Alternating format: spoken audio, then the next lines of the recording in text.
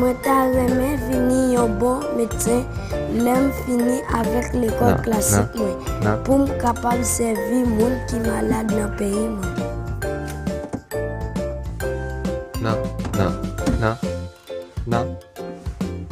둘, 셋. Pour me capable venir yon bon médecin, moi dois étudier en pile. 셋. 나.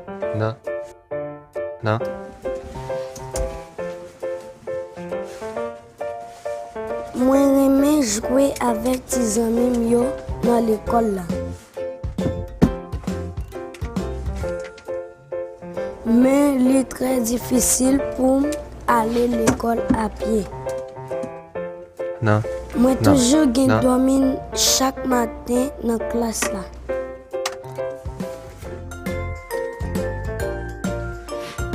Mais moi pas de problème. Parce que j'ai un bus pour transporter moi à l'école là. 하나, 둘, 셋. 영어 채널입니다. À cause du bus là, moi viens étudier en pile et moi jouer avec tes amis moi yo.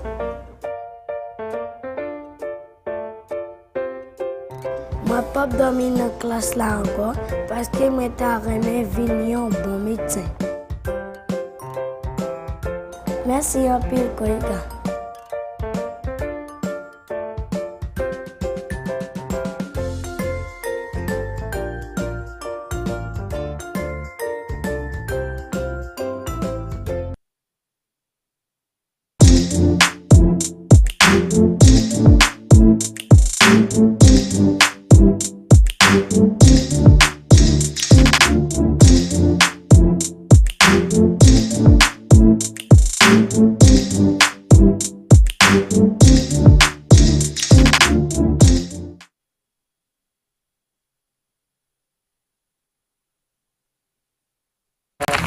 와우. 와.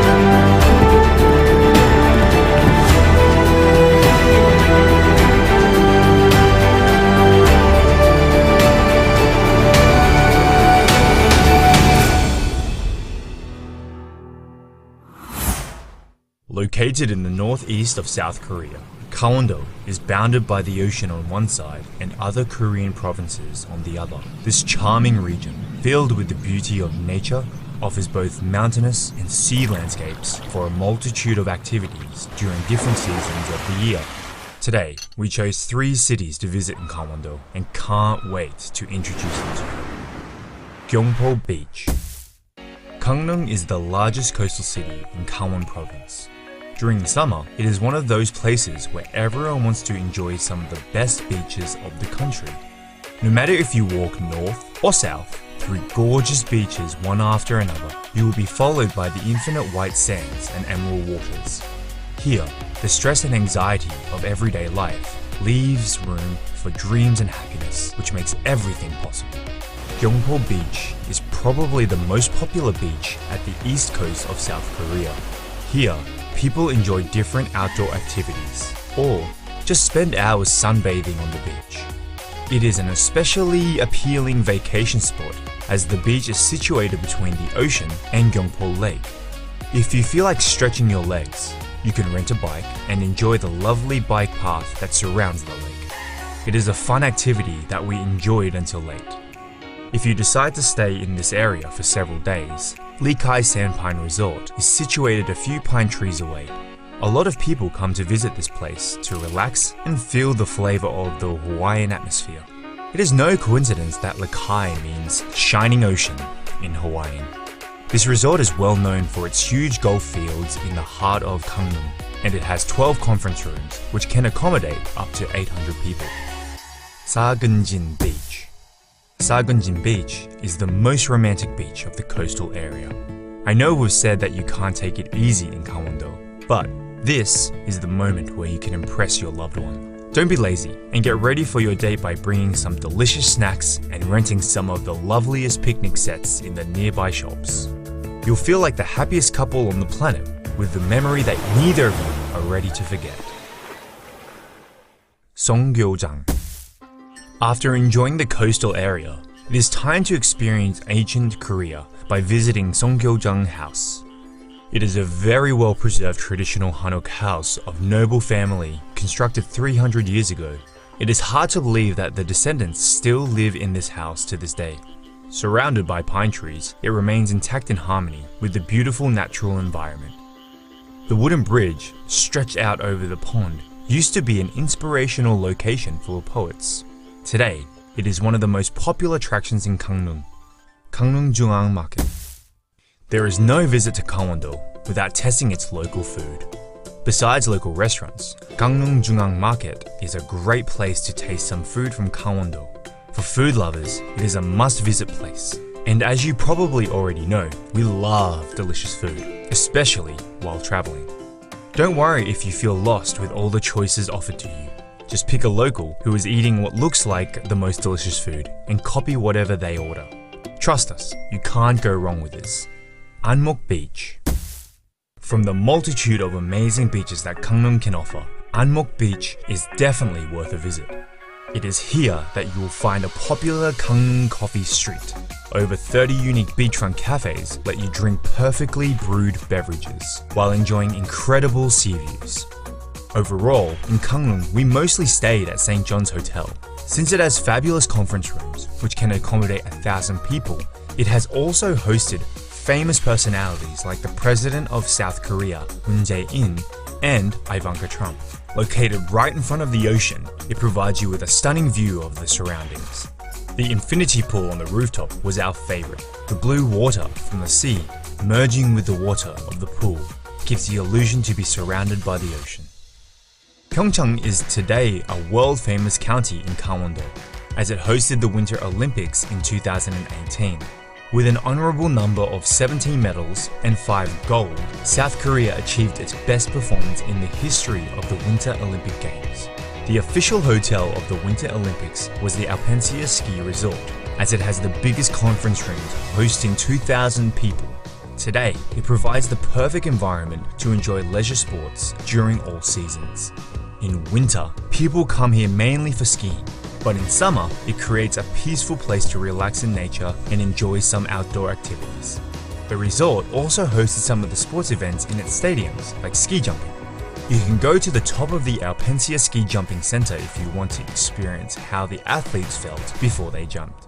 Woljongsa Temple at Odensan Mountain. Situated on the beautiful Odensan Mountain, Woljongsa Temple is the place where you find peace and enlightenment in the solitude of nature.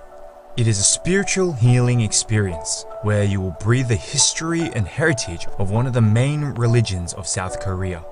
It is also a foreigner-friendly temple stay that breaks down the barriers of language and achieves mutual understanding among all humankind.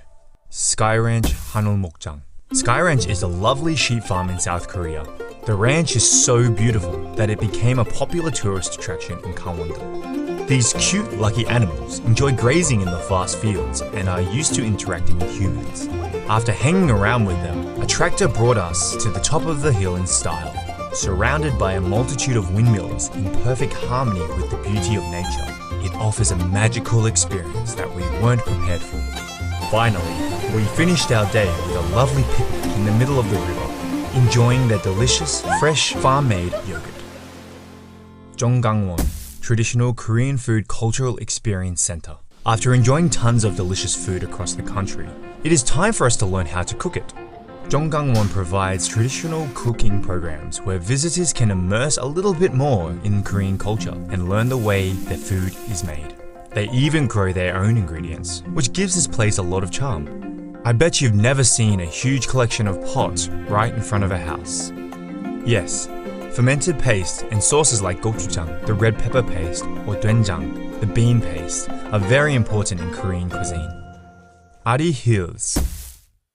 Now that you've taken some rest and enjoyed the beach, it is time for the fun part of the trip. Jongson is another beautiful place in Gangwon-do, but it is the outdoor activities that we enjoyed the most. Ari Hills Skywalk is a glass observation deck which provides you with an incredible view of the Donggang River. Bringing to mind the shape of the Korean peninsula, this magical landscape is often called the Grand Canyon of South Korea. You will have the amazing feeling of walking on the clouds from the edge of the cliff. Ari Hills also has the longest zipwire in Asia. If you want to spice up your trip to Gangwon-do, this is the perfect opportunity. You will be flying like a bird between the valleys at 100 kilometers per hour, an experience you'll never forget. Once down on the ground, you will have the option to fully enjoy Donggang River by grabbing a paddle and riding a boat. The beauty of this place made it popular for rafting, with steep cliffs on one side and banks of pebbles on the other. The picturesque landscape will make you forget to paddle. We had a lot of fun jumping from the boat and letting the river bring us to the destination point, Samtan Art Mine. It is time to slow down a bit and visit an impressive Jongson creation, which highlights both the area's rich history of mining and fresh modern art. It used to be a very busy place, employing around 3,000 people due to the high demand for coal. After shutting its doors in 2001, local artists gave this place another life. It became the perfect playground for urban explorers and graffiti artists. Today, Samtan Art Mine is a stunning complex that would be scary to visit alone at night. Alpine Coaster. Haewon Ski Resort is the biggest resort in Gangwon-do, with around 1,900 rooms and 43 conference rooms, which can host over 2,000 people. During summer, instead of ski slopes, this place is covered with thousands of flowers. It has plenty of activities to discover, like an open-air water park, so you don't have to go far to enjoy your day. But our favorite was the Alpine Coaster attraction, which makes you appreciate the daisy field through a completely different angle. This place is huge and surrounded by beautiful nature, so even when we weren't lucky with the weather, we had a lot of fun exploring the surroundings. Now you know about some of the best places in Gangwon-do, where you can enjoy the coastal area, mountains, and some fun activities. However, Gangwon-do is a huge province with lots of places to visit during different seasons of the year. We are looking forward to going back and letting you discover more about Gangwon-do. If you enjoyed this video, please like it, subscribe to our channel, and we'll see each other on the next one. 강원도 금강산 1만 2천 봉 팔만광자 유점사 법당 뒤에 칠성단 도두오고 팔자에 없는 아들 딸 나달라고 석달 열흘 녹음에 없는 아들 딸 나달라고 정성을 말고 다 광행리 외로이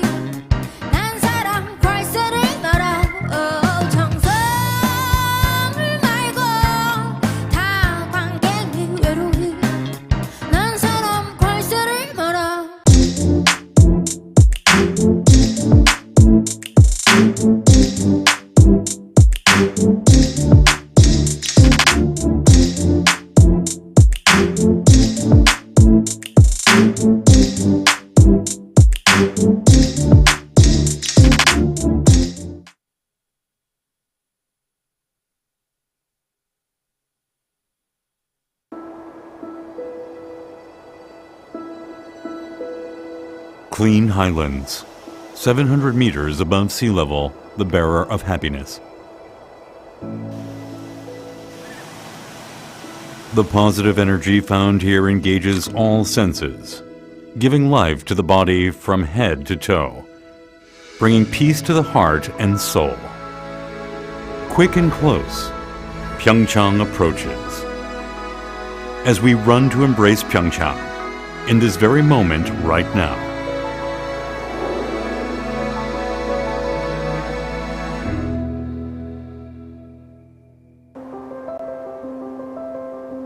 A snow-covered village, a 1,000-year-old forest, leads us to a new world in awe, leaving the secular world behind.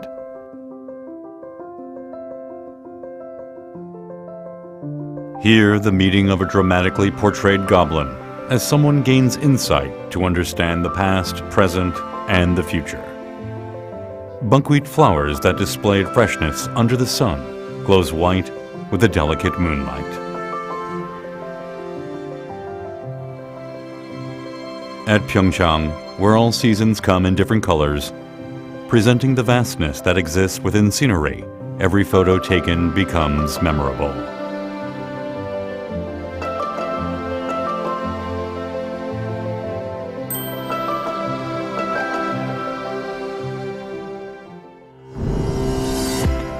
Enjoy the scent therapy at PyeongChang. Satisfy your sense of smell, not just the vision. The clean highlands where warm sunlight meets becomes a heavenly garden full of flowers giving off a unique fragrance.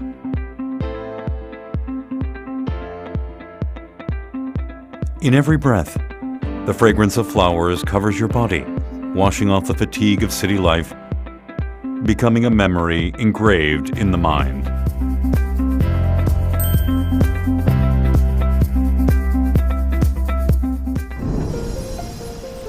After feasting your senses of sight and smell, open your ears now and listen to the sound of PyeongChang.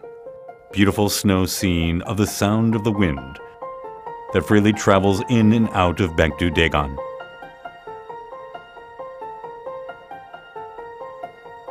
Following the footsteps of the sound of nature, listen to the magical harmony of the 80 wind chimes hanging from an octagonal 9-story stone pagoda in Uljeongsa.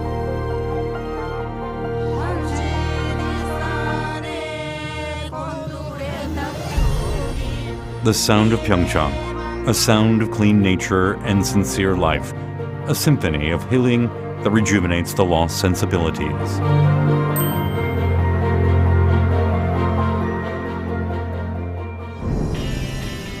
"700 meters above sea level, known to be the optimal height for an ideal biorhythm. Delicious food from ingredients grown in PyeongChang pleases the sense of taste. Hanu, premium Korean beef, comes from cattle relaxed and fed in an open field. Hwangtae, a dried pollock, gets tastier after freezing and thawing in the cold wind and snow. You can also find trout that live in cold and clean water, and vegetables grown in Odaesan with thick forests and pure and natural water. Pangadari yaksu that provides a taste of nature with a kick. The healthy, happy taste of PyeongChang comes from Baekdu-daegan and its clean and pure water, the source of the Han River. Giving rise to healing and happy foods that satisfies the appetites and contents the heart.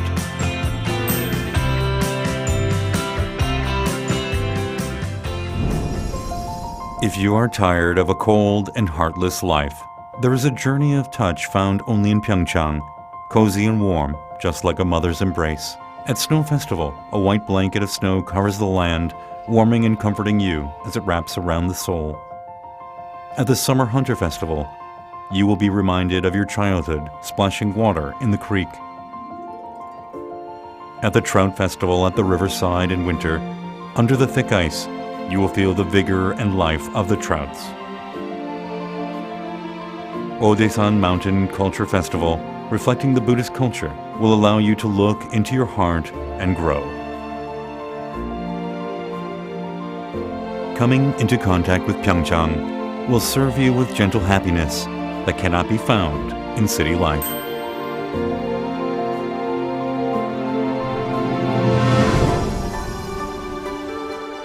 PyeongChang, the cradle for skiing in Korea, becoming the mecca of winter sports worldwide since the hosting of the 2018 PyeongChang Winter Olympics.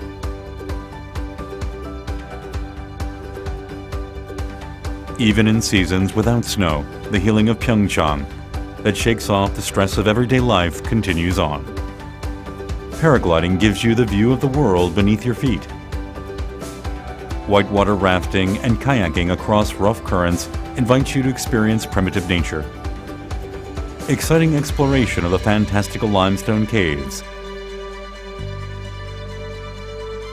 and enjoying the view of the beautiful watercourses of Dong River through zip lines can invigorate and rejuvenate. Spend the night with your families and friends through the forest and rivers that preserve the clean, primitive ecology.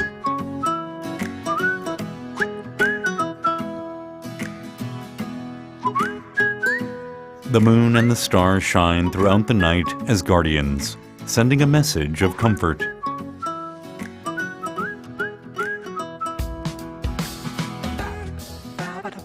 The wooden paths in the quiet temples of the mountain helps us find who we are. A journey of healing in PyeongChang restores the forgotten passion for our lives.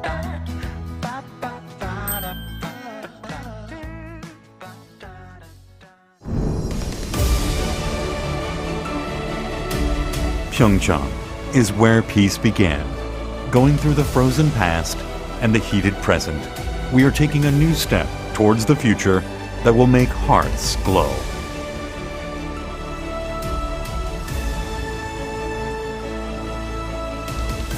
PyeongChang will present new energy and peace in the lives of those who step upon it.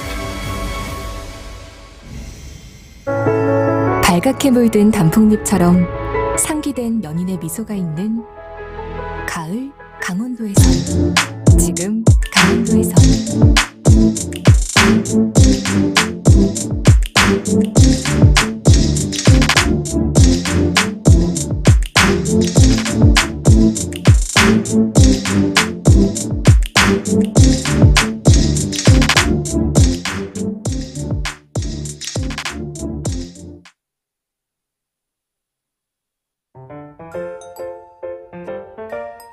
시린 겨울바람에 움츠러드는 당신, 지금 어디 있나요? 가슴 탁 트이는 눈밭에서 가족들과 함께 신나게 달려들고 따뜻한 차 한 잔에 나누는 미소 한 모금. Pour moi, aller à l'école chaque matin, moi marcher environ 1h de temps. 겨울 강원도에선 지금 강원도에선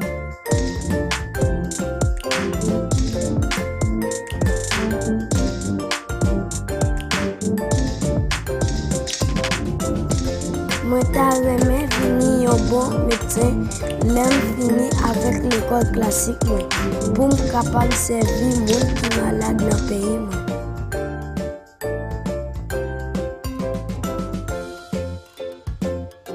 살아온 시간도 Pour me capable venir yon bon médecin, moi dois étudier en pile. 엄마와 나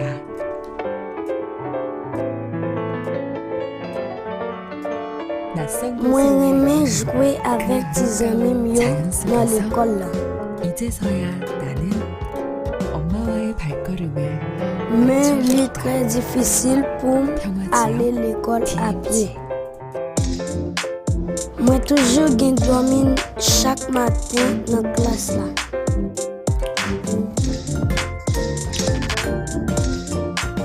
Mais moi pas gen problème. Parce que gen bus pour transporter moi l'école là. À cause bus là, moi viens étudier en pile. 답답한 Et 일상을 moi jouer 벗어나 avec tes 잊고 있던 나에게로 amis. 떠나는 여행. 넘어지지 않는 도전은 아무런 의미가 없다. Moi pas dormir dans la classe là encore. Parce que mes 오늘만큼은 내 시선이 parents 머무르는 viennent 곳에 내 dormir. 속도를 맞춘다. Merci à tous. 잊고 있던 나를 발견하는, 다시 만나는 새로운 세상. 자연과 공존하는 즐거움. 평화지역 DMZ.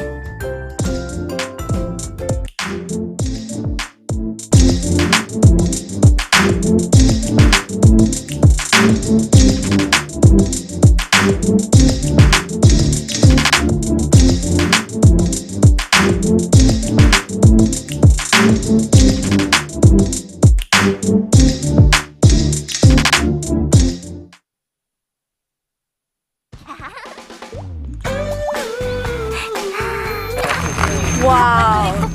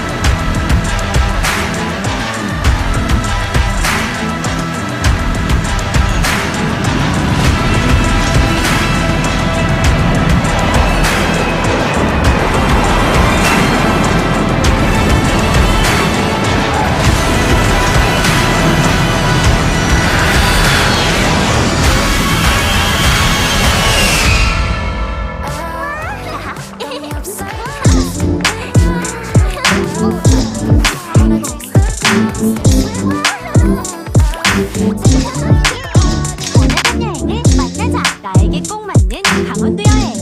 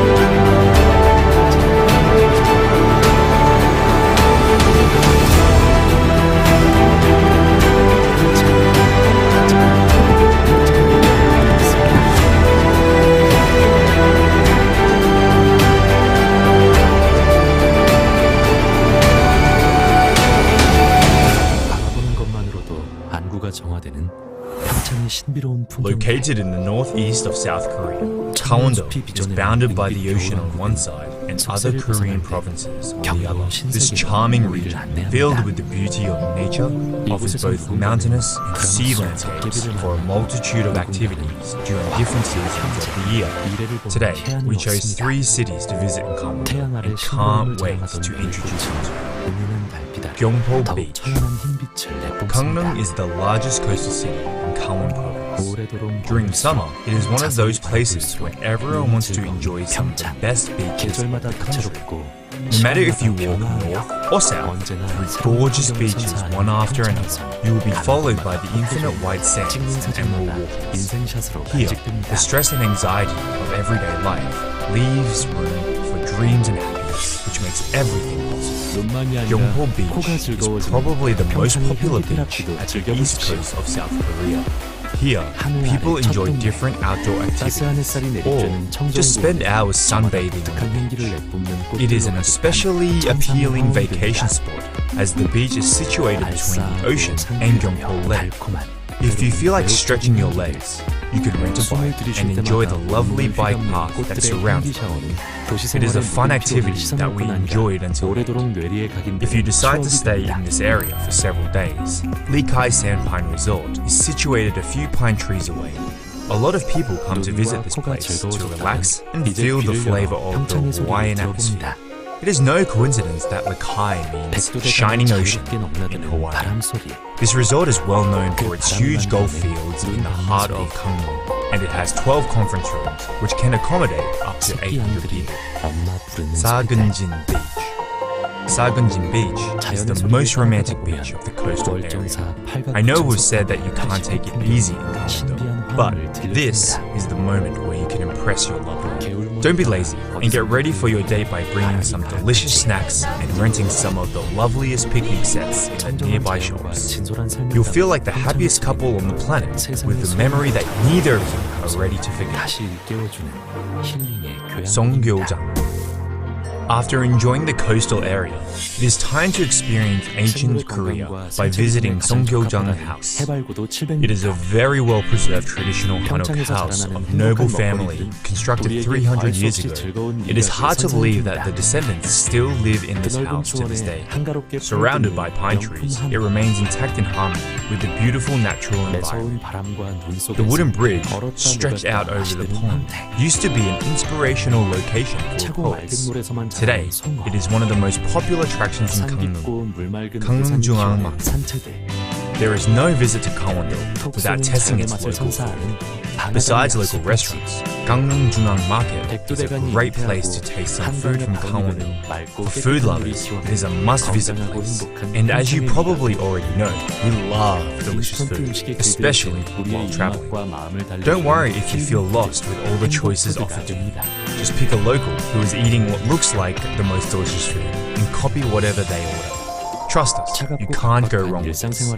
Anmok Beach. From the multitude of amazing beaches that Gangneung can offer, Anmok Beach is definitely worth a visit. It is here that you will find a popular Gangneung coffee street. Over 30 unique beachfront cafes let you drink perfectly brewed beverages while enjoying incredible sea views. Overall, in Gangneung, we mostly stayed at St. John's Hotel. Since it has fabulous conference rooms, which can accommodate 1,000 people, it has also hosted famous personalities like the President of South Korea, Moon Jae-in, and Ivanka Trump. Located right in front of the ocean, it provides you with a stunning view of the surroundings. The infinity pool on the rooftop was our favorite. The blue water from the sea merging with the water of the pool gives the illusion to be surrounded by the ocean.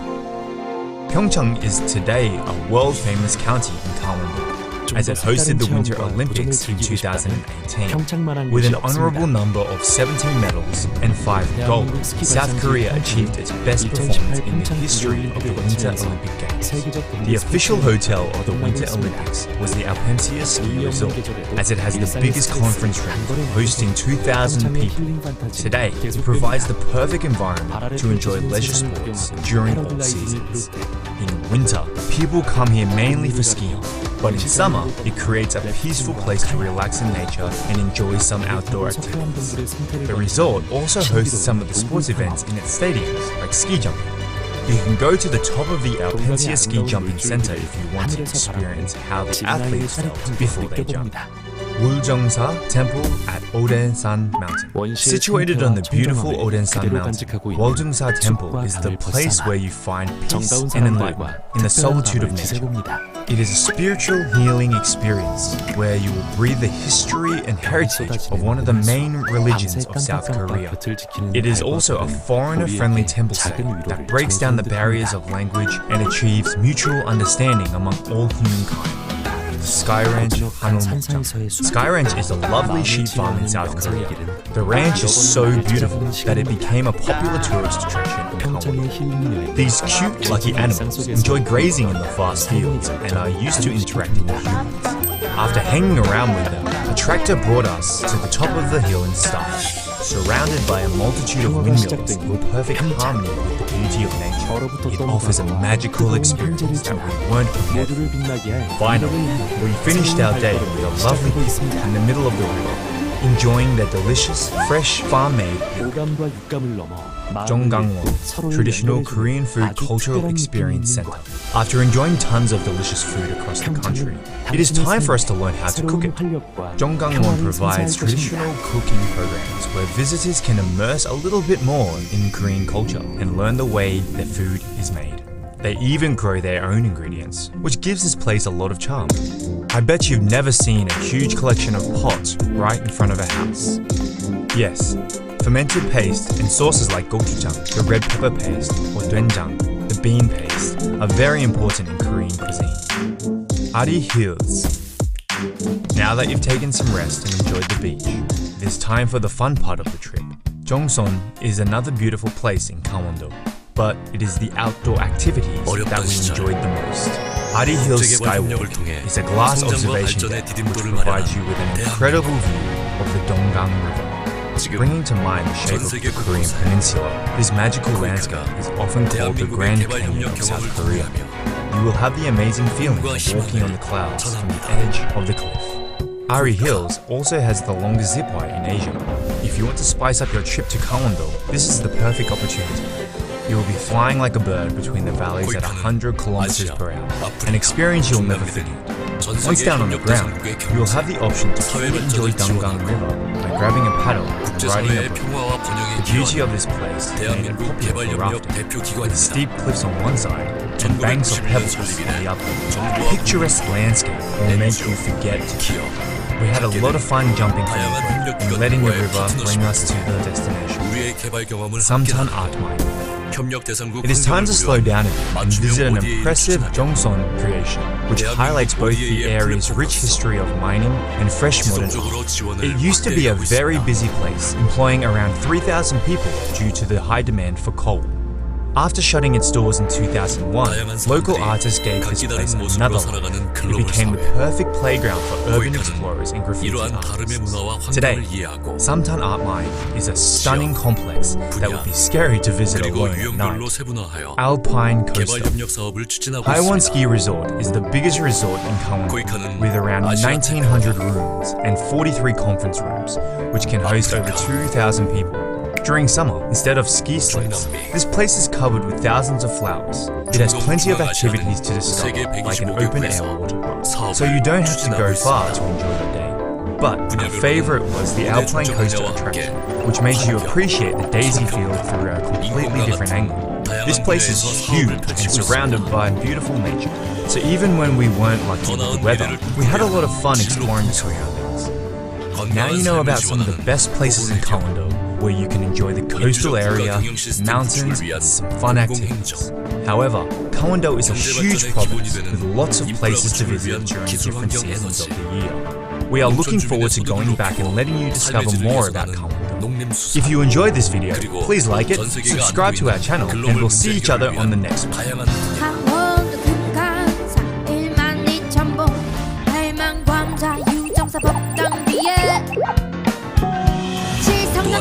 협력대상국에 필요한 개발 사업을 지원하는 특별협력사업. 우리 국민이 글로벌 인재로 성장할 수 있도록 인재 양성 사업. 새로운 기술과 아이디어를 접목하여 추진하는 혁신적 개발 협력 사업.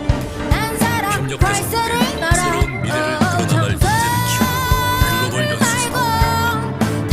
국제사회가 힘을 합쳐 공동으로 전세계 문제를 해결하는 국제기구 협력 사업.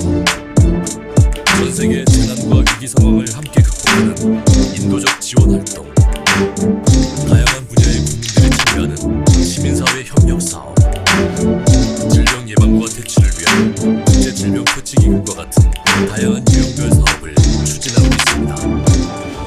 코이카는 이러한 국제개발 협력 사업을 통해 사람, 평화, 번영, 그리고 환경의 가치를 실현하며 지속가능한 개발 목표 달성에 기여하고 있습니다. 700 meters above sea level, the bearer of 다양한 happiness. 개발 협력 파트너들과 소통하면서 지혜를 모으고 협력하여 The positive energy found here engages all senses, giving life to the body from head to toe, bringing peace to the heart and soul.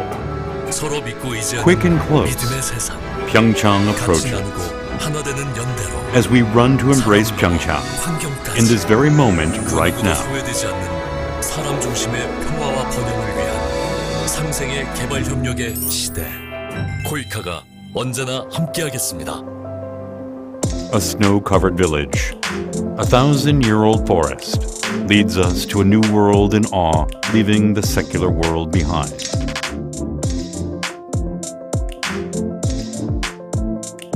Here, the meeting of a dramatically portrayed goblin, as someone gains insight to understand the past, present, and the future. Buckwheat flowers that displayed freshness under the sun glows white with the delicate moonlight.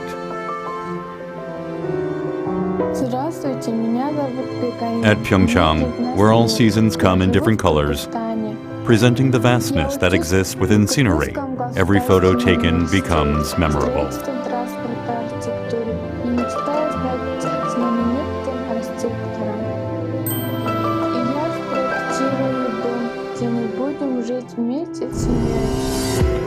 Enjoy the scent therapy at PyeongChang. Satisfy your sense of smell, not just the vision. The clean highlands where warm sunlight meets becomes a heavenly garden full of flowers giving off a unique fragrance.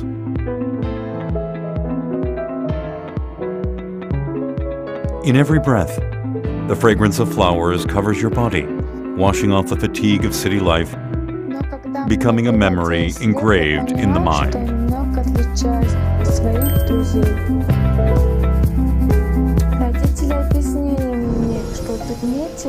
After feasting your senses of sight and smell, open your ears now and listen to the sound of PyeongChang. Beautiful snow scene of the sound of the wind that freely travels in and out of Baekdu-daegan.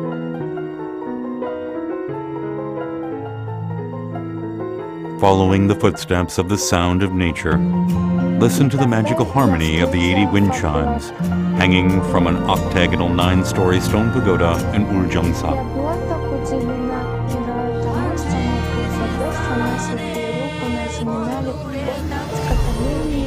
The sound of PyeongChang, a sound of clean nature and sincere life, a symphony of healing that rejuvenates the lost sensibilities.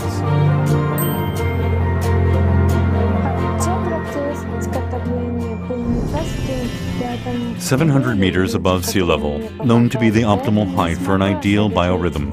Delicious food from ingredients grown in PyeongChang pleases the sense of taste. Hanwoo, premium Korean beef, comes from cattle relaxed and fed in an open field.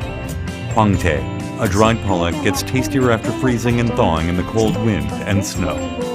You can also find trout that live in cold and clean water, and vegetables grown in Odaesan with thick forest and pure and natural water. Pangadari yaksu that provides a taste of nature with a kick. The healthy, happy taste of PyeongChang comes from Baekdu-daegan and its clean and pure water, the source of the Han River. Giving rise to healing and happy foods that satisfies the appetites and contents the heart.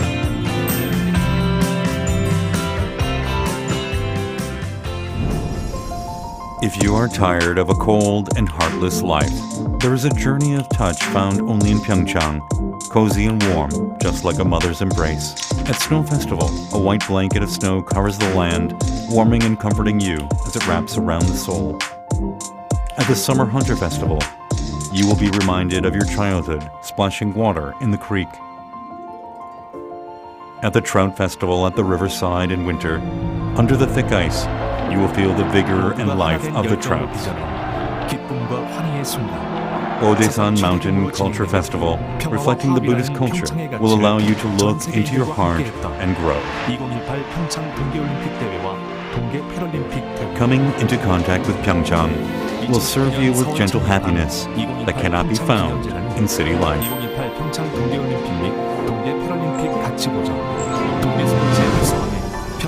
가치 확산된 곳 PyeongChang, the cradle for skiing in Korea, becoming the mecca of winter sports worldwide since the hosting of the 2018 PyeongChang Winter Olympics.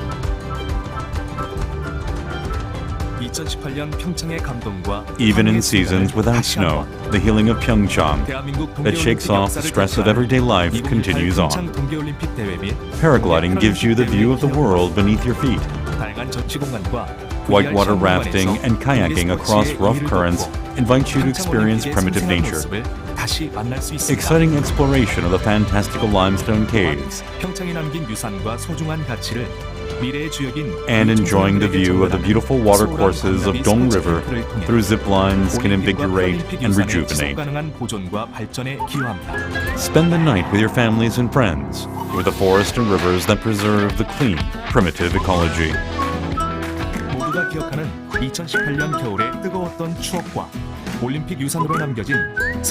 The moon and the stars shine throughout the night as guardians, sending a message of comfort.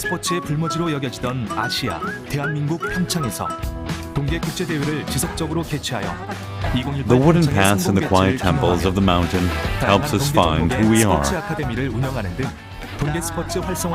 A journey of healing in PyeongChang restores the forgotten passion for our lives. 동계 스포츠를 접하기 어려운 나라의 청소년을 대한민국 평창에 초청하여 동계 스포츠의 경험 공유와 높은 수준의 훈련 프로그램을 제공하는 등 올림픽 정신을 실천해 나가고 is where peace began, going through the frozen past and the heated present.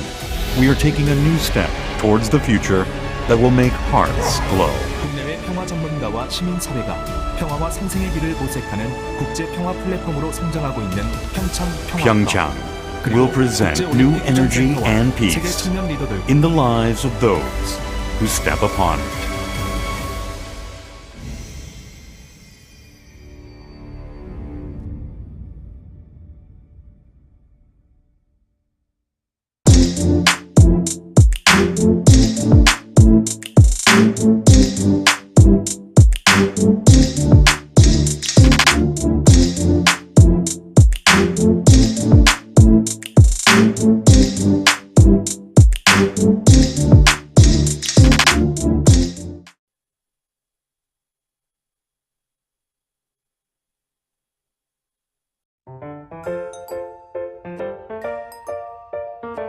Bonjour, je m'appelle Sébastien. Moi, gagné 10 ans à vivre en Haïti.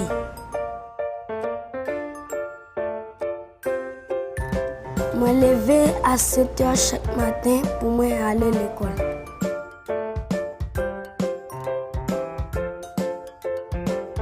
Pour moi aller à l'école chaque matin, moi marcher environ 1 heure de temps.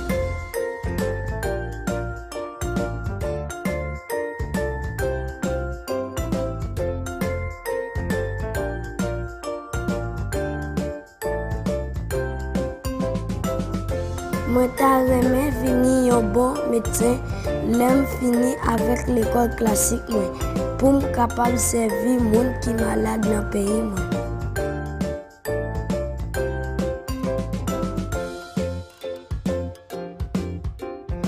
Pour me capable de devenir un bon médecin, moi, je dois étudier en pile.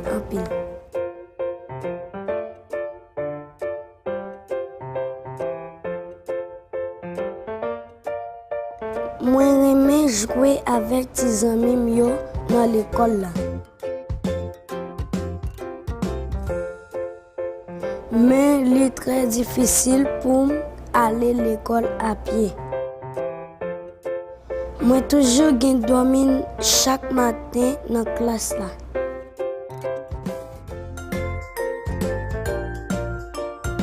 Mais moi, pas de problème. Parce que j'ai un bus pour transporter moi à l'école. À cause du bus là, moi viens étudier en pile et moi jouer avec mes amis moi.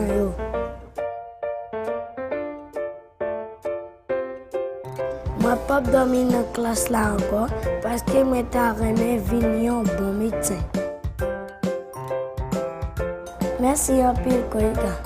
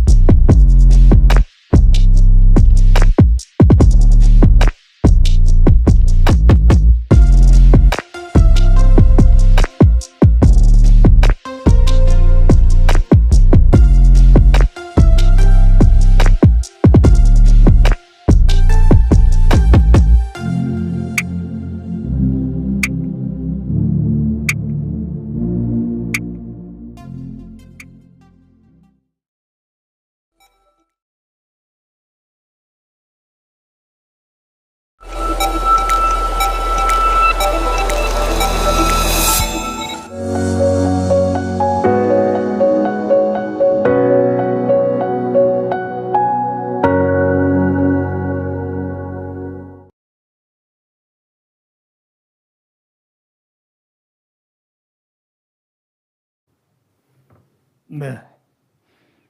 코로나 Yes, 19를 맞이해서 due to the COVID-19 pandemic 대전기를 맞이하고 있는 이 순간에도 and because of this crisis, we are here online, but nonetheless, we are here in this forum which celebrates peace. Let me introduce myself. I will be the moderator for this partner session 7. And in 1989, for the first time in Korea, the Public Administration Office was established for the first time at Hallym University, and I was a full-time professor here. I will be leaving the university this year, and I am also director of the Korea Christian Cemetery Association. I am also president of the East Asia Peace Institute, and this institute is a research institute searching for practical means to achieve peaceful coexistence in Northeast Asia. We want to learn from the history of war and also through the DMZ and the remnant of the World War II, the Article 9 of Japanese Constitution will be are subjects of our activities in which various civic groups and citizens participate. Yesterday, we had the opening ceremony of the Peace Forum, and unfortunately, at that very time, Russia did what it shouldn't have and started its attack on Ukraine, which reminds us that the road towards peace is very bumpy and challenging. Nonetheless, we all strive for a peaceful world, and we're gathered here in Gangwon Province, which is the only divided nation province in the world, and here we are discussing ways to move forward. And the theme that we will be discussing is the end of war declaration and the way forward. And in this particular session, we will be discussing the role of citizens of Korea and Japan for peace in Northeast Asia and peace constitution. And we have various experts and academics who will discuss this. Allow me to briefly introduce our speakers. First, from Korea, we have His Excellency Lee Soo-hoon, former ambassador to Japan. He is sitting here right next to me. Next to him, we have Mr. Hong Hyun-ik, Chancellor of the Korea National Diplomatic Academy, and we have Emeritus Professor Osaka Yuji of Sejong University, and Mr. Choi Byung-wook, Professor of Sangmyung University. And from Japan, we have Mr. Kondo Soichi, a member of the representatives of the Japanese House of Representatives. We have 120 minutes allocated to us, and I will give 15 minutes to each of the speakers. The time left over will be allocated to Q&A and also group discussion. So, first of all, we will start off with a presentation by the former ambassador to Japan, Mr. Lee Soo-hoon, who will be speaking on past relations. Mr. Lee is currently a professor at Gyeongnam University also. So I will hand over the mic to him.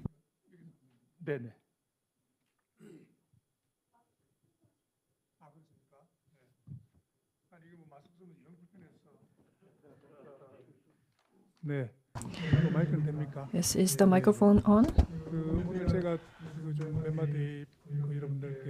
So I really want to say today a few words on, as you well know, the deteriorated Korea-Japan relations, partly due to COVID-19. But overall, the relations are in bad shape, and we barely have any government-to-government discussions. I want to look at the cause of this current situation. between Korea and Japan, there are various conflicts over history. And the reason why the relations have worsened is 80% due to the conflict over history. There are two main issues. First, the comfort women issue, which is one of the main cause of conflict. And secondly, there is the mobilization of wartime forced laborers, which is another main cause of conflict. And looking into the comfort women issue first, I think that between Korea and Japan, and for Korea, there are policies, actions, and words spoken that may cause conflicts. But I think the main underlying cause, well, of course, former Prime Minister Abe is no longer serving as Prime Minister, and we have a new Prime Minister in Japan. But while he was serving as PM, and he formed and led his cabinet, during those times, they chose what is called the historical revisionism. It is basically about forgetting the past and not placing the burden of the history onto the future generation. And the cabinet's main position was to erase the past under historical revisionism. And because the cabinet chose this line, various conflicts surfaced. And it's not just to say that the onus is all on Japan, but during Lee Myung-bak administration, the President Lee himself visited Dokdo Island. I believe it was sometime in 2012, which provocated Japan intensely. As you know, the Dokdo Island is claimed by both Korea and Japan. It may not be a conflict that arises every day, but since Korea has effective rule of Dokdo Island and effective control, Korea just has to continue to keep controlling the place well. But because the president himself visited Dokdo Island, it was a huge provocation to Japan. And this was quite a determining factor in deteriorating relations between Korea and Japan. And then moving on to the Park Geun-hye administration, the comfort women issue was at the fore. And unless comfort women issue was to be resolved, and to let me go to my slide. Yes, here it is.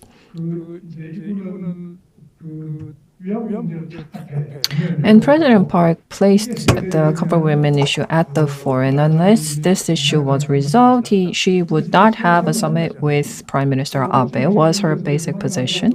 And whenever she met with President Abe at international conferences, the relations remained quite rigid, and this further deteriorated relations. But unlike this stance, in December 2015, Korea and Japan, after behind-the-scenes contacts, announced what was called the Comfort Women Agreement, which was expected to resolve comfort women issues, but ended up actually making things much worse.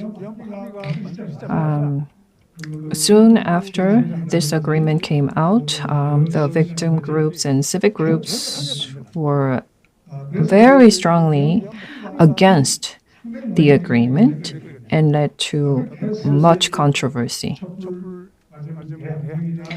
And in the end, there was candlelight vigil protests against the agreement. And one of the main voices of the vigil was to break the deal, which included many comfort women victims and civic groups. And then there was the presidential election in Korea.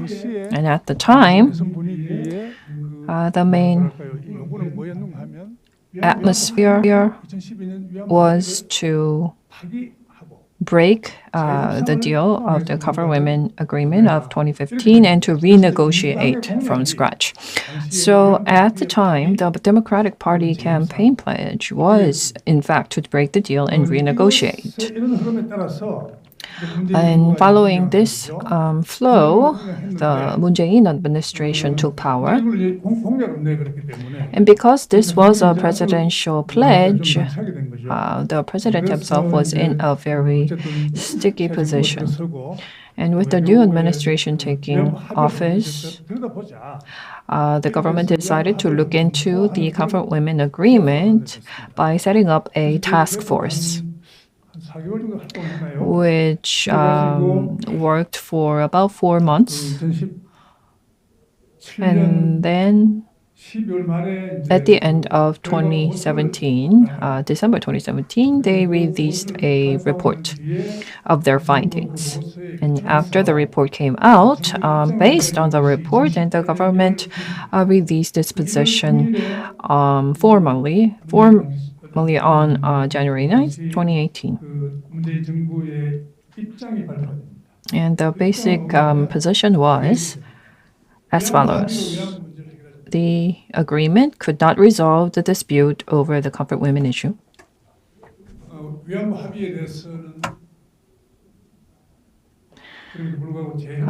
Nevertheless, the Korean government will not seek the renegotiation of the December agreement, which is an important part.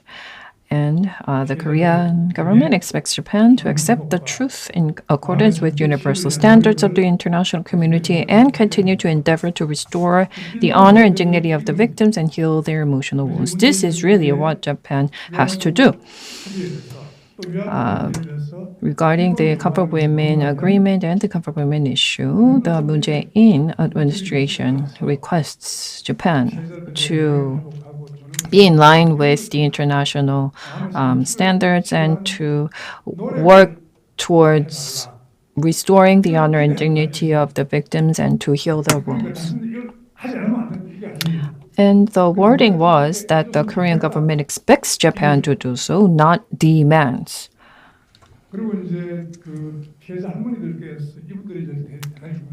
And victims are, of course, most important. We have 13 surviving victims at the moment, and the victims have always consistently wanted a voluntary and sincere apology from Japan.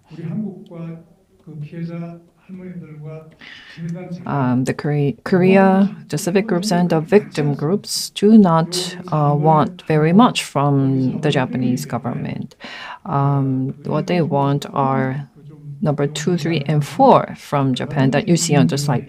And as long as Japan accepts these requests, the Korea-Japan relations will be back on track.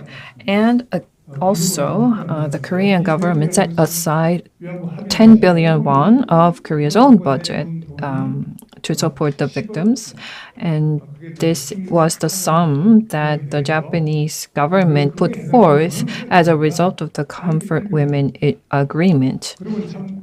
And the Korean government's position is to replace the sum with Korea's own budget. And the agreement also included setting up a foundation to support the victims, to disseminate the funds of 10 billion won. And the Reconciliation and Healing Foundation was thusly set up, but this foundation was dismantled because the victims in the summer of 2018, in their 90s, the survivors in their 90s visited the Blue House and the front court and to protest to the government. And they were very much in bad health, and it was quite risky for them to do so, but nevertheless, they did not succumb. And so this foundation could not be sustained.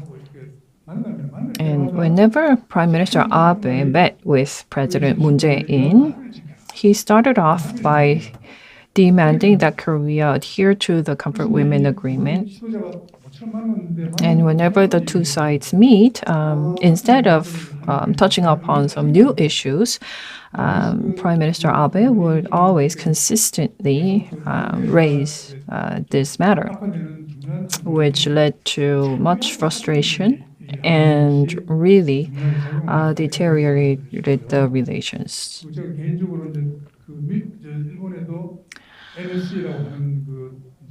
And in Japan, there is a National Security Council, just like the one we have in Korea. And the chief of secretariat of the NSC in Japan was Mr. Yachi, who is a very experienced diplomat. I met with Mr. Yachi many times, and the first time we met, he brought up the Comfort Women Agreement. He was actually one of the key drivers behind the agreement, and I believe that he had a very much affection for this work, and he quite was caught up with the agreement, and he would bring it up every time I met him.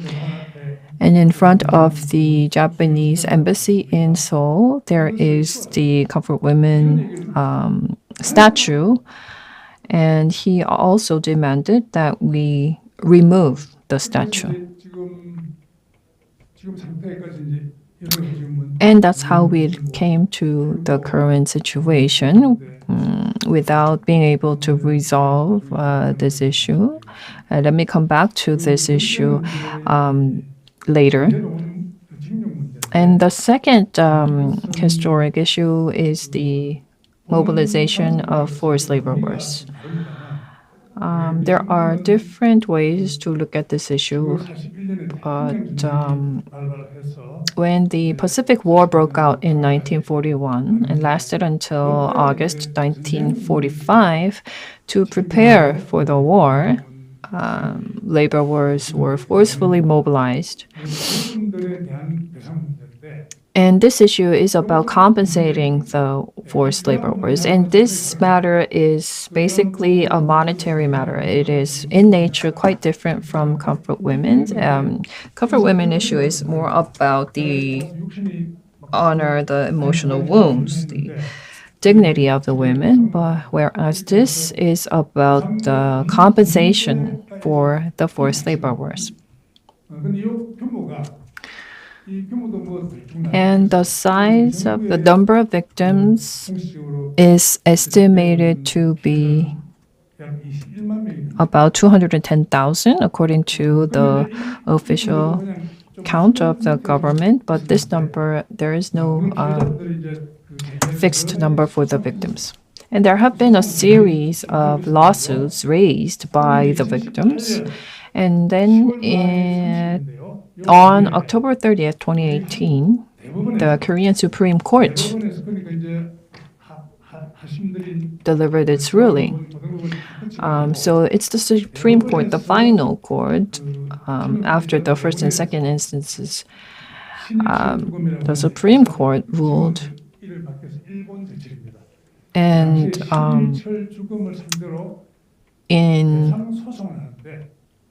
on the damages claims against the Nippon Steel and Sumitomo Metal, which is now Nippon Steel. And the Supreme Court ruled in favor of the plaintiffs. This is a very important ruling. While the Korea-Japan relations are in very bad shape, a very determining factor that really worsened the relations even more during the Moon Jae-in administration was this Supreme Court ruling. The judicial procedures are still ongoing. The Japanese government called this ruling one that fundamentally overturns the basis of Korea-Japan relations and continues to confront Korea on this matter. And now Prime Minister Kishida is in office and he maintains the same position as Abe. He says that the ruling is a violation of the 1965 Korea-Japan Claims Agreement and therefore a violation of the international law and demands corrective action.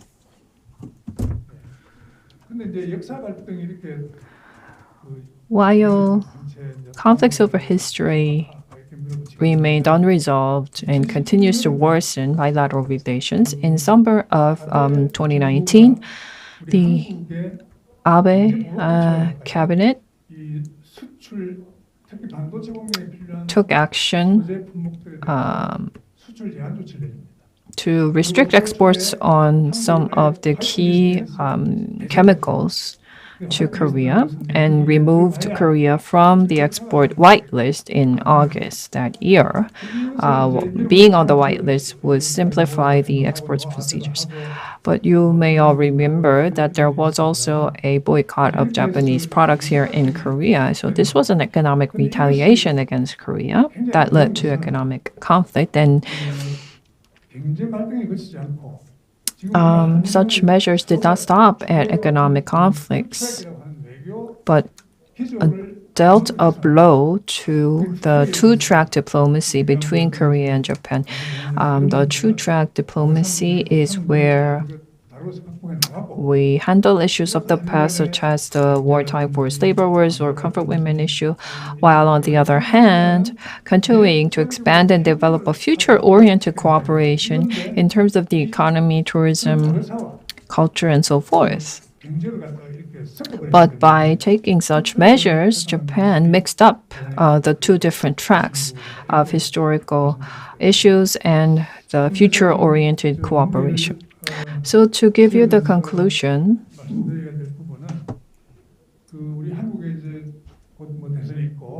there will soon be another presidential election in Korea, and a new administration will take office. And right now, having dialogue with Japan, it's not happening. And I'm sure that the Japanese government has some expectations for Korea. And so I think that the new government in Korea should be proactive toward Japan. And it is not just up to Korea. The Japanese side must also demonstrate two actions first. Number one, Japan should withdraw the exports control from 2019. Then this will lift off the restrictions and start pump priming for improving relations. And secondly, the political leaders in Japan must show a healthy perception of history and demonstrate such through various messages. And this has already been done by the Kono Statement, Murayama Statement, Joint Declaration on a New ROK Japan Partnership towards the 21st Century of 1999, Naoto Kan Statement, that consistently included attrition towards the past, apology, responsibility. But this did not resolve all the conflicts over history. And still, the statements included recovery of the honor and dignity of the victims. But the Japanese side must show a sincere interest and a sincere mindset. And I believe that the two-track diplomacy must be restored, but we must go beyond that. There are global issues such as climate change, the pandemic, and so forth, so we need to build up a new multi-track diplomacy that can cover wider topics such as this. Thank you. Thank you very much. I apologize for not being able to give you more time. As a scholar of international affairs, particularly has looked into diplomatic affairs, and based on his work as former ambassador and also based on theoretical studies, he presented the importance of having to change the perception towards history.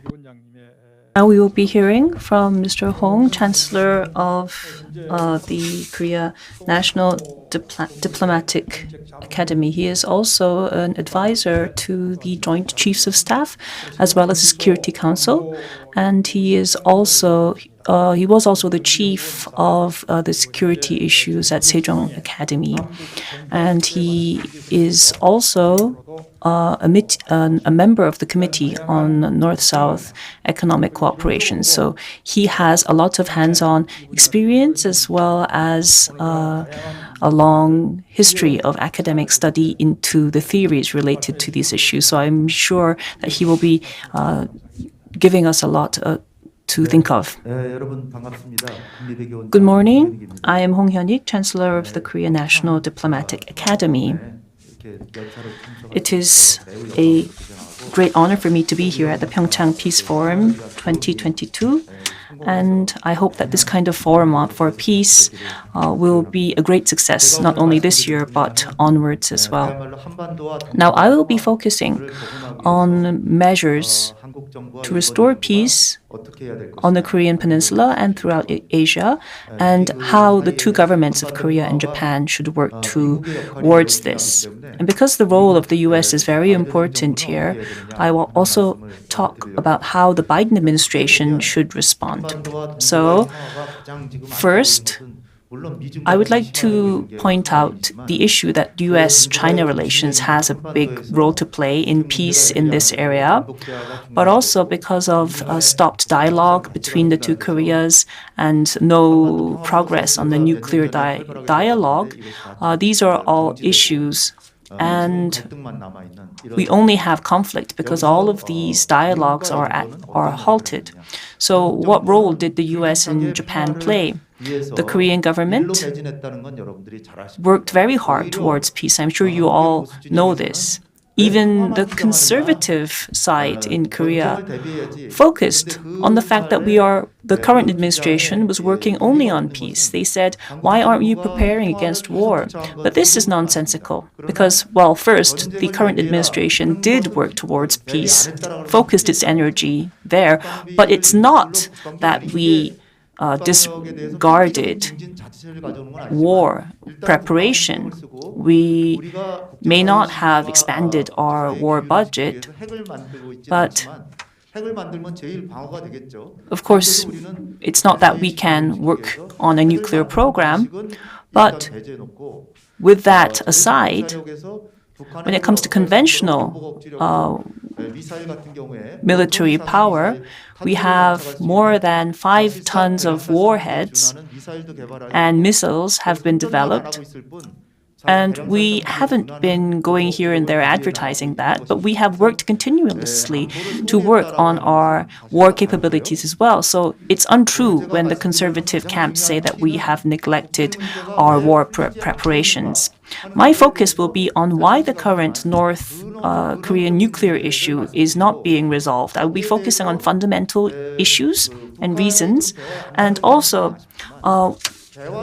it's unfortunate that North Korea is not coming to the table, but we want to look at why North Korea is not coming to the table and what policies should the other parties put in place to encourage North Korea to come forward.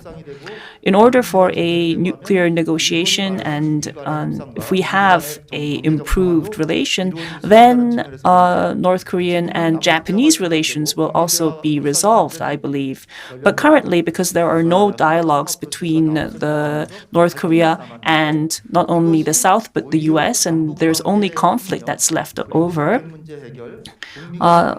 this kind of conflict will come into the way of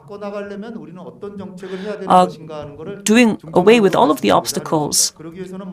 So I want to focus on how we can make a virtuous cycle. So let's focus on the core, why the dialogue is at a standstill. And this is my point of view. I have a firm belief towards this. Now, if you look at the past North Korean regimes, they have violated human rights, and in the 70s, South Korea and North Korea were the same, but North Korea has failed economically because their GDP and our GDP is 53 times larger than North Korea.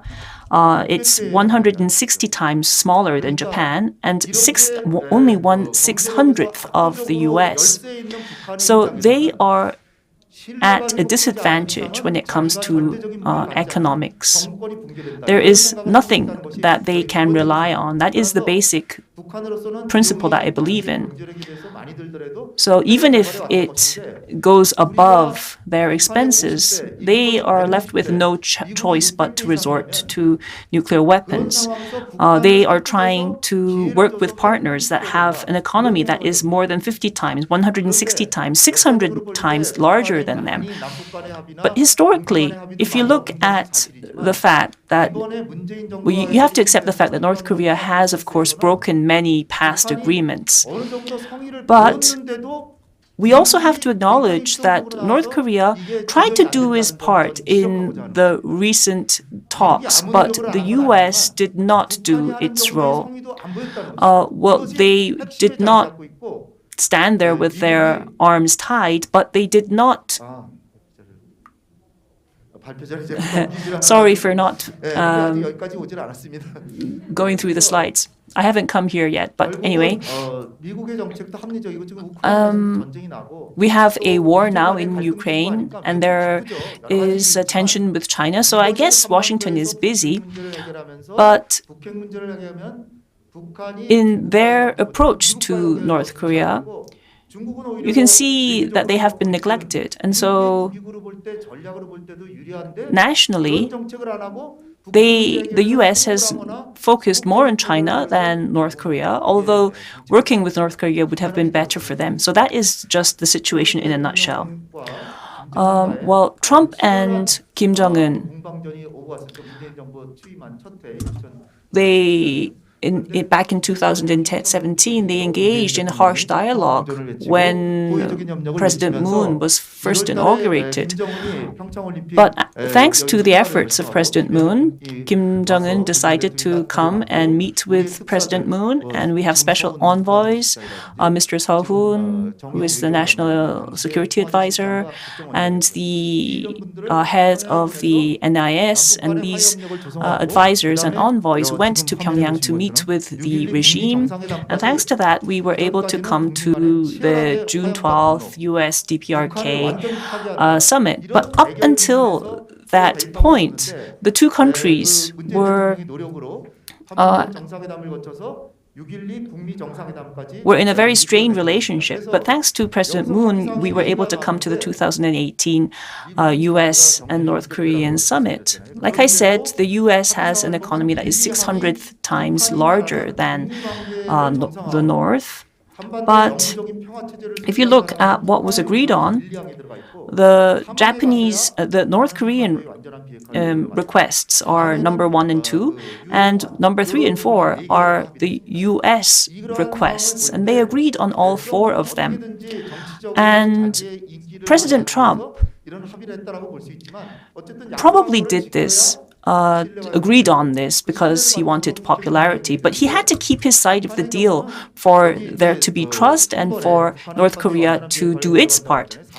If you look here, the last one is the returning of the remains of the prisoners of war and those lost in action. North Korea actually did this. And also what North Korea did is to repair trust. It sent people, the U.S. citizens that they had held captive, 3 of them, through Secretary Pompeo.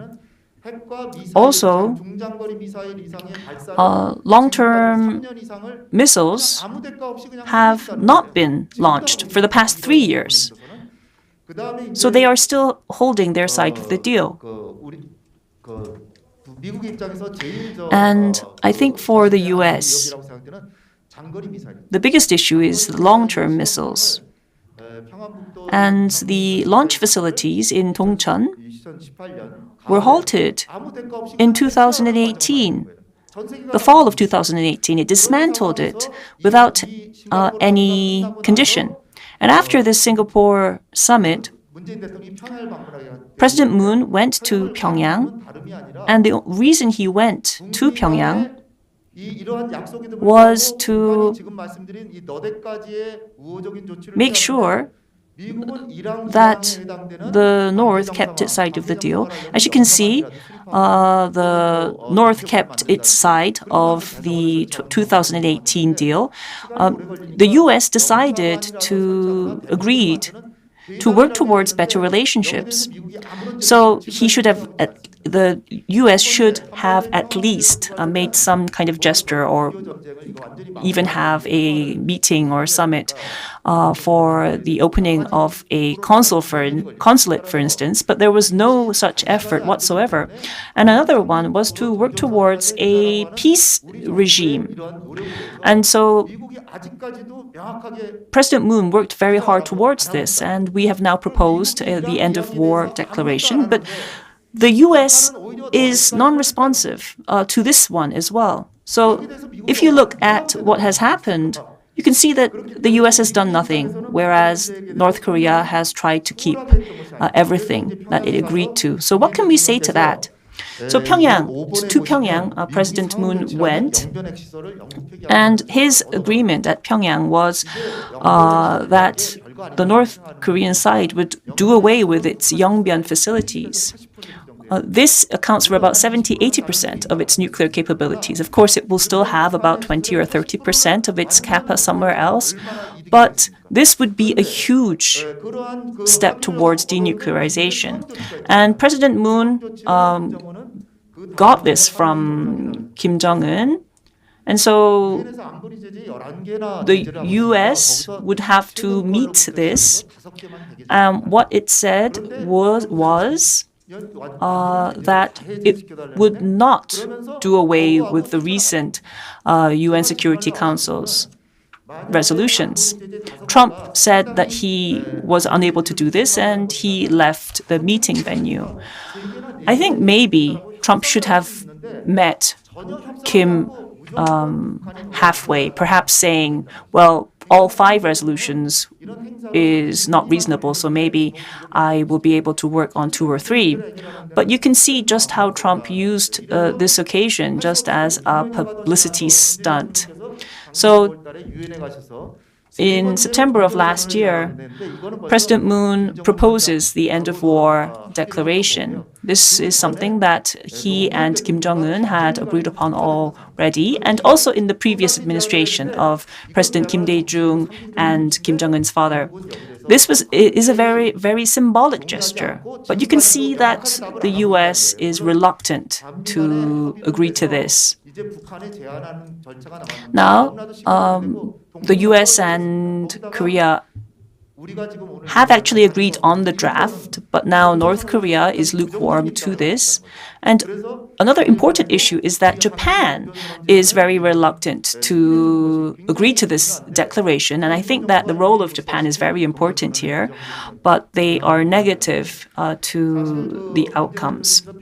Now, President Moon, when he visited Pyongyang and spoke with Kim Jong-un, and he came back to Seoul, the first thing he said at the press conference was that we talked about the effectiveness of the end of war declaration. We also talked of issues of the U.S. Forces and the UN command status. And Kim mentioned that this would be of no issue. Now, the related parties are saying that they are against this end of war declaration because of the U.S. forces and the UN command, but we have heard from Mr. Moon, our President Moon, that this will be of no issue. Now, these are some future scenarios of the North Korean nuclear program. I think that we have to work towards this through the Ukraine scenario, but as we have seen, Ukraine is on the brink of war, and they provided Ukraine with a security guarantee if they gave up if they gave up their nuclear program, but they were unable to do this.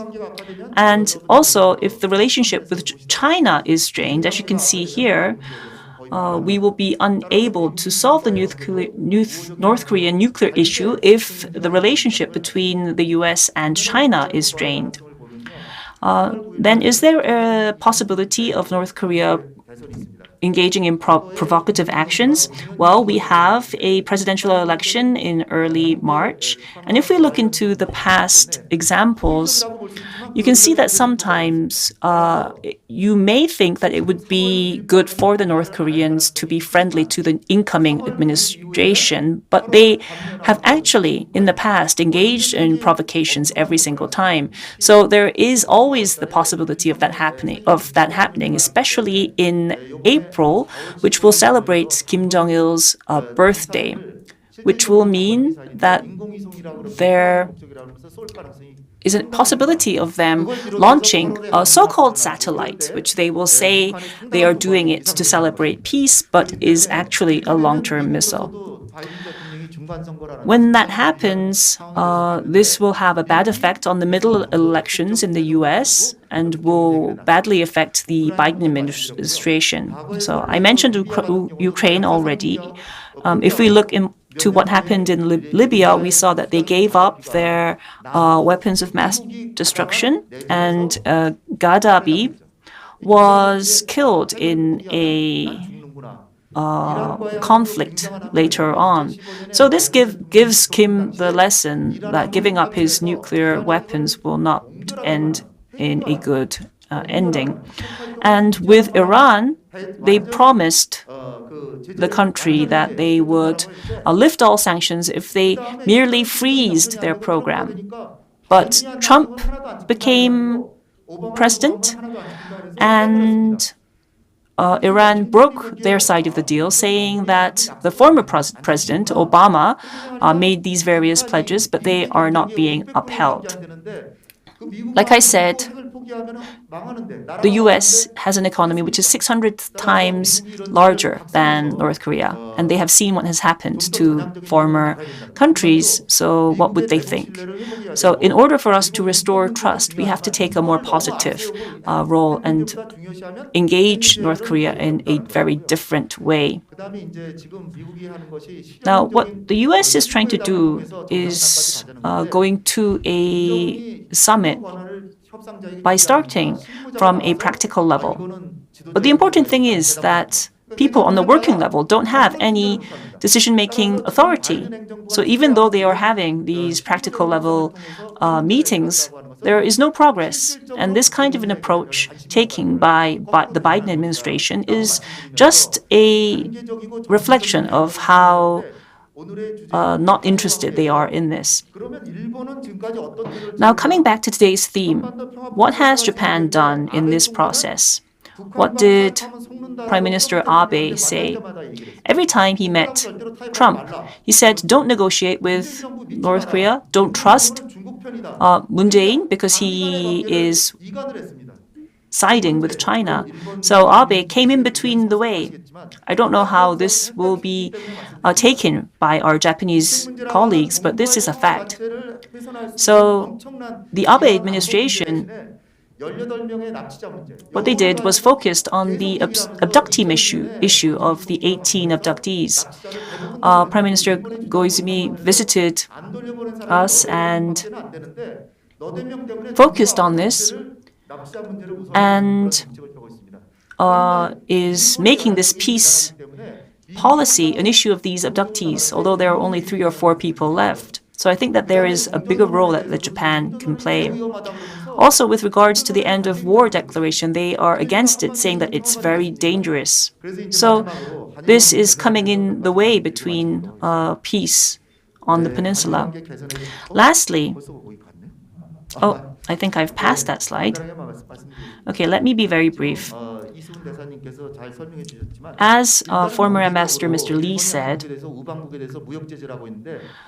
Japan has trade restrictions on the South, although we are an ally. So they have to lift these restrictions. And also Korea, I think, needs to retract their complaints filed with the WTO against Japan so that we can restore trust. Also, second, with regards to the comfort women issue and the forced labor issue, we are focusing too much on compensation. But this is not an issue of money. I think with Japan firmly recognizing what happened in history and giving a sincere apology, I think that would do. I am working with the government. I am a public official, but this is just a personal view that I have. Of course, we need to go back to the 1998 Kim Dae-jung and Obuchi declaration and have a summit meeting between our two leaders and work towards a partnership on the international stage. Also, I think that we can work towards peace. What I sincerely want is for us to work towards the abductee issue, but to do this, we need to solve the nuclear issue and also the normalization of our relationships. We have to do this together. The abductee issue should not be a prerequisite of the nuclear issue. So my sincere hope is that it will be made part of the package and not a prerequisite. Also, because we need to restore trust, I hope that the Japanese government would agree to this and also support our end of war declaration as well. And as Ambassador Lee underscored, issues such as climate, environment, energy, natural disasters and natural issues and also health are all issues that we should work towards in multilateral cooperation. Yes, thank you so much. I am sorry for not being able to provide you with enough time. We heard from former Ambassador Lee and also the Chancellor. Their presentations had synergy and were intertwined. There was a mention on the end of war declaration, which is actually the overarching theme of this year's PyeongChang Peace Forum. We touched upon the partners, and we are seeing that the surrounding neighbors, both maritime forces and land forces, are using the Korean Peninsula for their own interests. So Korea and Japan are right next door. We can't move physically. And Japan can only be safe when we have peace on the Korean Peninsula as well. So I think that we need cooperation on all of these issues, including the end of war declaration. Now let's move on. Next up, we have Professor Hosaka Yuji of Sejong University. He is the Daehyang Humanity College Daewoo professor, and he's quite famous in Korea and is the receives most respect as a Korea-Japan relations expert. Professor Hosaka Yuji received his degree from Tokyo University Engineering Department, but during the Olympics in Korea in 1988, he moved to Korea and he actually acquired Korean citizenship. He has continued to study Korea-Japan relations before being naturalized in 2003. He received his PhD from Korea University, and as mentioned, he was the Daewoo professor of Daehyang Humanity College of Sejong University. Hello, as introduced, I am Hosaka Yuji from Sejong University. Good morning. Today, I would like to touch upon the Korea-Japan relations with a focus on the Kishida administration. Since Prime Minister Kishida is now in office, I would like to look at and give you an outlook of Korea-Japan relations under the Kishida administration very briefly. First of all, the perspective of Japan on Korea-Japan relations must be understood by us. This is very important. And to do that, we need to look at some of the mentions of Korea by Japanese prime ministers. This will be very important.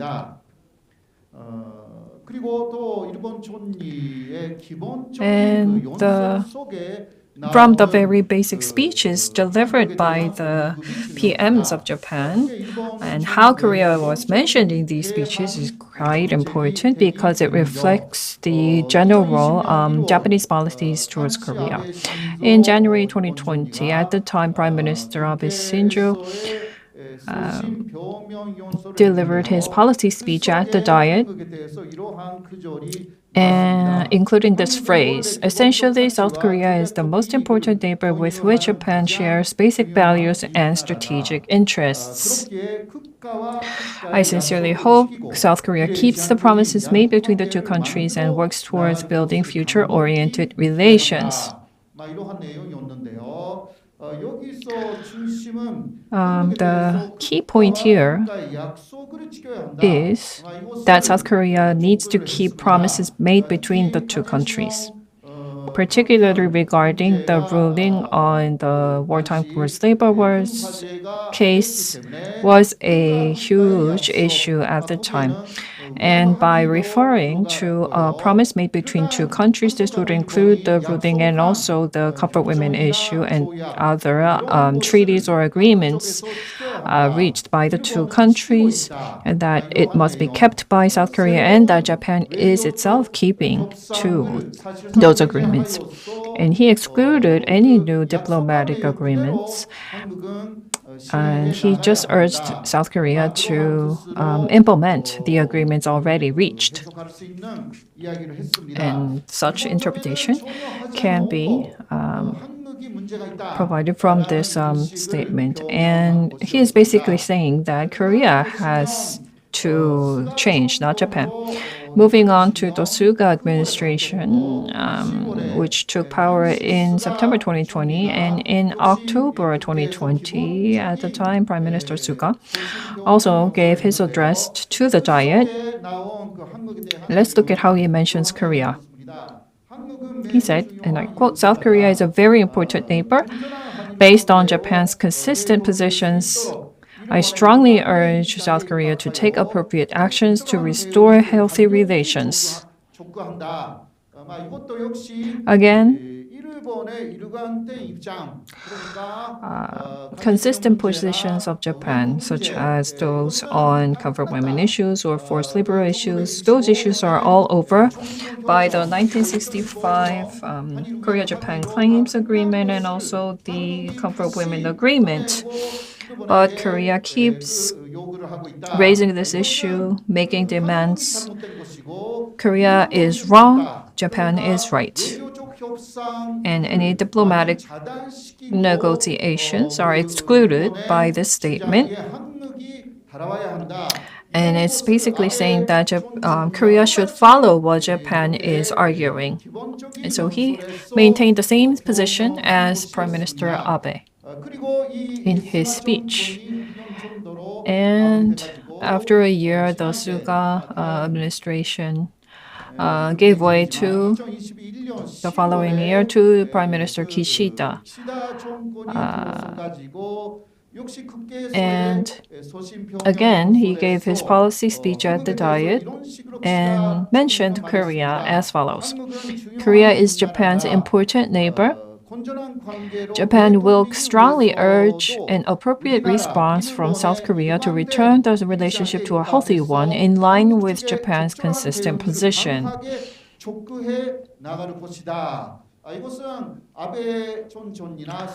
Again, this is in line with former Prime Ministers Abe and Suga. So the consistent position of Japan remains intact and unchanged regarding forced labor issues or comfort women issues. Korea is wrong. So Korea should adjust its position to be in line with that of Japan. So basically, the statement also is a refusal to any diplomatic negotiations. But from the common sense of international communication, the promise between two nations are always subject to change. Japan refuses to make any changes to agreements reached with Korea, which is quite suspicious.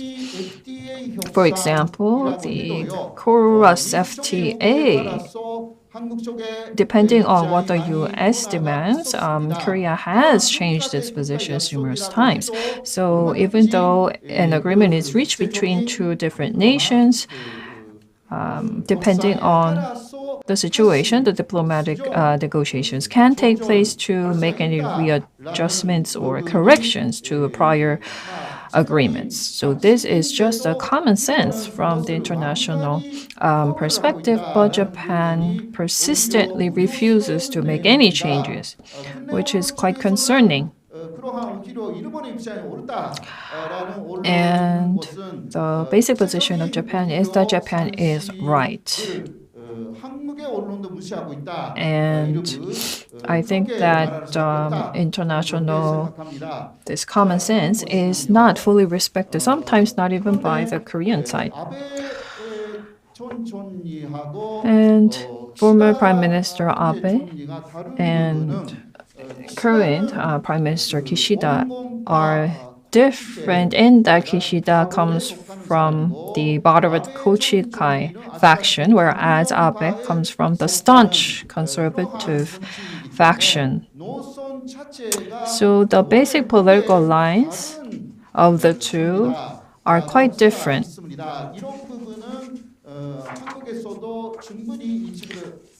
And Korea needs to understand this, and I think that Korea does understand this.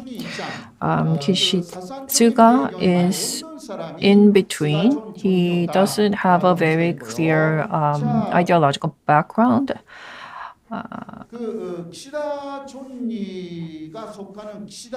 So Kishida, Prime Minister Kishida comes from the Kishida faction.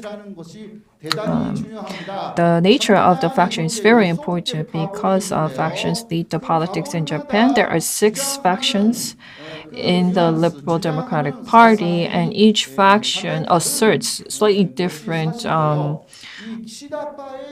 ideas with different nuances. The head of the Kishida faction was Makoto Koga. When Kishida came to office, he said, on the basis of conservative mainstream politics, the Kochikai must always adhere to the pacifism, basic human rights, and sovereignty of the people in the Constitution. And he also said that shaking hands with the devil, by devil he meant Abe and Aso, the former 2 prime ministers, to achieve the goal. Well, although he belonged to the same Liberal Democratic Party as Abe and Aso, he still called them devils. And in saying so, Mr. Makoto Koga said that shaking hands with the devil is sometimes necessary, but if you follow the devil's words, this is unforgivable. This was basically a message to Prime Minister Kishida. Shaking hands with the devil means that when Kishida came to office, because of the nature of factional politics, for Prime Minister Abe or Deputy Prime Minister at the time, Aso, he had to rely in some part on Abe and Aso's power. But Mr. Makoto was saying that still Kishida should not do as the devils say. And Prime Minister Kishida, again, originally is a moderate and mainstream conservative. In 1945, Japan lost the war. At the time, staunch hawks were dominating the political power, but with the defeat of the war, the control went over to the hands of the moderates. And so the conservative politics of Japan after 1945 was really dominated by the moderates as the mainstream.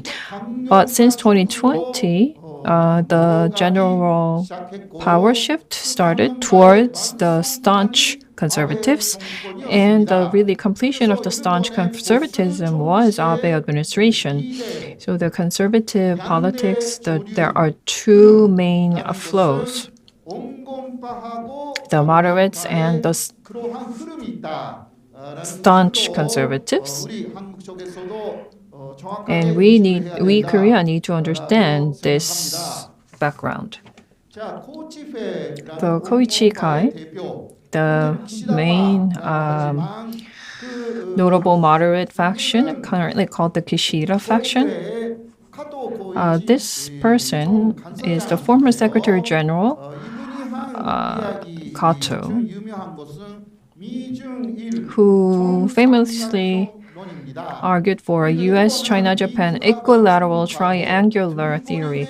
So Japan should have equal distance towards China and towards US, according to former Secretary General of LDP Kato.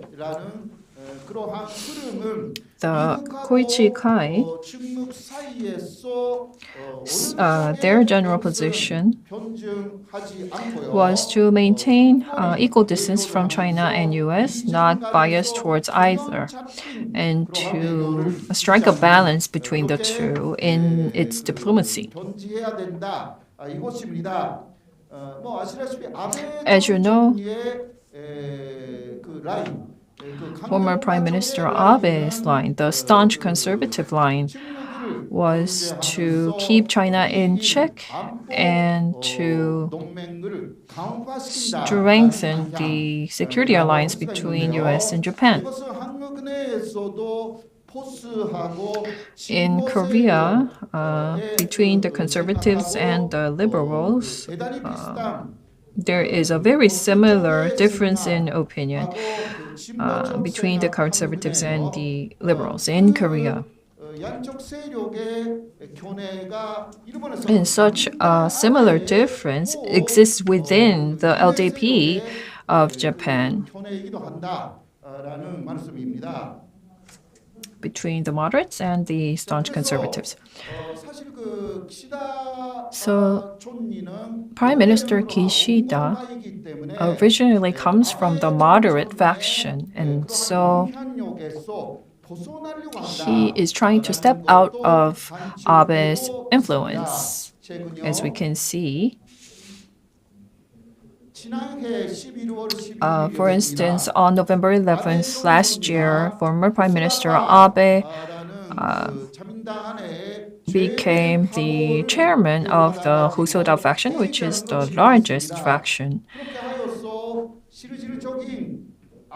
And so the de facto Abe faction was launched. Abe faction has 96 LDP members and is thusly the largest faction. But Kishida faction has about 47 members. And so in terms of number of faction members, Kishida needs the help and support of a larger faction. And so the power of former Prime Minister Abe is still very influential. But if Kishida continues to remain in the influence of Abe, then Kishida's original moderate, pacifist line cannot really be exerted. And so one of the recent talks is that since Kishida was victorious in the October elections, which was quite important, started to distance himself from Abe and is envisioning what they call a grand Kochikai.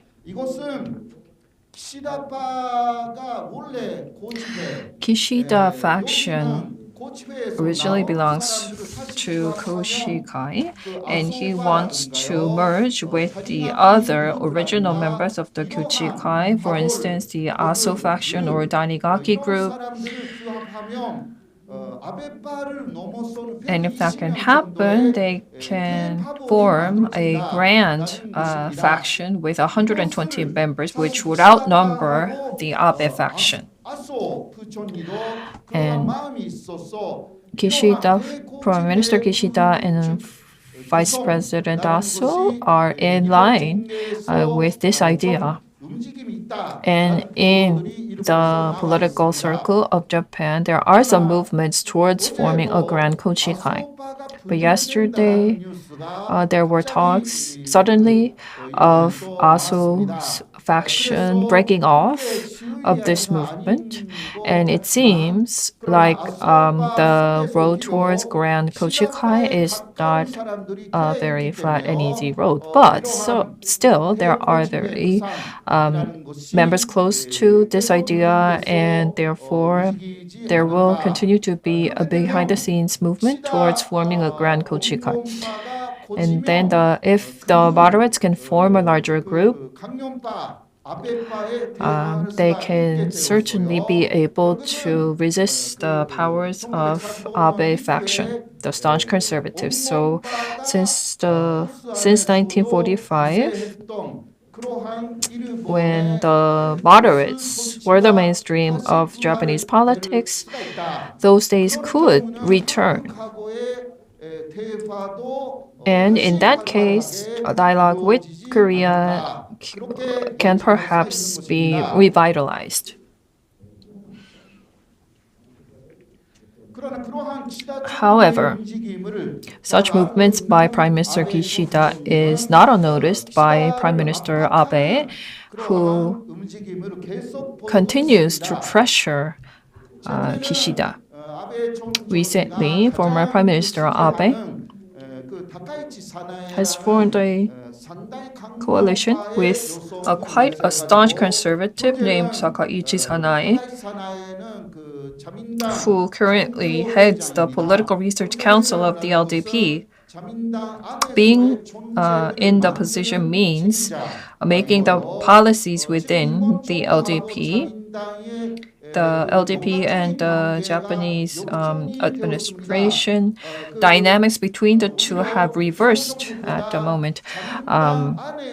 Within the LDP, the head of policy has a greater power than the prime minister himself.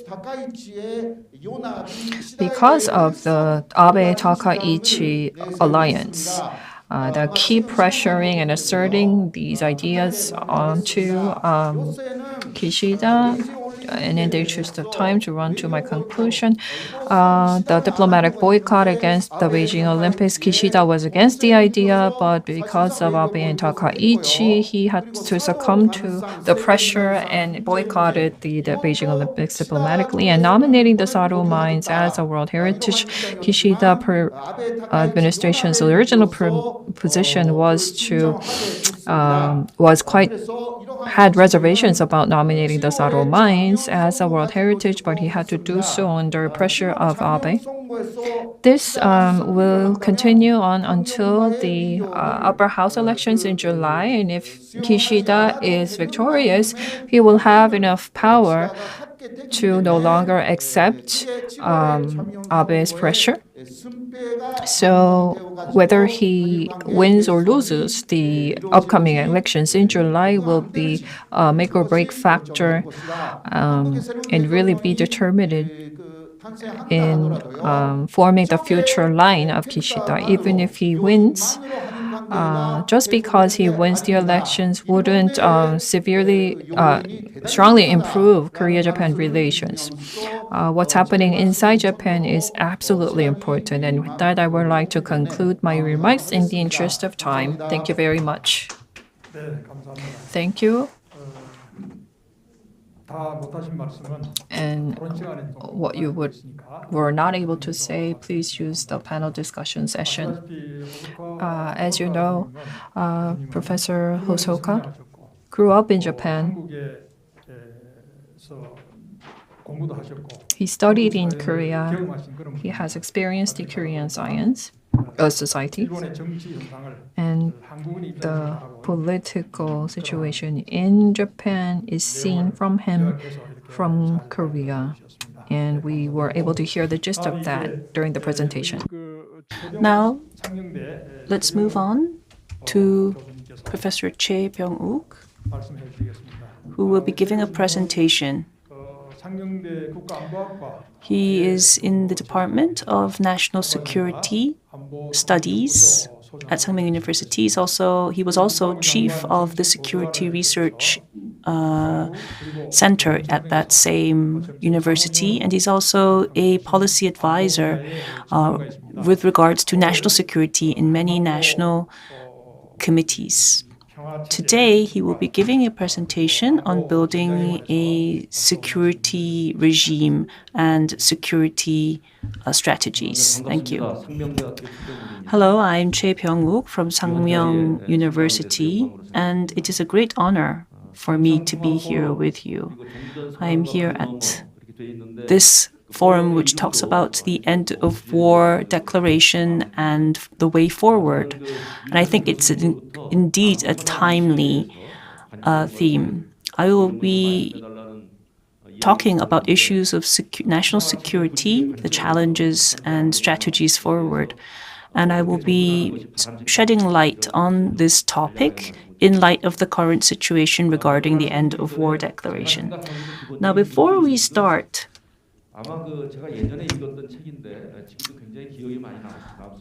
I'd like to mention a book, Why Nations Go to War. It's a book by John Stishinger, and I think it's in 10th print, so it's quite famous, and it left a big impression on me. It's a book that analyzes the reasons behind war, and the author says that war is man-made. People in key positions at that time make important decisions that lead to war. In essence, the character, the perspectives of the leader and key figures lead to war. One country may think of another country as an enemy, and if that kind of perception becomes long-standing, that perception becomes reality. It's a very harsh and very eye-opening statement. We talked about strong security, just as Chancellor Hong mentioned. But also I want to touch upon the importance of efforts to build trust. And in that aspect, it's important for us to think about how we respond to North Korean threats. I think we need to be very sophisticated, and we need to maintain the situation by managing the process well. And in that end, because the two sides have already agreed to this, I think the end of war declaration is very important. It may be symbolic and political, but I think that this will be an opportunity for us to build trust, and it will be a foundation for us to lead to a peace agreement. We need help from the international community, and currently North Korea is quite lukewarm. But I think we need to do this to go towards a peace treaty, and this will be vital to peace on the Northeast Asian region, and we need to keep speaking about this to the international community. There's also mention of a preemptive strike, and I think we I think that the people of Korea may feel very comforted because of this kind of a strong approach. But I think, first of all, we have to think about how legitimate this is. I think in terms of self-defense, a preemptive strike can be possible. But in international law, they look into issues of legitimacy, whether it was the last resort, and so forth. That is to say, they think of whether the preemptive strike was really needed. If it's nuclear, it will lead to catastrophic results. And also, is it a last resort? That is, did the party that launched this preemptive strike, was their attack legitimate? But this is quite difficult because most of the time they have used their program as a bargaining chip or leverage, or sometimes to show off. So if North Korea used this, it would lead to a worse situation because it would perhaps create a war, a full-fledged war, which they cannot do away with. Another issue is the fact that we can't do away with all of the threats. They have more than 200 mobile launch pads. So within a few minutes, even if we were able to know how much war power they had, we will not be able to strike them all down in a couple of minutes. So I think it's very important for us to have a strategy of deterrence and also punishment, which means that we need to send the other party the message that when they provoke, that the punishment or the response will be catastrophic. Some people say, then how can this large-scale how can this strategy be okay when you are saying that preventive strikes aren't? Well, preventive strikes lead to unnecessary anxiety and also creates a threat towards war. Whereas, if you take the strategy of threat, what happens is that they will not even think of going to war in the first place. In the book that I mentioned, they say when the enemy has a fear or trust that they will be attacked, and if that fear is consistent, then they will try to defend against that by launching a preemptive attack. So in that aspect, I think that the strategy of deterrence is a lot better. Then what about THAAD? I think this is very sensitive because it's not only a military issue but also a diplomatic issue. We need to do it strategically, and it could also strain the tension with North Korea and also our relationship with China as well. In Seongju of Gyeongbuk, when the THAAD missiles were first deployed, the media said that Korea has come to the brink, that this will lead to strained relationships. And China did lash back. And because of this, we may be pushed to the brink of a Cold War yet again. I think that strategically, it has its limitations in being able to defend the metropolitan area because it is a high-level defense system, which means that it's difficult to prevent against the low-range or short-range missiles, as well as other sophisticated warheads. Even if North Korea was able to launch a high-level missile, they say that it will not be possible because even if the THAAD was able to detect this and launch an attack, it will take about 203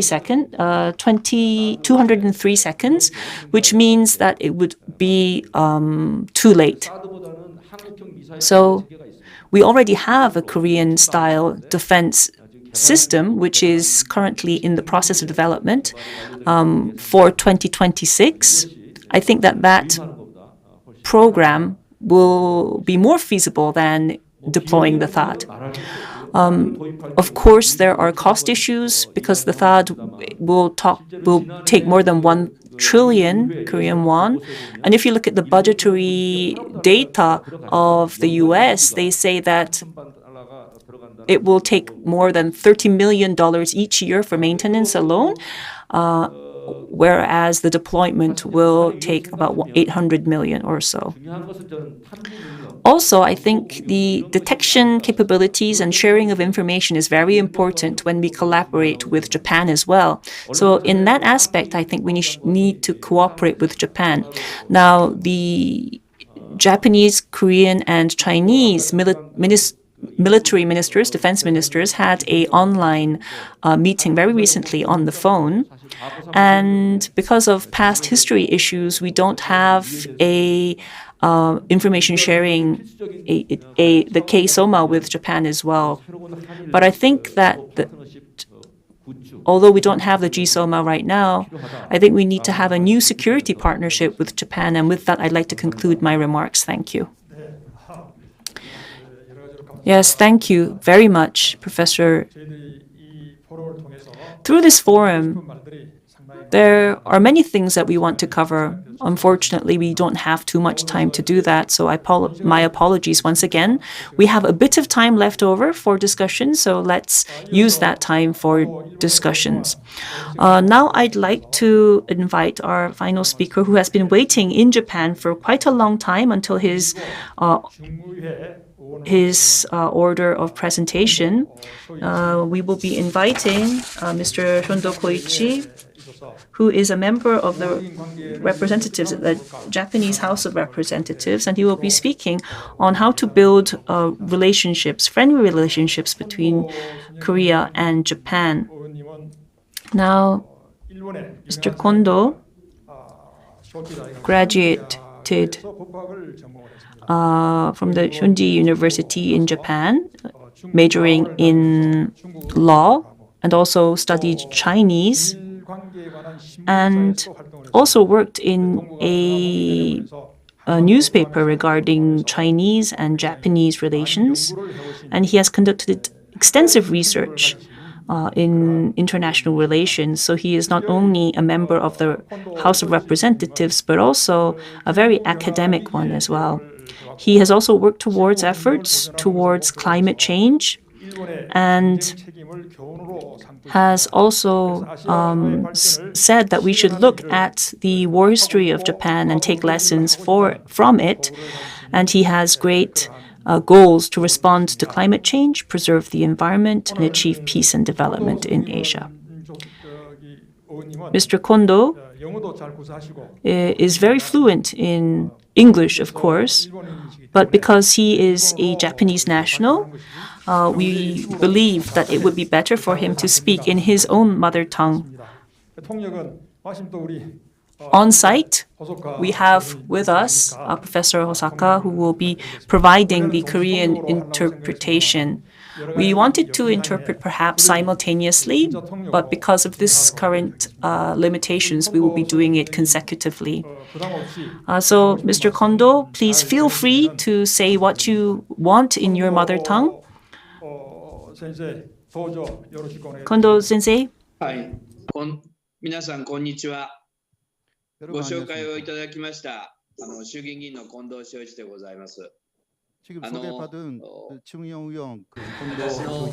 Hello, I'm Shondo Koichi, as was introduced. 私の英語は不十分なので 난리가 나겠는데요, 지금? 난 통역사가 있는 줄 알았더니 저분이. お許しをいただきたいと思います。 제 영어가 조금 지금까지 않기 때문에 일본말로 Because I'm not a fluent speaker of English, I will be speaking in my mother tongue, so I ask for your understanding. 한일 우호 관계를 위한 민간 교류 활성화 방안 그렇게 말씀드렸습니다. I will be speaking on measures to facilitate private sector exchange for Korean-Japanese friendly relations. 中国、日本ということではなくて、中部日本、日本の中部にある新聞社、中日新聞というこ 저는 とであります。 중일신문이라는 데서 근무를 하고 있었습니다만은 I worked with 중일 신문, 일본의 춘부라는 뜻이라서요. and 중국이라는 뜻은 아닙니다. it is an area of Chimbu. It's not does not mean Chinese. よろしくお願いします。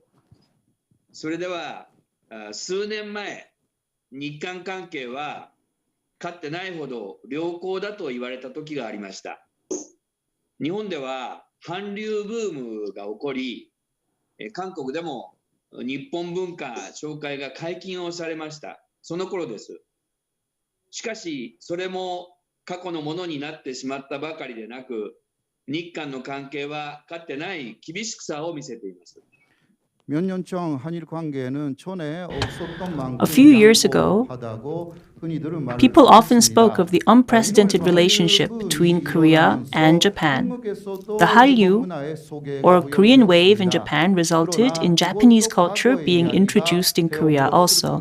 But this has become history, and now our bilateral ties are strained.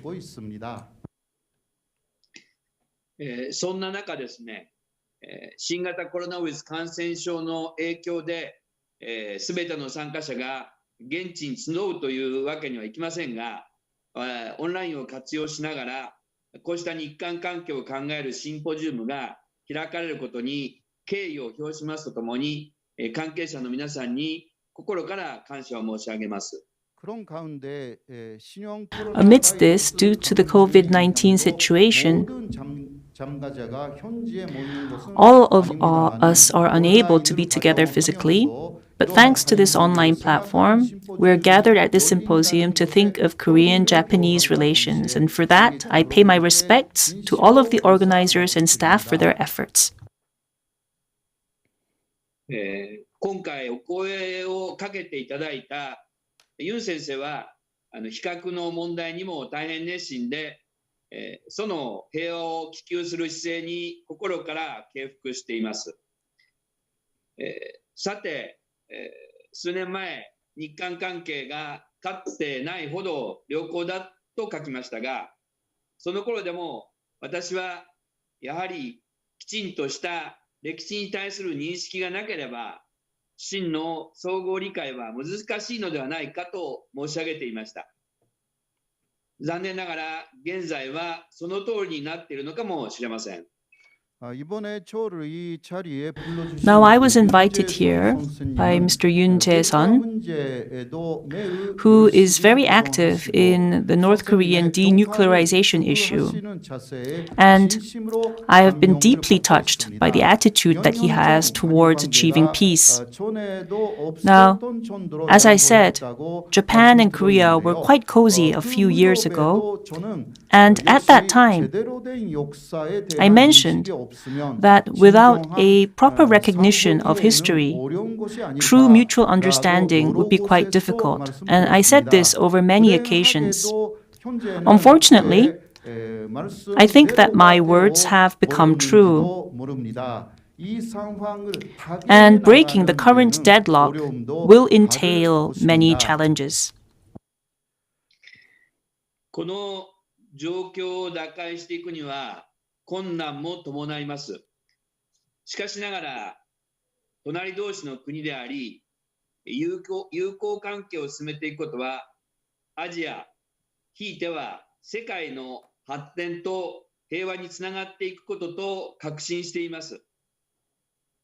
また、世論調査を見ればですね、双方の国民感情はよくはありませんが、若い世代の韓国文化に対する親近感は強いものがあると思います。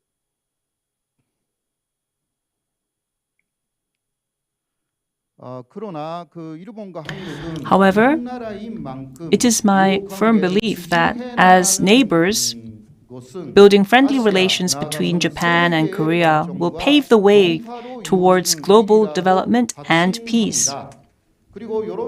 Also, while surveys show that the public sentiment towards each other is sour, the younger generation of Japan have a strong affiliation towards Korean culture. And while there is discrimination towards Koreans in Japan, there are many Japanese nationals who are against this, and a hate speech resolution act was enacted in 2016. また、日本における差別がなくなっていないのも事実ですが、差別に反対する多くの国民が存在し、ヘイトスピーチ解消法も2016年に成立しています。今後、民間交流、とりわけ子どもや若い人たちの実際の交流が大切だと思います。お互いの信頼関係がなければ、歴史に対する認識を広げていくのも難しいのではないでしょうか。앞으로 민간 교류 Now, in the future, practical private sector exchange, particularly between children and the younger generation, will become very important. Without a relationship of trust, expanding our recognition of history will not be easy. 私は2000年からキッズ AU 子どもたちのアジア連合キャンプ北東アジア子ども交流という事業に毎年関わっています。残念ながらここのところは新型コロナのために開けてはいません。ロシア、モンゴル、中国、韓国、北朝鮮、そして日本という6つの国の子どもたちに野外活動、キャンプを通じて交流してもらおうという試みです。こうした交流で異なる文化と人間に共通のものの存在を感じてもらいたいと思っています。Now, since the year 2000, I've been taking part in the Kids AU camp each year, which is a program for kids in Northeast Asia to exchange, although it has not been hosted for the past few years due to the COVID pandemic. The camp invites children from 6 countries, Russia, Mongolia, China, South Korea, North Korea, and Japan, and it is an effort to forge mutual exchange through outdoor camp activities. Through such exchange, I hope that these children realize that there is a common denominator amongst the different cultures and people. 私たちの夢はもともとはですね、EU に倣い、アジアの平和と発展を目指す AU、アジア連合の実現です。そのために、大人の世界は残念ながらいろいろあるけれども、子供には理屈抜き、思い切り遊んで、体で平和を感じてほしい。子供の頃に仲良くなってもらおう。将来に向けて、子供たちという種をまこう。そうすれば、友達のいる国とは戦争などしないよねということです。Originally, our dream was to realize an AU, Asia United, which strives for the peace and development of Asia following the EU model. And although adults are weighed down with a lot of different things, I hope that children can feel peace firsthand through play and hands-on activities without having to think of difficult theories.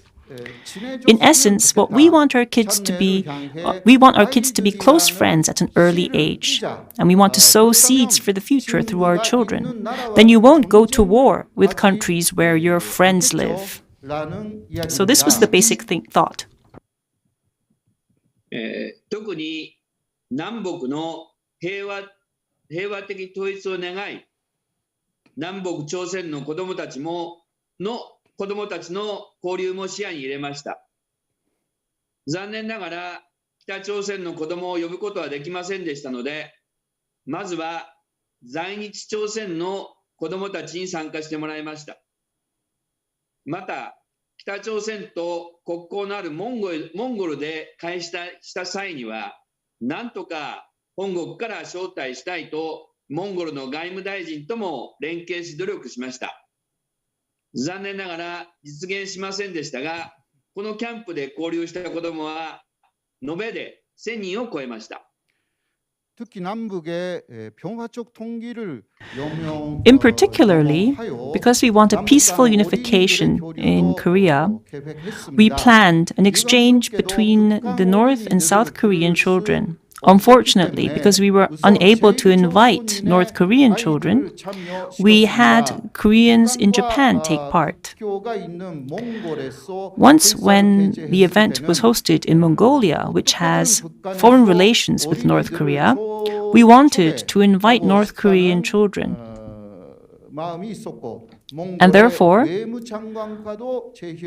we asked the Mongolian foreign minister to help. Unfortunately, we were unable to have North Korean kids take part, but at that time, there were more than 1,000 children that came. 子どもたちは言葉が通じなくても、キャンプという野外活動を通じて見事に交流を深め、最終日には涙を流して別れを惜しみ、今後の交流を誓い合ってきました。そして深くお互いを理解するとともに、ある意味の厳しい現実も発見していました。つまり、韓国の子供を話すコリア語と在日の子供たちの話すコリア語が微妙に異なるのです。このことを子供たちがどう受け止めたのかは分かりませんが、その姿から感じたのは未来へつながっていくということでした。Although the children had a language barrier through the outdoor activities and the camp, they were able to exchange with each other, and on the last day, they were in tears as they said goodbye and pledged to continue to exchange with one another. Not only did they come to deeply understand each other, they also came to realize a very harsh reality. For instance, the Korean language that was spoken by the South Korean children and the Korean children in Japan were a bit different. I don't know how the kids felt about this, but what I felt was that this kind of a meeting will lead to future meetings. 残念ながら厳しい状況にある日韓関係ですが、先に申し上げましたように、若い世代を中心に韓国に親しみを感じる人は多くいます。かつて日本は朝鮮通信使を通じて多くの貴重な文化に触れ学びました。この時代に目を向ける交流も盛んであり、私の住む名古屋市緑区でも何年かに一度朝鮮通信使の通った街道を日韓の人々が一緒に歩くという行事も何回か開かれています。I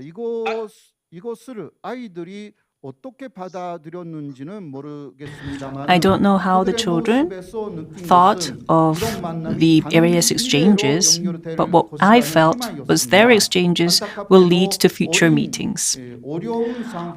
Unfortunately, the current Korea and Japan relations are quite strained. But as I mentioned earlier, the younger generation of Japan feel quite close and warm towards Korea. From a very early stage, through the Joseon Tongshinsa, the Joseon missions to Japan, the Japanese were able to come into contact with the precious Korean culture. And at that time, there are various events that look back on that time. In Midori, in Nagoya, where I live, every few years, there is an event where Koreans and Japanese walk the same road that was walked by the Joseon missions. 新たな日韓関係を進め、相互理解を深めるため、音楽やスポーツ等を含め、さまざまな民間交流を進めていきたいと思います。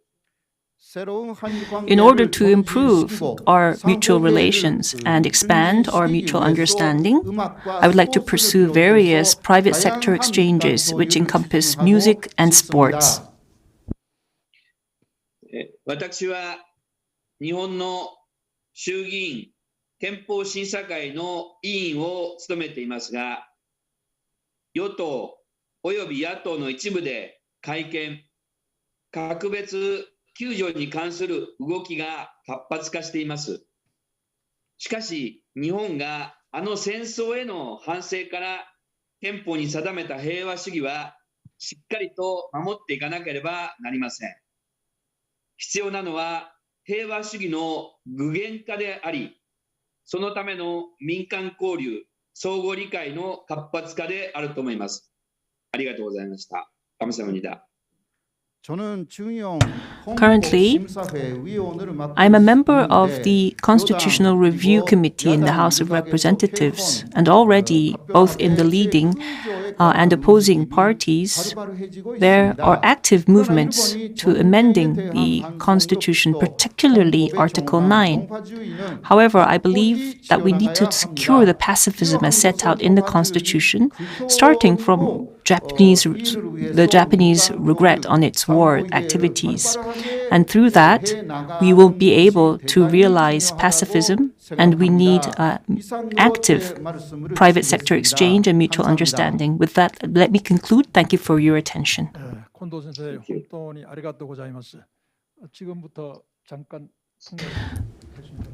Now, if possible, could you interpret for me?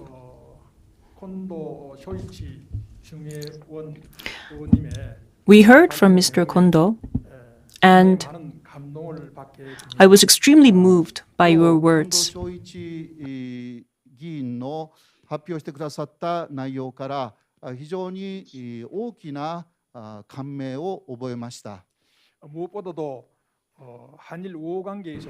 You mentioned the friendly relationships between Japan and Korea and the importance of exchange between our children for the future.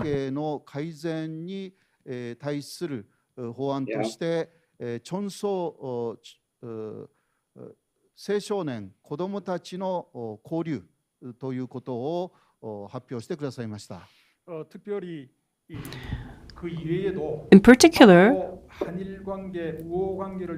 in order to expand our future exchanges, you touched upon various measures, and so thank you for including that. Sorry, I was supposed to speak in Japanese. 今後どのような方策を取っていけばよいのか、日韓関係を改善するために、そのような内容をお話しくださって非常にありがたく感じました。 오늘 말씀하신 내용들이 The message that you sent, I think that many Koreans also agree with your message today. 同じように考えている内容がいくつかございました。 2024년도 In 2024, we will be having a Youth Olympics in PyeongChang. 2024年にここ平昌で青少年オリンピックが開催されます。 콘도 쇼이치議員様が And I would like to use this opportunity to extend a formal invitation to you to come to PyeongChang at that occasion. 先生も平昌に来てくださればというふうに強く思います。네, 지금 Unfortunately, we don't have that much time. We were supposed to have an early conclusion and leave perhaps 30 minutes or so for discussion and questions and answers. But unfortunately, because I was not a good moderator, we are unable to do that. I will, however, give our speakers a few minutes for closing remarks. If you have any remarks you must make. If not, I think we will wrap up. Do you all agree? Is that okay with you? Thank you for your understanding. Now, today, we are gathered as academics and researchers of peace, and it was a great opportunity to hear from these experts here today. Now, for peace and a peaceful coexistence, we realized the important role that Japan plays. Historically, the relationship between Korea and Japan has been strained. There were longer occasions when we were in conflict, but I believe that we need good relations for future peace in this region. Today, we heard from various peace experts and scholars, and also we heard from a Japanese national who is also a researcher of this issue here in Korea, Professor Hosaka, and also we heard from Mr. Kondo, who has experience in Japan and the Japanese political arena. But we have all realized that all of this dates back several decades, 7 decades actually. So we may have a new administration coming in, but with a new administration, policies change. How can we rationally resolve the current relationship that we have with Japan? How can we move forward? I think, therefore, we need to find the answer in exchange between our people. And in that aspect, I think Mr. Kondo has touched upon a very important key, which is the exchange between our children, our youth. This is something that we can do right now and is a very important factor in our private exchanges. And so with that, the EAPI, our institute, wants to draw upon the importance of Constitution Article 9, the Peace Constitution, because it is a no-war constitution, and we want to propose these people as nominees of the Nobel Peace Prize, and we are pursuing this kind of a movement. I think this kind of a movement, this kind of a campaign, will be a key in restoring the relationship with Japan. I'd like to take this opportunity to once again thank all of our scholars for taking time out of their busy schedules. Especially thank you to Mr. Kondo for your practical proposals. I hope that they will be realized and become a very important foundation in our future as we work towards a peaceful coexistence in Northeast Asia. With that, let me close today's session, and thank you to all of you for being with us. Thank you.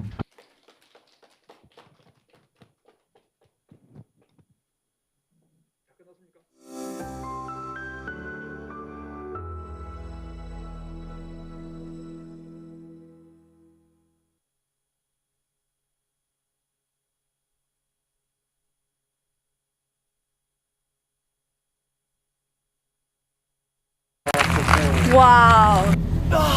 와.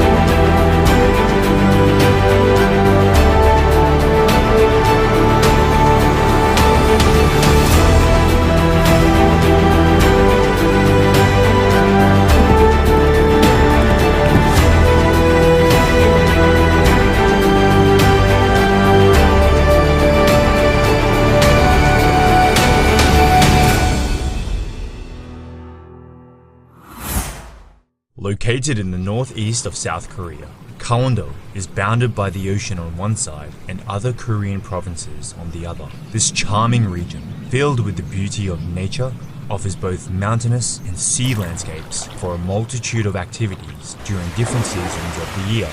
Today, we chose 3 cities to visit in Gangwon-do and can't wait to introduce them to you. Gyeongpo Beach. Gangneung is the largest coastal city in Gangwon Province. During the summer, it is one of those places where everyone wants to enjoy some of the best beaches of the country. No matter if you walk north or south, through gorgeous beaches one after another, you will be followed by the infinite white sands and emerald waters. Here, the stress and anxiety of everyday life leaves room for dreams and happiness, which makes everything possible. Gyeongpo Beach is probably the most popular beach at the east coast of South Korea. Here, people enjoy different outdoor activities, or just spend hours sunbathing on the beach. It is an especially appealing vacation spot as the beach is situated between the ocean and Gyeongpo Lake. If you feel like stretching your legs, you can rent a bike and enjoy the lovely bike path that surrounds the lake. It is a fun activity that we enjoyed until late. If you decide to stay in this area for several days, Lee Kai Sandpine Resort is situated a few pine trees away. A lot of people come to visit this place to relax and feel the flavor of the Hawaiian atmosphere. It is no coincidence that Lee Kai means shining ocean in Hawaiian. This resort is well known for its huge golf fields in the heart of Gangneung, and it has 12 conference rooms which can accommodate up to 800 people. Sageunjin Beach. Sageunjin Beach is the most romantic beach of the coastal area. I know we've said that you can't take it easy in Gangwon-do, but this is the moment where you can impress your loved one. Don't be lazy and get ready for your date by bringing some delicious snacks and renting some of the loveliest picnic sets in the nearby shops. You'll feel like the happiest couple on the planet with the memory that neither of you are ready to forget. Songgyeojang. After enjoying the coastal area, it is time to experience ancient Korea by visiting Songgyeojang House. It is a very well-preserved traditional Hanok house of noble family constructed 300 years ago. It is hard to believe that the descendants still live in this house to this day. Surrounded by pine trees, it remains intact in harmony with the beautiful natural environment. The wooden bridge, stretched out over the pond, used to be an inspirational location for poets. Today, it is one of the most popular attractions in Gangneung, Gangneung Market. There is no visit to Gangwon-do without testing its local food. Besides local restaurants, Gangneung Market is a great place to taste some food from Gangwon-do. For food lovers, it is a must-visit place. And as you probably already know, we love delicious food, especially while traveling. Don't worry if you feel lost with all the choices offered to you. Just pick a local who is eating what looks like the most delicious food and copy whatever they order. Trust us, you can't go wrong with this. Anmok Beach. From the multitude of amazing beaches that Gangneung can offer, Anmok Beach is definitely worth a visit. It is here that you will find a popular Gangneung coffee street. Over 30 unique beachfront cafes let you drink perfectly brewed beverages while enjoying incredible sea views. Overall, in Gangneung, we mostly stayed at St. John's Hotel. Since it has fabulous conference rooms, which can accommodate 1,000 people, it has also hosted famous personalities like the President of South Korea, Moon Jae-in, and Ivanka Trump. Located right in front of the ocean, it provides you with a stunning view of the surroundings. The infinity pool on the rooftop was our favorite. The blue water from the sea merging with the water of the pool gives the illusion to be surrounded by the ocean. PyeongChang is today a world-famous county in Gangwon-do, as it hosted the Winter Olympics in 2018. With an honorable number of 17 medals and 5 gold, South Korea achieved its best performance in the history of the Winter Olympic Games. The official hotel of the Winter Olympics was the Alpensia Ski Resort, as it has the biggest conference rooms hosting 2,000 people. Today, it provides the perfect environment to enjoy leisure sports during all seasons. In winter, people come here mainly for skiing, but in summer, it creates a peaceful place to relax in nature and enjoy some outdoor activities. The resort also hosted some of the sports events in its stadiums, like ski jumping. You can go to the top of the Alpensia Ski Jumping Center if you want to experience how the athletes felt before they jumped. Woljongsa Temple at Odensan Mountain. Situated on the beautiful Odensan Mountain, Woljongsa Temple is the place where you find peace and enlightenment in the solitude of nature. It is a spiritual healing experience where you will breathe the history and heritage of one of the main religions of South Korea. It is also a foreigner-friendly temple stay that breaks down the barriers of language and achieves mutual understanding among all humankind. Sky Ranch Hanulmokjang. Sky Ranch is a lovely sheep farm in South Korea. The ranch is so beautiful that it became a popular tourist attraction in Gangwon-do. These cute, lucky animals enjoy grazing in the vast fields and are used to interacting with humans. After hanging around with them, a tractor brought us to the top of the hill in style, surrounded by a multitude of windmills in perfect harmony with the beauty of nature. It offers a magical experience that we weren't prepared for. Finally, we finished our day with a lovely picnic in the middle of the river, enjoying their delicious, fresh, farm-made yogurt.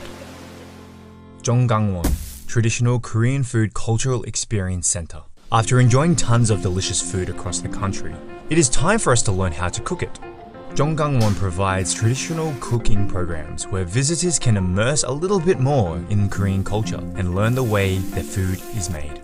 They even grow their own ingredients, which gives this place a lot of charm. I bet you've never seen a huge collection of pots right in front of a house. Yes, fermented paste and sauces like gochujang, the red pepper paste, or doenjang, the bean paste, are very important in Korean cuisine. Ari Hills. Now that you've taken some rest and enjoyed the beach, it is time for the fun part of the trip. Jongson is another beautiful place in Gangwon-do, but it is the outdoor activities that we enjoyed the most. Ari Hills Skywalk is a glass observation deck which provides you with an incredible view of the Donggang River. Bringing to mind the shape of the Korean peninsula, this magical landscape is often called the Grand Canyon of South Korea. You will have the amazing feeling of walking on the clouds from the edge of the cliff. Ari Hills also has the longest zipwire in Asia. If you want to spice up your trip to Gangwon-do, this is the perfect opportunity.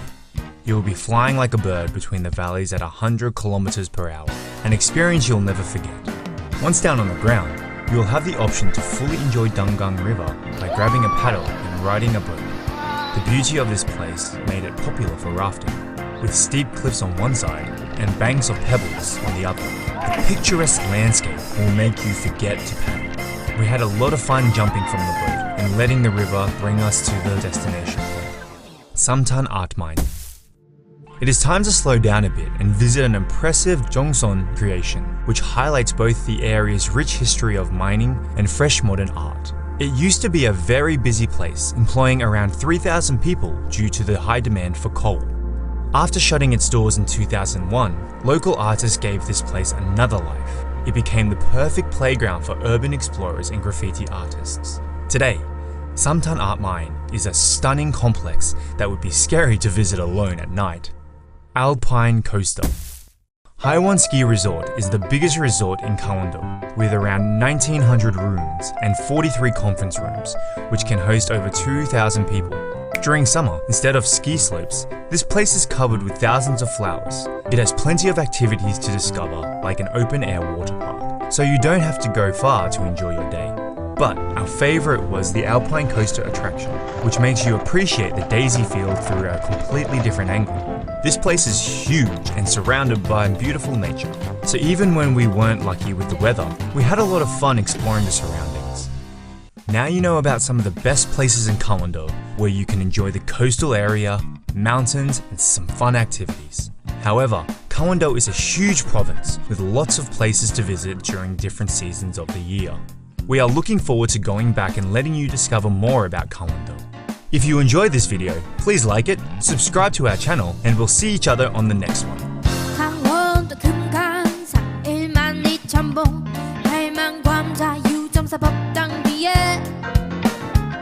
칠성난 도두오고 팔자에 없는 아들 딸 나달라고 석달열흘 녹음에 없는 아들 딸 나달라고 정성을 말고 다 관객님 외로이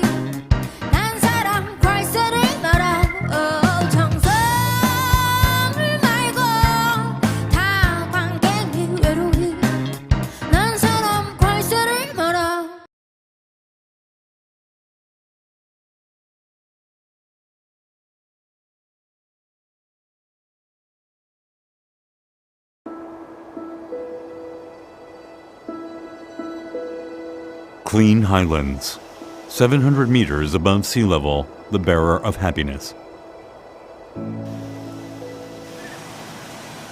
The positive energy found here engages all senses, giving life to the body from head to toe, bringing peace to the heart and soul.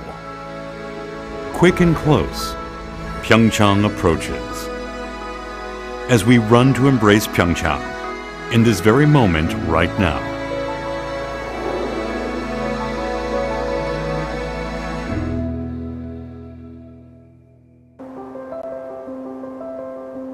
A snow-covered village, a 1,000-year-old forest, leads us to a new world in awe, leaving the secular world behind.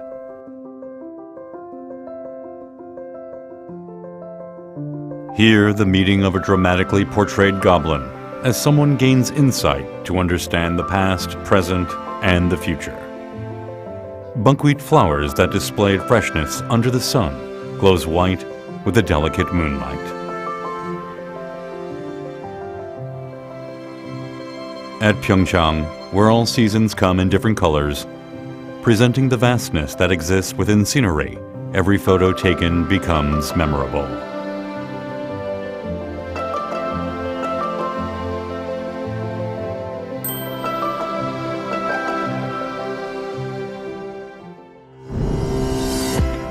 Enjoy the scent therapy at PyeongChang. Satisfy your sense of smell, not just the vision. The clean highlands where warm sunlight meets becomes a heavenly garden full of flowers giving off a unique fragrance.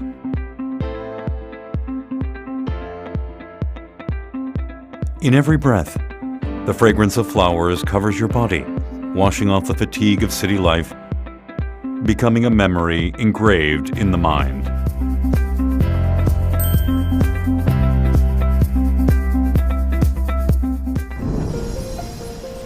After feasting your senses of sight and smell, open your ears now and listen to the sound of PyeongChang. Beautiful snow scene of the sound of the wind that freely travels in and out of Baekdu-daegan.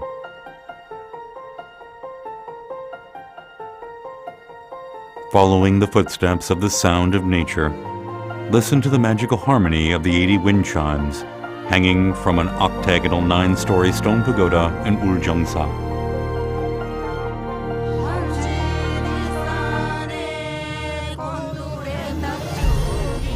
The sound of PyeongChang, a sound of clean nature and sincere life, a symphony of healing that rejuvenates the lost sensibilities.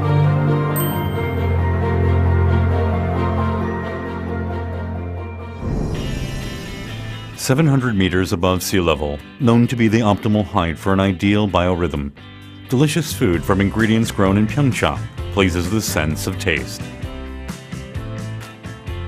Hanu, premium Korean beef, comes from cattle relaxed and fed in an open field. Hwangtae, a dried pollock, gets tastier after freezing and thawing in the cold wind and snow. You can also find trout that live in cold and clean water, and vegetables grown in Odaesan with thick forests and pure and natural water. Hangadari yaksu that provides a taste of nature with a kick. The healthy, happy taste of PyeongChang comes from Baekdu-daegan and its clean and pure water, the source of the Han River. Giving rise to healing and happy foods that satisfies the appetites and contents the heart.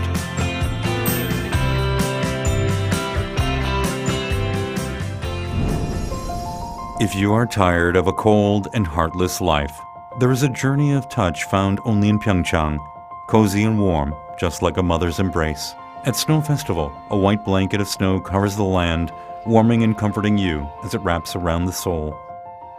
At the Summer Hunter Festival, you will be reminded of your childhood splashing water in the creek. At the Trout Festival at the riverside in winter, under the thick ice, you will feel the vigor and life of the trouts. Odaesan Mountain Culture Festival, reflecting the Buddhist culture, will allow you to look into your heart and grow.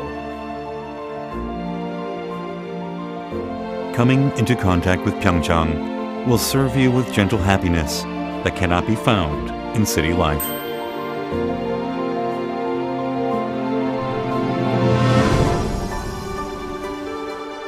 PyeongChang, the cradle for skiing in Korea, becoming the mecca of winter sports worldwide since the hosting of the 2018 PyeongChang Winter Olympics.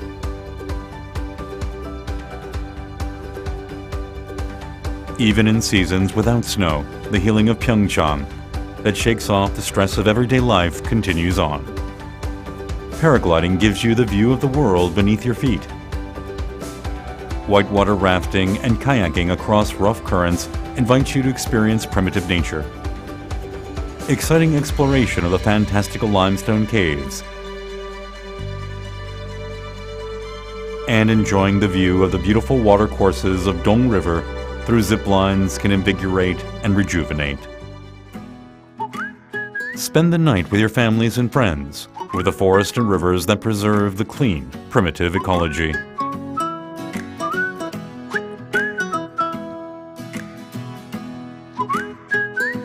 The moon and the stars shine throughout the night as guardians, sending a message of comfort.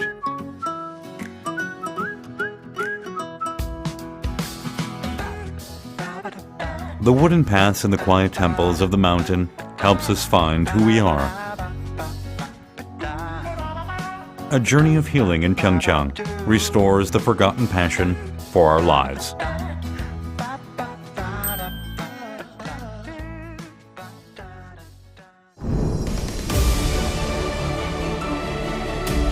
PyeongChang is where peace began.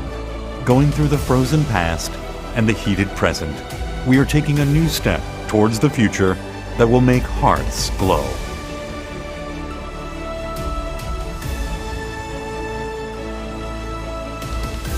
PyeongChang will present new energy and peace in the lives of those who step upon it.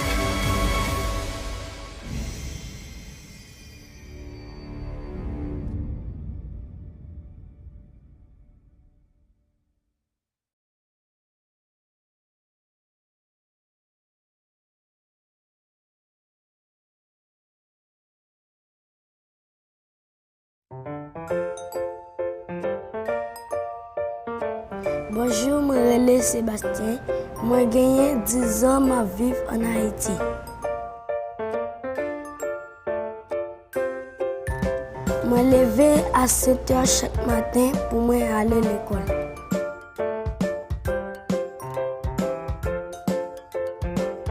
Pour moi aller à l'école chaque matin, je marche environ 1 heure de temps.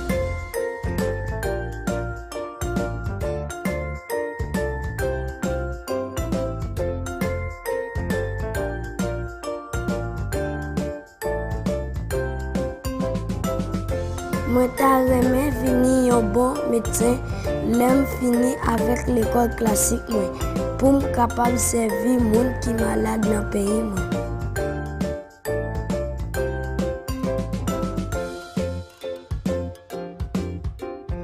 Pour me capable devenir un bon médecin, moi, je dois étudier en pile.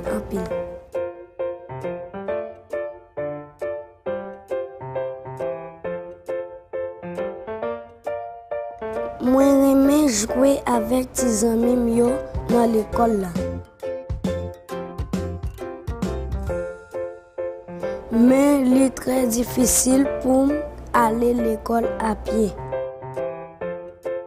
Moi, toujours dormir chaque matin dans la classe.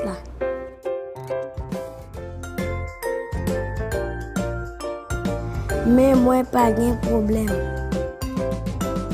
Parce que j'ai un bus pour transporter moi à l'école. À cause du bus là, moi viens étudier en pile et moi jouer avec mes amis moi.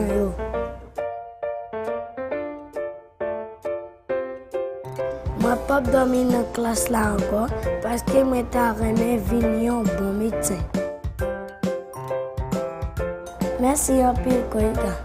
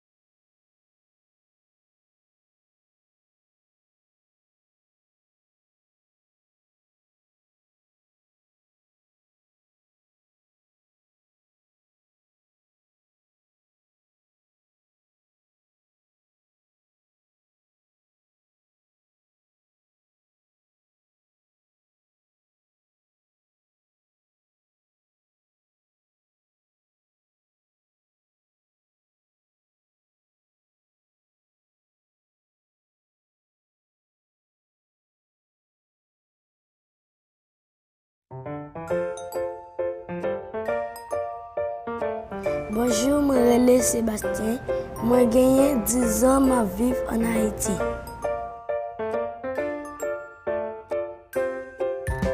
Moi lever à 7 h chaque matin pour moi aller à l'école.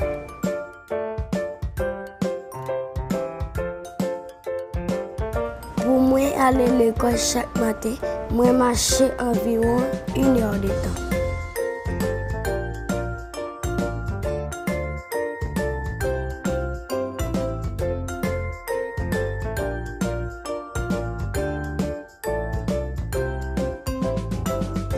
Moi ta remè fini un bon médecin, l'aime fini avec l'école classique moi pour me capable servir monde qui malade dans pays moi.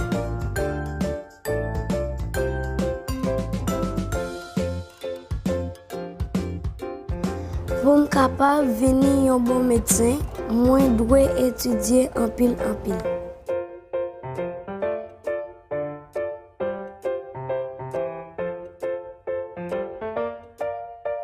Moi remè jouer avec tes amis mio dans l'école là.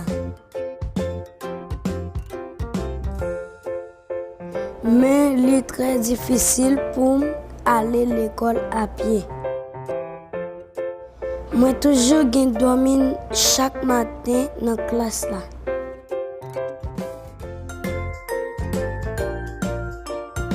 Mais moi pas de problème.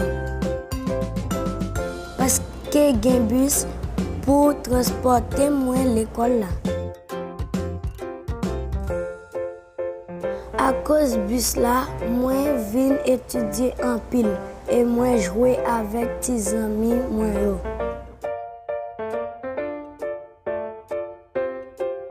Moi pas dormir dans la classe là encore parce que moi ta remè venir un bon médecin. Merci en pile Koika.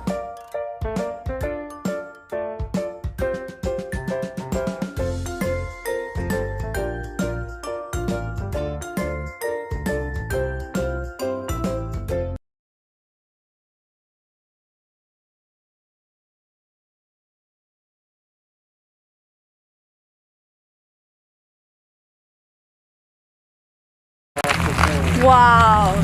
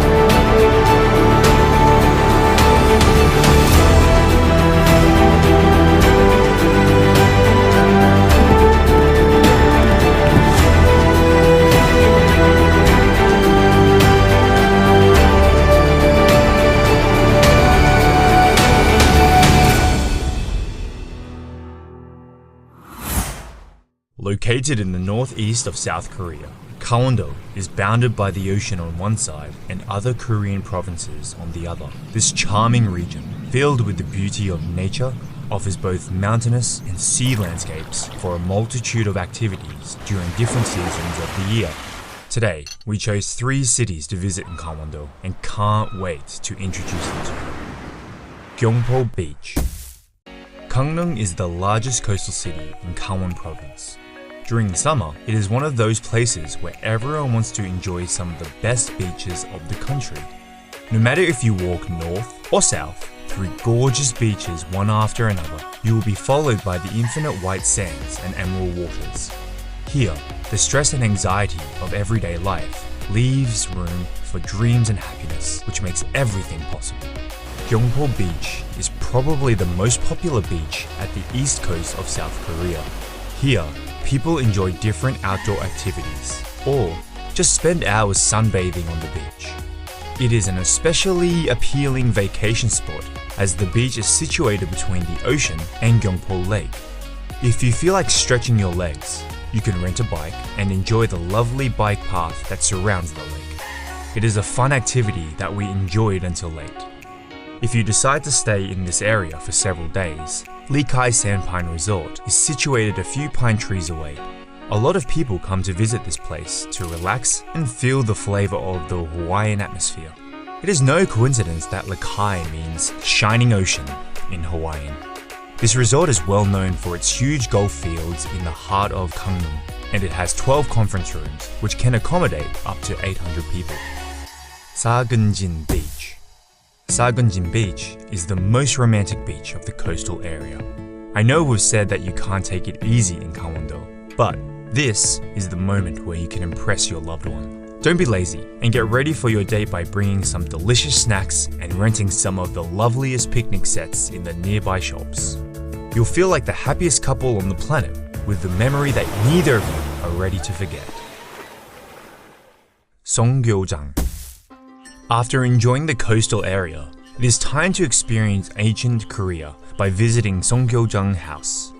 It is a very well-preserved traditional Hanok house of noble family constructed 300 years ago. It is hard to believe that the descendants still live in this house to this day. Surrounded by pine trees, it remains intact in harmony with the beautiful natural environment. The wooden bridge, stretched out over the pond, used to be an inspirational location for poets. Today, it is one of the most popular attractions in Gangneung, Gangneung Jungang Market. There is no visit to Gangwon-do without testing its local food. Besides local restaurants, Gangneung Jungang Market is a great place to taste some food from Gangwon-do. For food lovers, it is a must-visit place. And as you probably already know, we love delicious food, especially while traveling. Don't worry if you feel lost with all the choices offered to you. Just pick a local who is eating what looks like the most delicious food and copy whatever they order. Trust us, you can't go wrong with this. Anmok Beach. From the multitude of amazing beaches that Gangneung can offer, Anmok Beach is definitely worth a visit. It is here that you will find a popular Gangneung coffee street. Over 30 unique beachfront cafes let you drink perfectly brewed beverages while enjoying incredible sea views. Overall, in Gangneung, we mostly stayed at St. John's Hotel. Since it has fabulous conference rooms, which can accommodate 1,000 people, it has also hosted famous personalities like the President of South Korea, Moon Jae-in, and Ivanka Trump. Located right in front of the ocean, it provides you with a stunning view of the surroundings. The infinity pool on the rooftop was our favorite. The blue water from the sea merging with the water of the pool gives the illusion to be surrounded by the ocean. PyeongChang is today a world-famous county in Gangwon-do, as it hosted the Winter Olympics in 2018. With an honorable number of 17 medals and 5 gold, South Korea achieved its best performance in the history of the Winter Olympic Games. The official hotel of the Winter Olympics was the Alpensia Ski Resort, as it has the biggest conference rooms hosting 2,000 people. Today, it provides the perfect environment to enjoy leisure sports during all seasons. In winter, people come here mainly for skiing, but in summer, it creates a peaceful place to relax in nature and enjoy some outdoor activities. The resort also hosted some of the sports events in its stadiums, like ski jumping. You can go to the top of the Alpensia Ski Jumping Center if you want to experience how the athletes felt before they jumped. Woljongsa Temple at Odensan Mountain. Situated on the beautiful Odensan Mountain, Woljongsa Temple is the place where you find peace and enlightenment in the solitude of nature. It is a spiritual healing experience where you will breathe the history and heritage of one of the main religions of South Korea. It is also a foreigner-friendly temple stay that breaks down the barriers of language and achieves mutual understanding among all humankind. Sky Ranch Hanulmokjang. Sky Ranch is a lovely sheep farm in South Korea. The ranch is so beautiful that it became a popular tourist attraction in Gangwon-do. These cute, lucky animals enjoy grazing in the vast fields and are used to interacting with humans. After hanging around with them, a tractor brought us to the top of the hill in style, surrounded by a multitude of windmills in perfect harmony with the beauty of nature. It offers a magical experience that we weren't prepared for. Finally, we finished our day with a lovely picnic in the middle of the river, enjoying their delicious, fresh, farm-made yogurt. Jonggangwon, Traditional Korean Food Cultural Experience Center. After enjoying tons of delicious food across the country, it is time for us to learn how to cook it. Jonggangwon provides traditional cooking programs where visitors can immerse a little bit more in Korean culture and learn the way their food is made. They even grow their own ingredients, which gives this place a lot of charm. I bet you've never seen a huge collection of pots right in front of a house. Yes, fermented paste and sauces like gochujang, the red pepper paste, or doenjang, the bean paste, are very important in Korean cuisine. Ari Hills. Now that you've taken some rest and enjoyed the beach, it is time for the fun part of the trip. Jongson is another beautiful place in Gangwon-do, but it is the outdoor activities that we enjoyed the most. Ari Hills Skywalk is a glass observation deck which provides you with an incredible view of the Donggang River. Bringing to mind the shape of the Korean peninsula, this magical landscape is often called the Grand Canyon of South Korea. You will have the amazing feeling of walking on the clouds from the edge of the cliff. Ari Hills also has the longest zipwire in Asia. If you want to spice up your trip to Gangwon-do, this is the perfect opportunity. You will be flying like a bird between the valleys at 100 kilometers per hour, an experience you'll never forget. Once down on the ground, you will have the option to fully enjoy Donggang River by grabbing a paddle and riding a boat.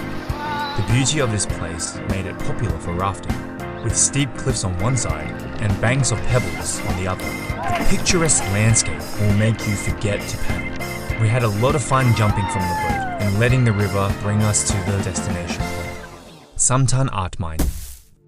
It is time to slow down a bit and visit an impressive Jongson creation, which highlights both the area's rich history of mining and fresh modern art. It used to be a very busy place, employing around 3,000 people due to the high demand for coal.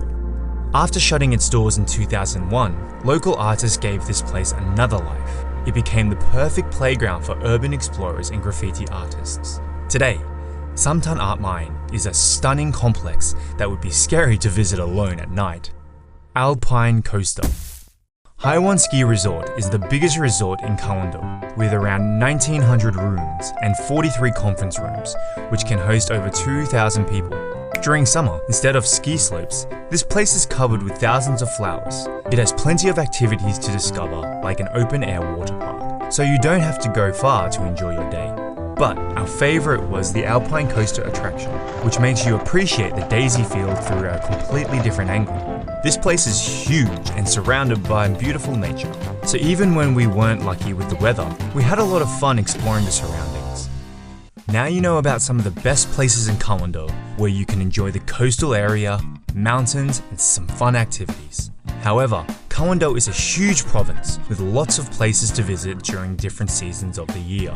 We are looking forward to going back and letting you discover more about Gangwon-do.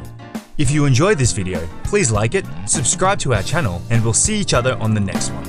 강원도 금강산 12,000봉 팔망광자 유정사 법당 뒤에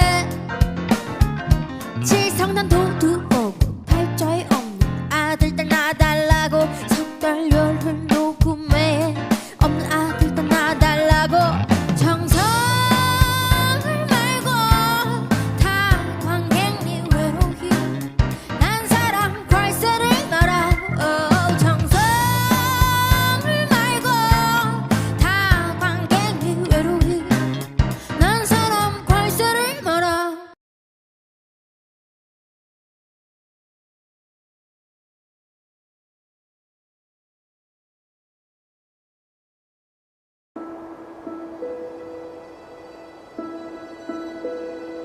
Clean highlands, 700 meters above sea level, the bearer of happiness. The positive energy found here engages all senses, giving life to the body from head to toe, bringing peace to the heart and soul. Quick and close, PyeongChang approaches. As we run to embrace PyeongChang, in this very moment right now.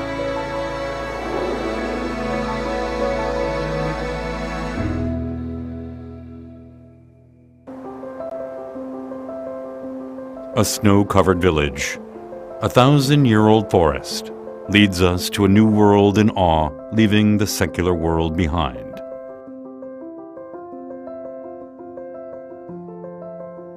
Here, the meeting of a dramatically portrayed goblin, as someone gains insight to understand the past, present, and the future. Buckwheat flowers that displayed freshness under the sun glows white with the delicate moonlight. At PyeongChang, where all seasons come in different colors, presenting the vastness that exists within scenery, every photo taken becomes memorable.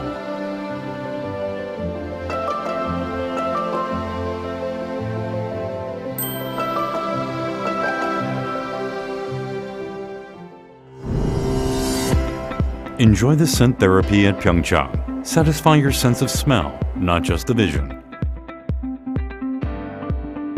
The clean highlands where warm sunlight meets becomes a heavenly garden full of flowers giving off a unique fragrance.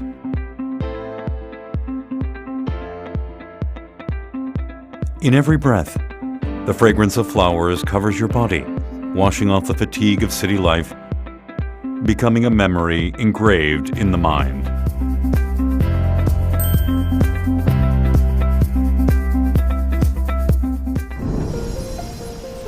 After feasting your senses of sight and smell, open your ears now and listen to the sound of PyeongChang.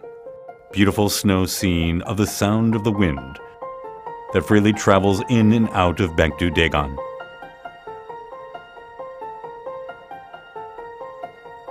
Following the footsteps of the sound of nature, listen to the magical harmony of the 80 wind chimes hanging from an octagonal 9-story stone pagoda in Uljeongsa.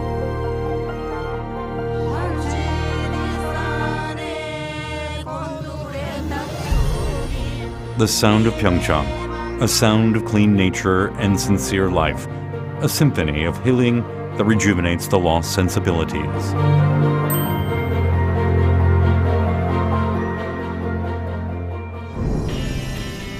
"700 meters above sea level, known to be the optimal height for an ideal biorhythm. Delicious food from ingredients grown in PyeongChang pleases the sense of taste. Hanwoo, premium Korean beef, comes from cattle relaxed and fed in an open field. Hwangtae, a dried pollock, gets tastier after freezing and thawing in the cold wind and snow. You can also find trout that live in cold and clean water, and vegetables grown in Odaesan with thick forests and pure and natural water. Hangadari yaksu that provides a taste of nature with a kick. The healthy, happy taste of PyeongChang comes from Baekdu-daegan and its clean and pure water, the source of the Han River. Giving rise to healing and happy foods that satisfies the appetites and contents the heart.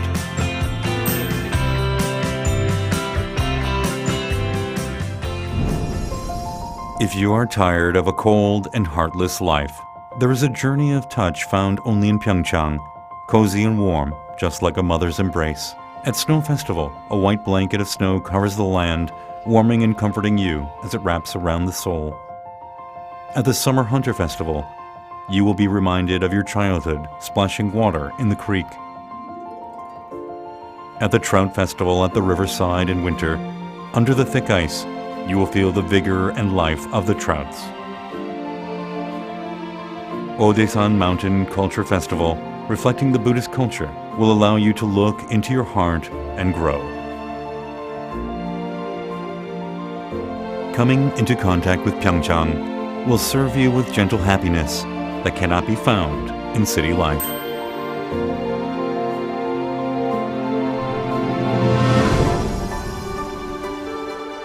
PyeongChang, the cradle for skiing in Korea, becoming the mecca of winter sports worldwide since the hosting of the 2018 PyeongChang Winter Olympics.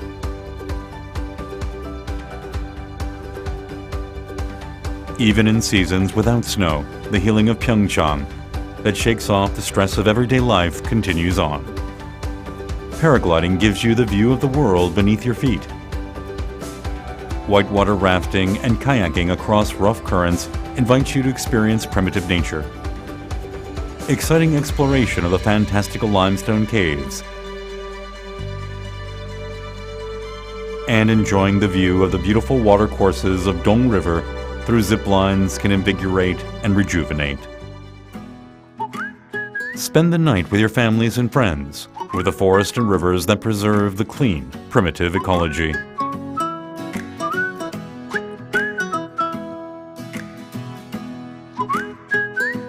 The moon and the stars shine throughout the night as guardians, sending a message of comfort.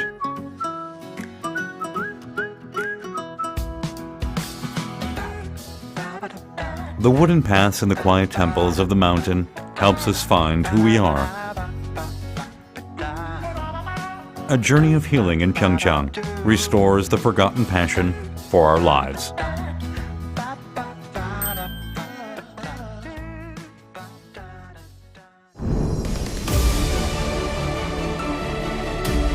PyeongChang is where peace began.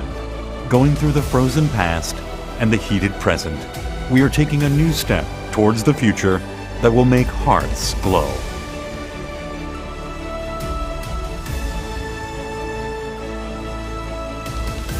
PyeongChang will present new energy and peace in the lives of those who step upon it.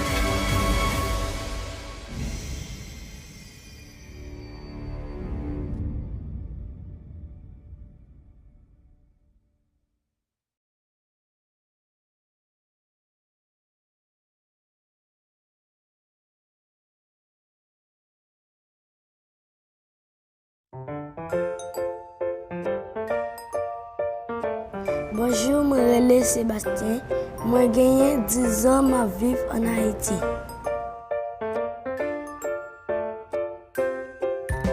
Je me lève à 7 h chaque matin pour aller à l'école.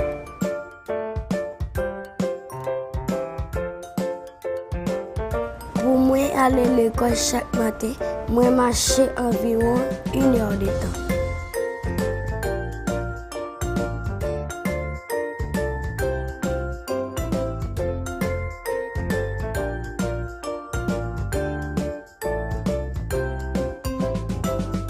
Moi, j'aimerais venir un bon médecin, l'aime finir avec l'école classique pour me capable servir les gens qui sont malades dans le pays.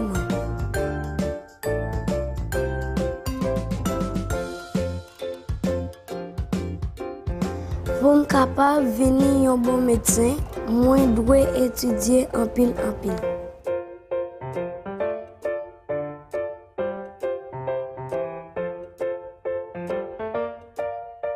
Moi, j'aime jouer avec des amis dans l'école. Mais il est très difficile pour aller à l'école à pied. Moi, toujours dormir chaque matin dans la classe.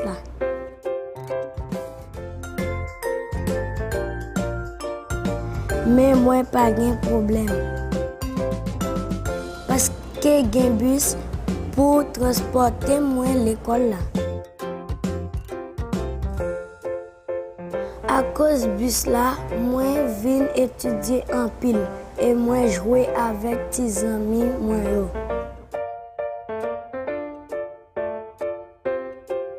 Moi pas dormir dans la classe là encore parce que moi t'aimerais venir un bon médecin. Merci en pile Koika.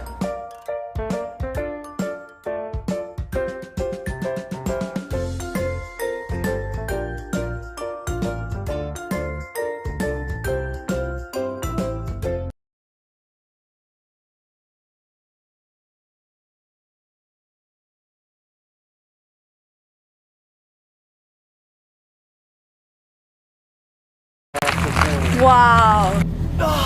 와.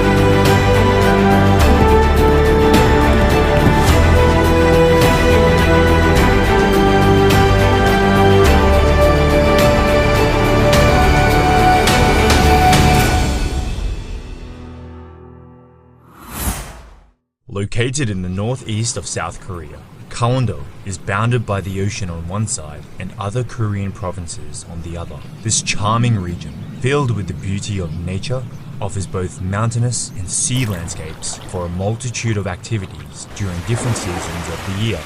Today, we chose 3 cities to visit in Gangwon-do and can't wait to introduce them to you. Gyeongpo Beach. Gangneung is the largest coastal city in Gangwon Province. During the summer, it is one of those places where everyone wants to enjoy some of the best beaches of the country. No matter if you walk north or south through gorgeous beaches one after another, you will be followed by the infinite white sands and emerald waters. Here, the stress and anxiety of everyday life leaves room for dreams and happiness, which makes everything possible. Gyeongpo Beach is probably the most popular beach at the east coast of South Korea. Here, people enjoy different outdoor activities, or just spend hours sunbathing on the beach. It is an especially appealing vacation spot as the beach is situated between the ocean and Gyeongpo Lake. If you feel like stretching your legs, you can rent a bike and enjoy the lovely bike path that surrounds the lake. It is a fun activity that we enjoyed until late. If you decide to stay in this area for several days, Lee Kai Sandpine Resort is situated a few pine trees away.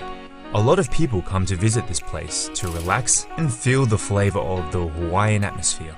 It is no coincidence that Lee Kai means shining ocean in Hawaiian. This resort is well known for its huge golf fields in the heart of Gangneung, and it has 12 conference rooms, which can accommodate up to 800 people. Sagunjin Beach. Sagunjin Beach is the most romantic beach of the coastal area. I know we've said that you can't take it easy in Gangwon-do, but this is the moment where you can impress your loved one. Don't be lazy and get ready for your date by bringing some delicious snacks and renting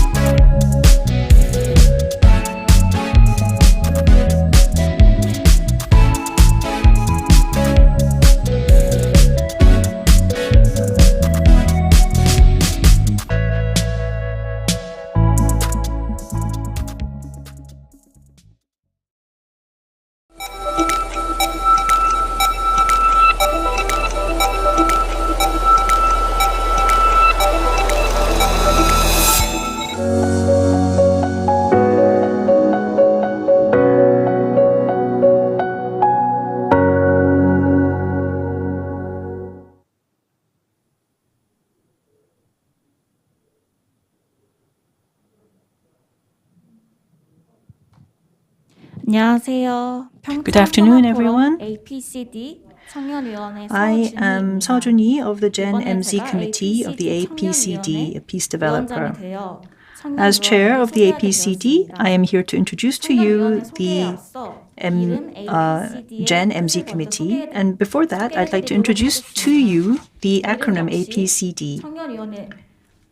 청년위원회 이중엽 위원님이 만드셨는데 This was made by Mr. Lee Jun-yup, who's chair of the ABCD의 committee, 단어로 and 따왔다고 합니다. it came from the four English alphabet, A, B, C, D. 분당국을 B 상징한다고 was omitted and 생각하셔서 replaced by 대신 P, P를 넣어서 APCD로 정했고 and we came up with the name APCD. P represents PyeongChang and also peace, peace developer, and peace developers. APCD가 되었습니다. 청년위원회는 The committee was established for the first time in 2022 for the fourth PyeongChang Peace Forum, and it will examine the current status of this forum and also provide insight by offering future directions for this peace forum to move forward and grow in the future. We have 5 teams to cover 5 key agendas: the UN SDGs, peace, public diplomacy, economy, sports, DMZ, and peace zone. From December until February, we continued to meet frequently, and we did our best to prepare for this. And today we will be sharing with you the results. This session is being held in a hybrid manner, both on and offline, so please be with us until the end.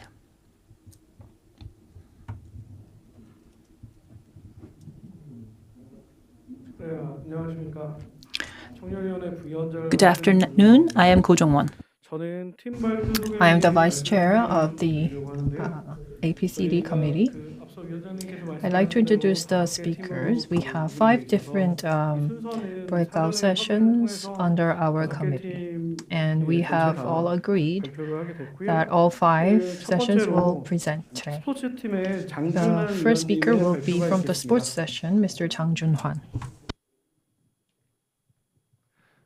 네, 안녕하세요. 평창 평화 포럼 청년위원회 Hello, I was head of the sports team. I am Jang Jun-han, and today I'd like to take this opportunity to say what an honor it is for me to share our thoughts on this, especially from the sports team, and also our gratitude to all of the organizers and staff. So let me now launch into the presentation. First, before we go into the discussion of sports and peace, we thought of what peace is to begin with. Now, it does not mean a passive peace where there is no war or physical violence, but is where we work towards looking for ways to do away with conflict and resolution. So it would be a more active or progressive type of peace. And after establishing this concept, we went into the variables and meanings. So we thought that there needs to be active effort to make this be realized, and also to solve the current and future issues. We need a future-oriented attitude. And the final characteristic is to make sure that there is a principle of relativeness. And so, bringing peace and sports together, we came to the thought that peace and sports went hand in hand up until now. Now, socially and politically, sports has played a very important role to achieve peace. In the Tokyo Olympics, the German team, both East and South, came as a joint team. And also, there was ping-pong diplomacy. So you can see how peace and sports have worked together. In 2008, we had the PyeongChang Olympic Games, which was one of peace, in which we were able to see the spirit of sportsmanship and peace on a world stage. If we expand this concept and also expand the values, we were able to host this PyeongChang Peace Forum. And in this forum, the legacy of sports and the Olympic spirit has been realized in many formats. First of all, as the first Youth MZ committee of this forum, we thought of how the youth perceive peace and this forum. And so what we did was we had a very short survey. And the results show that still, amongst our youth, there is a low recognition of the PyeongChang Peace Forum. That is to say that there is a low awareness. And when we think of what we have to do is, well, the first most important thing is to raise awareness amongst the youth and also work as ambassadors. And third is to have a continued interest in the issue of peace. And although it was quite difficult to find, we were able to reach this concept of peace. And so what we did was go into data to see how people perceive peace, and we realized that there is a lack of quantitative research regarding peace. You see these words like freedom or denuclearization or unification, doves. These are the words that come to people's minds when they think of peace. Like I said, peace is a relative concept, and so everyone has their different images. For Koreans, because we have a special situation where we are living in a divided country, words like unification or denuclearization are words that can come up. So, lastly, for us to all share this concept of peace and then spread it forward, how should we move forward in the next step? We thought of the two key words, youth and peace. We need active discussion, and also we need to be able to reach a general consensus for us to move forward.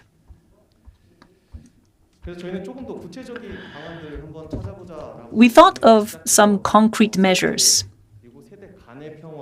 and we decided to think of peace within generations and also across generations.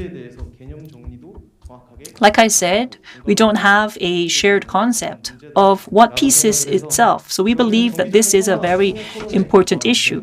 So we need frequent peace discussions. And also, we need a peace forum focused on youth and MZ generation, kind of like a UN General Assembly, where we focus on that particular issue and go in depth. So we need more time like this. In 2024, because there is a PyeongChang Youth Olympics, I think that it would be good to have a peace mission corps to reach our purpose. Secondly, we thought it was important for us to find ways to bridge the differences between generations. So there could be a peace concert that is hosted, or we could have various sports events between various generations, and also debate sessions where various generations come together to debate these issues. So in essence, we need more fora for these issues to be opened up and for us to take part. This brings me to the last slide of my presentation. Once again, we think it's important for us to meet frequently and talk more. We won't have peace if there is no war or no conflict. That is to say that peace is a team sport, not an individual sport. So we all have to become one team to discuss about peace and also train together so that we can reach the goal of this so-called Peace Olympics so that we can win our gold medal for all of us. So that was the sports team's conclusion. With that, I would like to conclude the presentation of the sports team. Thank you. And next, the DMZ Peace Zone team will present.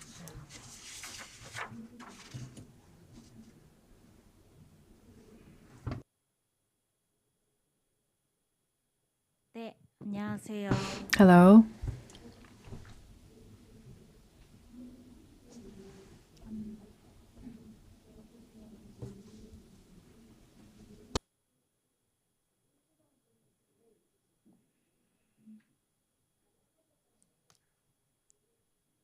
연결이 안 됐어요. I don't think the screen is connected to the projector.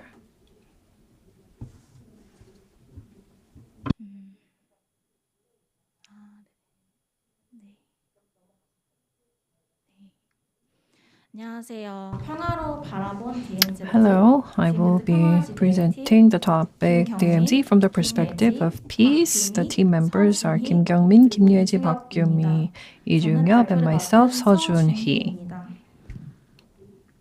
저희 DMZ 팀은 The DMZ Peace Zone team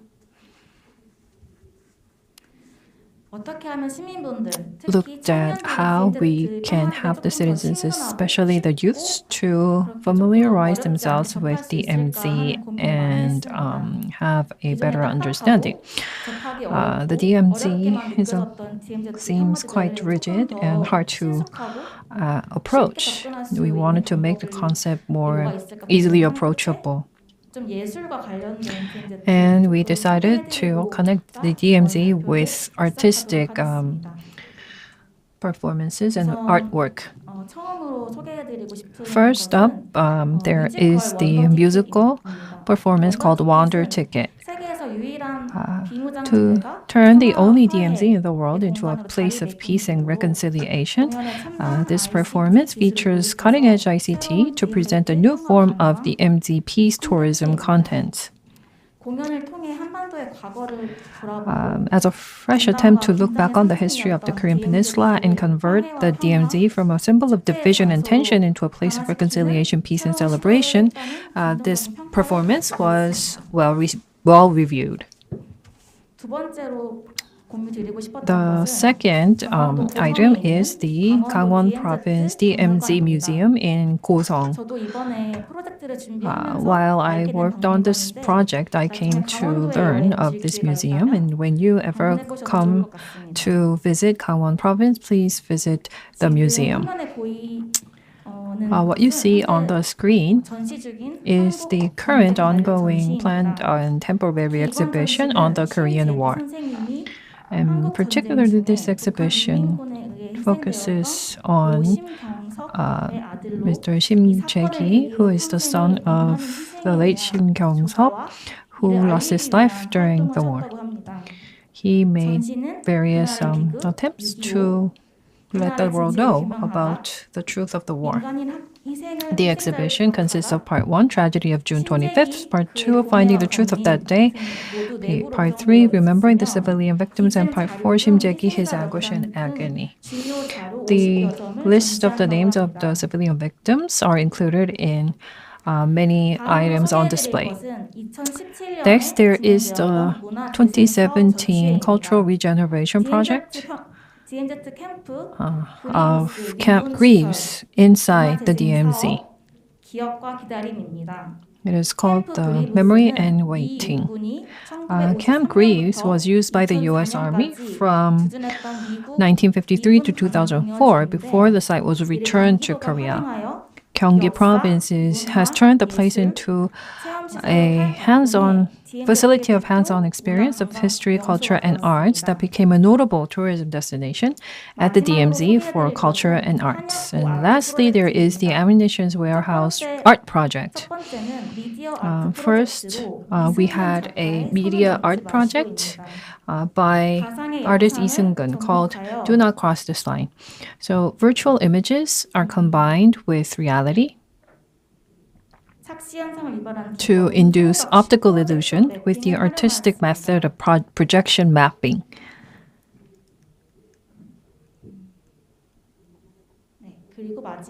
And And lastly, the second installation arts project. During the 2018 DMZ Peace Platform event, this installation artwork 1 by artist Kim Myung-bum was unveiled in Korea for the first time and was particularly popular among the visitors. As if bringing life into this taxidermized deer, the dead leaves are attached to the horns all the way up to the ceiling of the warehouse, a place that was abandoned for years with the wounds of division, but is now recreated as a place of peace and hope. The DMZ Peace Zone team wanted to introduce to you the DMZ as a place of culture and peace. Thank you. Next, we will be moving on to the UN SDG team, which will be delivered by Mr. Kim Yong-dae. Hello, I'm Kim Yong-dae. I was head of the UN SDG team. So let's go into the presentation. Before launching into my presentation, I just wanted to point out the following contents. First, I will introduce you to our team and what we did. Second will be the results of a survey that we conducted, and this will be followed by some suggestions and conclusion. PBO represents Peace-Building Organization, and it is a peace-building group that works towards the UN SDGs. Now, the youth are the ones that will be able to work towards this, and so our voices are the most important in this effort. Because of this, we look towards other forums like the Jeju Forum or the Busan World Peace Forum. And these forums provided a venue for youth to voice their opinions, and we benchmarked them. So we looked into the various issues and venues that people are interested in, and we decided that we needed this kind of a venue or organization for us to do this. And to do this, what we did is conduct a survey with regards to the content. These are the results of this survey. With regards to the UN SDGs, we wanted to see how youth were interested, how much they were interested, and what they thought they could do to achieve these various goals. A total of 70 people took part. 92.8% were in their 20s. And there were also people in their teens and 30s, accounting for 7.2%. This is their level of awareness and level of interest. Did they know the UN SDGs? 63.8% said they knew and the others did not. Are you interested? About 26% said they are not interested, and 74% or so said that they had somewhat or they had a lot of interest. So these are the various issues. There are 6 categories of human rights and economy, education, economics, health, and partnership. They were most interested in environment, followed by human rights, education, economy, health, and partnership. We went into details and asked them what they were most interested in these subcategories. Within the health issues, they were interested in the imbalance of equity and pandemics. Economic-wise, they were interested in the creation of jobs. In the realm of education, they were focused on the polarization of education. And with regards to education, they were most interested in waste management issues, as well as climate refugees and also achieving net zero. In human rights, they were most interested in gender inequality, violence, and children's rights. And in partnerships, they were interested in diplomatic conflicts, as well as cultural preservation, as well as other such issues.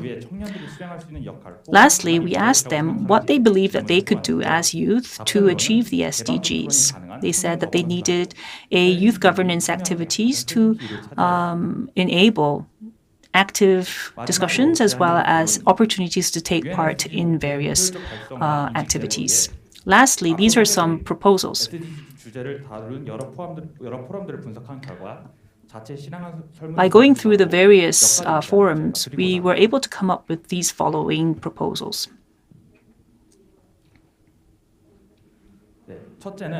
First, each year, the PyeongChang Youth Peace Challenge could be linked to this, and we could create a KUN SDGs. This will enable us to discuss what we could do to actually implement the various SDGs. However, the essays and the discussions are conducted in English. So I thought it would be good for YPC participants and non-participants to take part in a separate platform where they could discuss in the Korean language. Also, because of the pandemic situation, it would be good to have this on a metaverse so that we could have lots of people take part online. Second is to expand youth governance. We could join hands with the various university groups so that we can plan various activities. There are actually college groups that have regular such occasions with UN organizations. And we could provide lots of incentives to university groups that support these efforts and provide them with internships if they take interest.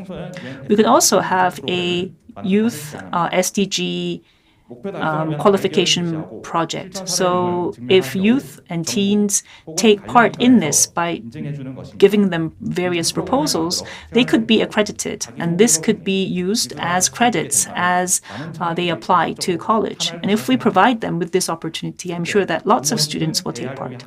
Third is to expand extracurricular activities such as contests. If we have regular contests, where people submit their ideas to achieve UN SDGs, this would be very good. And last but not least is to have youth supporters to promote our activities.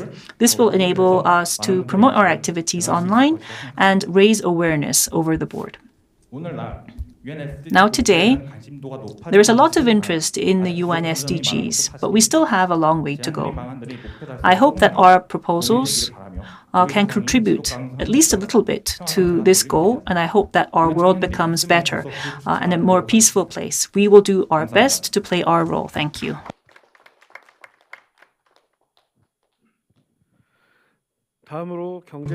Next, the economy team, Mr.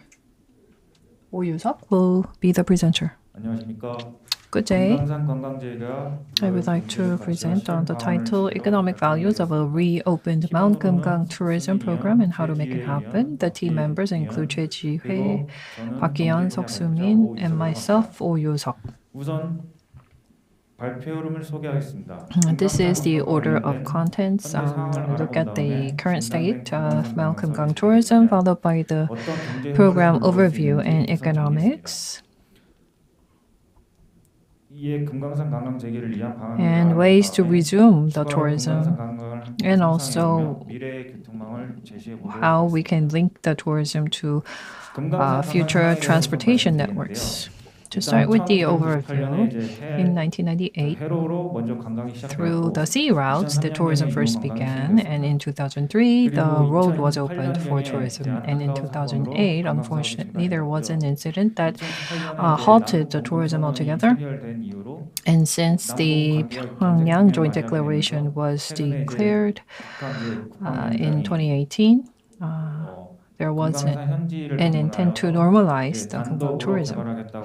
But recently, the DPRK has expressed its intent to solely develop Mount Kumgang.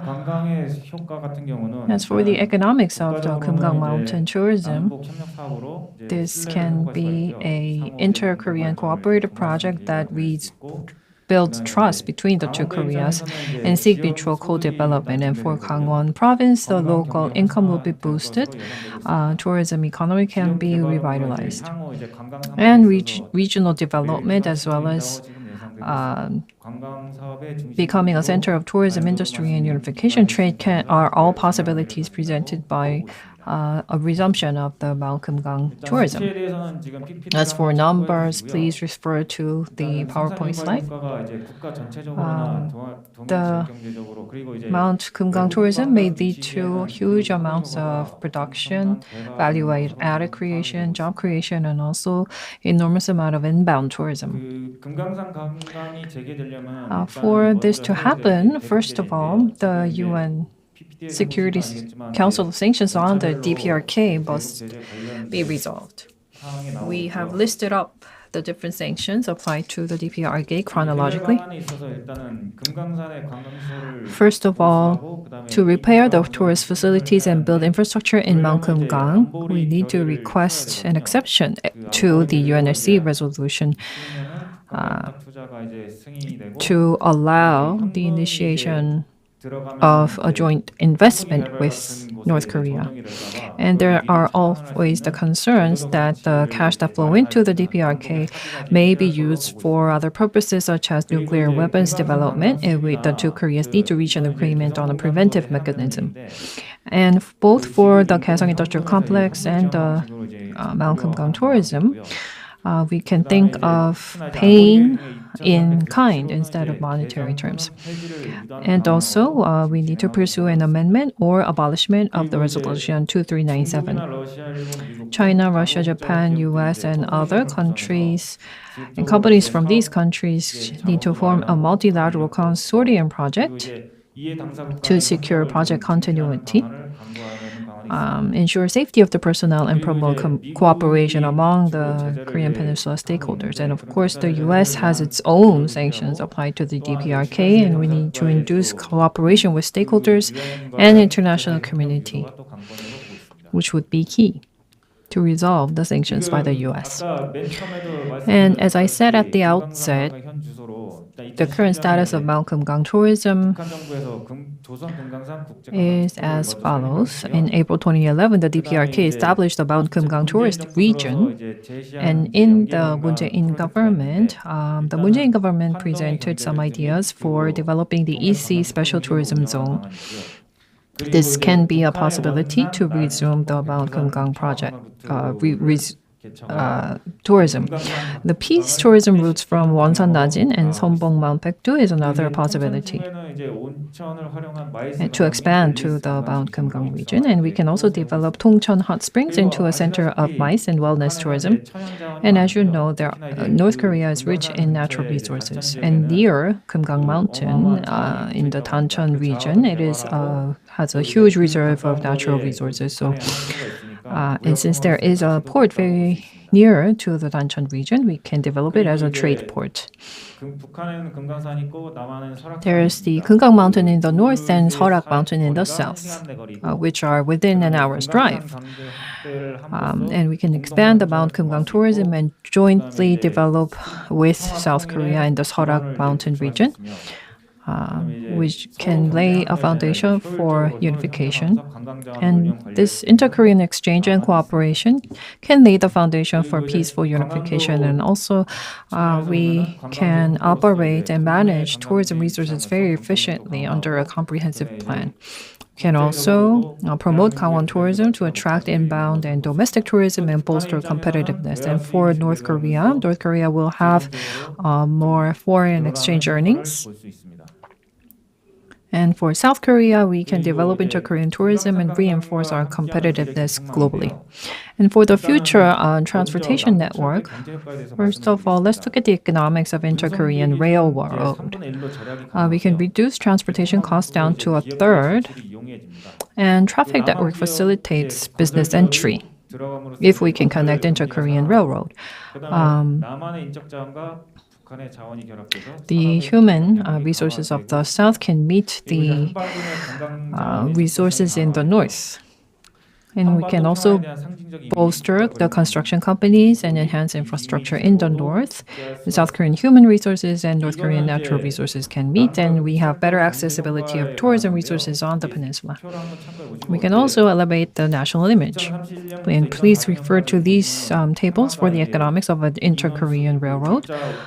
which states the outlook on inter-Korean people-to-people exchanges and the amount of production from 2031 to 2040.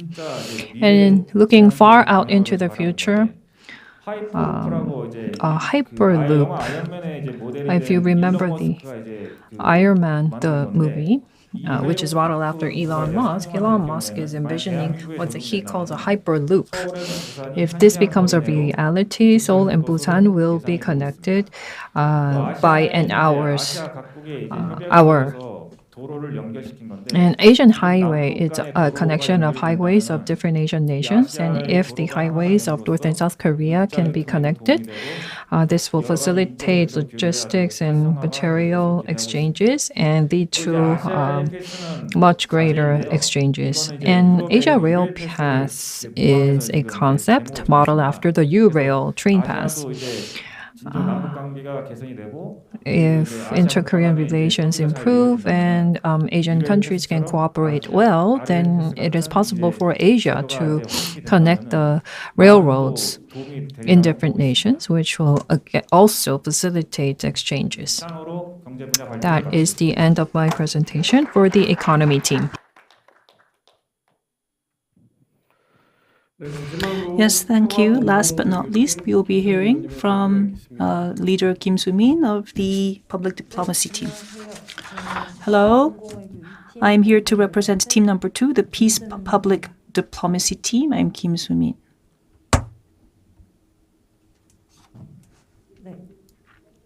Yes, our team will be delivering a presentation on peace, public diplomacy, and metaverse. So this is the contents. So first, we wanted to look back and do a review of the public diplomacy strategies on peace. And first, what is public diplomacy? Is it different from private sector diplomacy?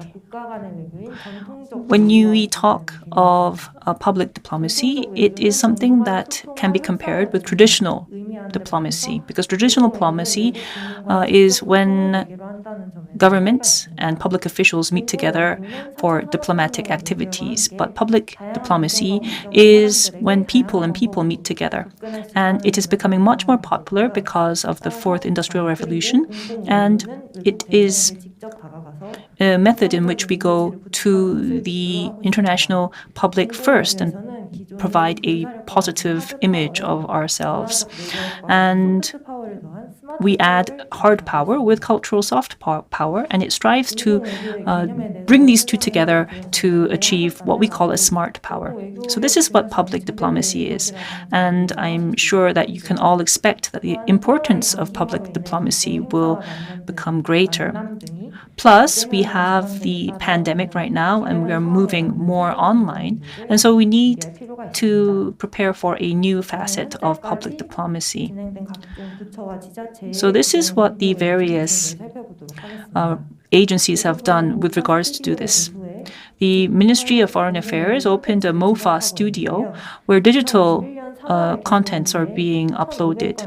About 1,500 digital contents have been made and uploaded. So it has more than 24,000 subscribers. It provides very accurate information on our culture, such as kimchi and so forth. We also have various celebrations with other countries. With Russia and other such countries, we had cultural years that were allocated in which we had activities to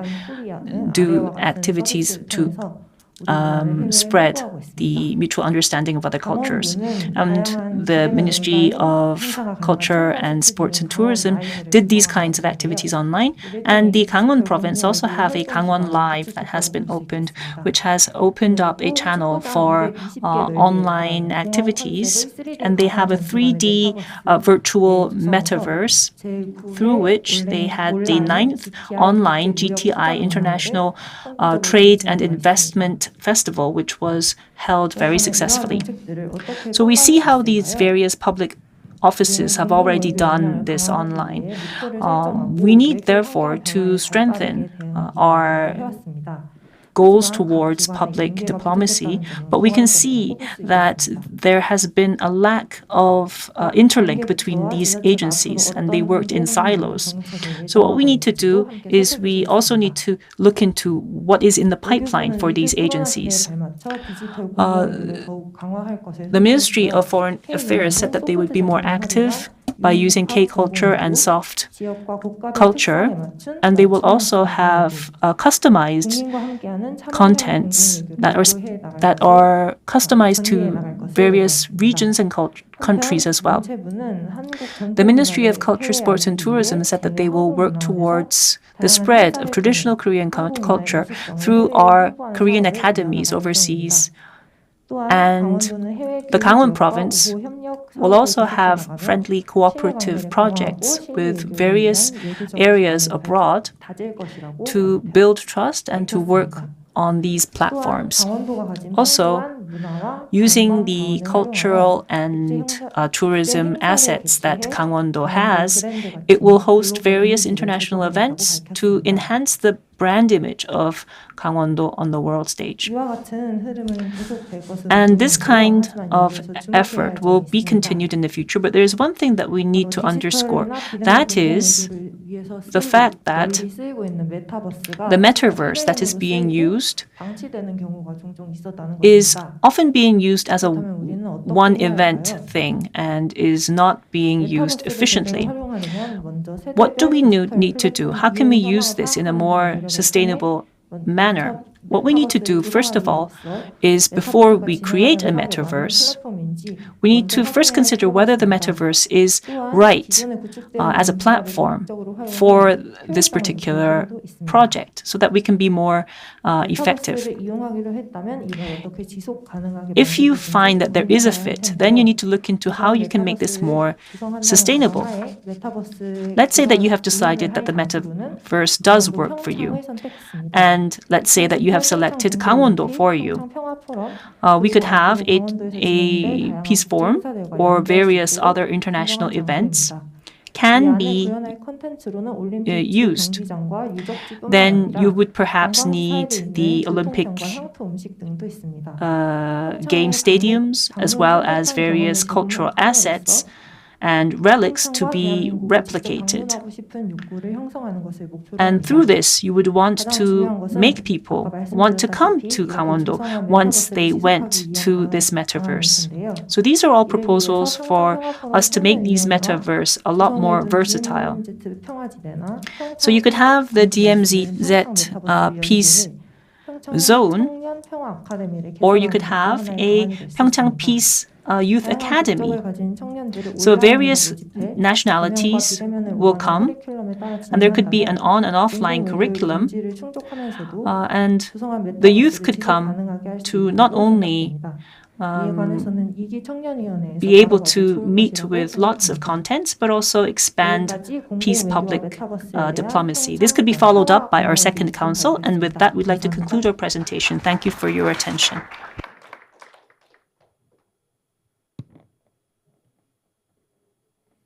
안녕하십니까. Hello.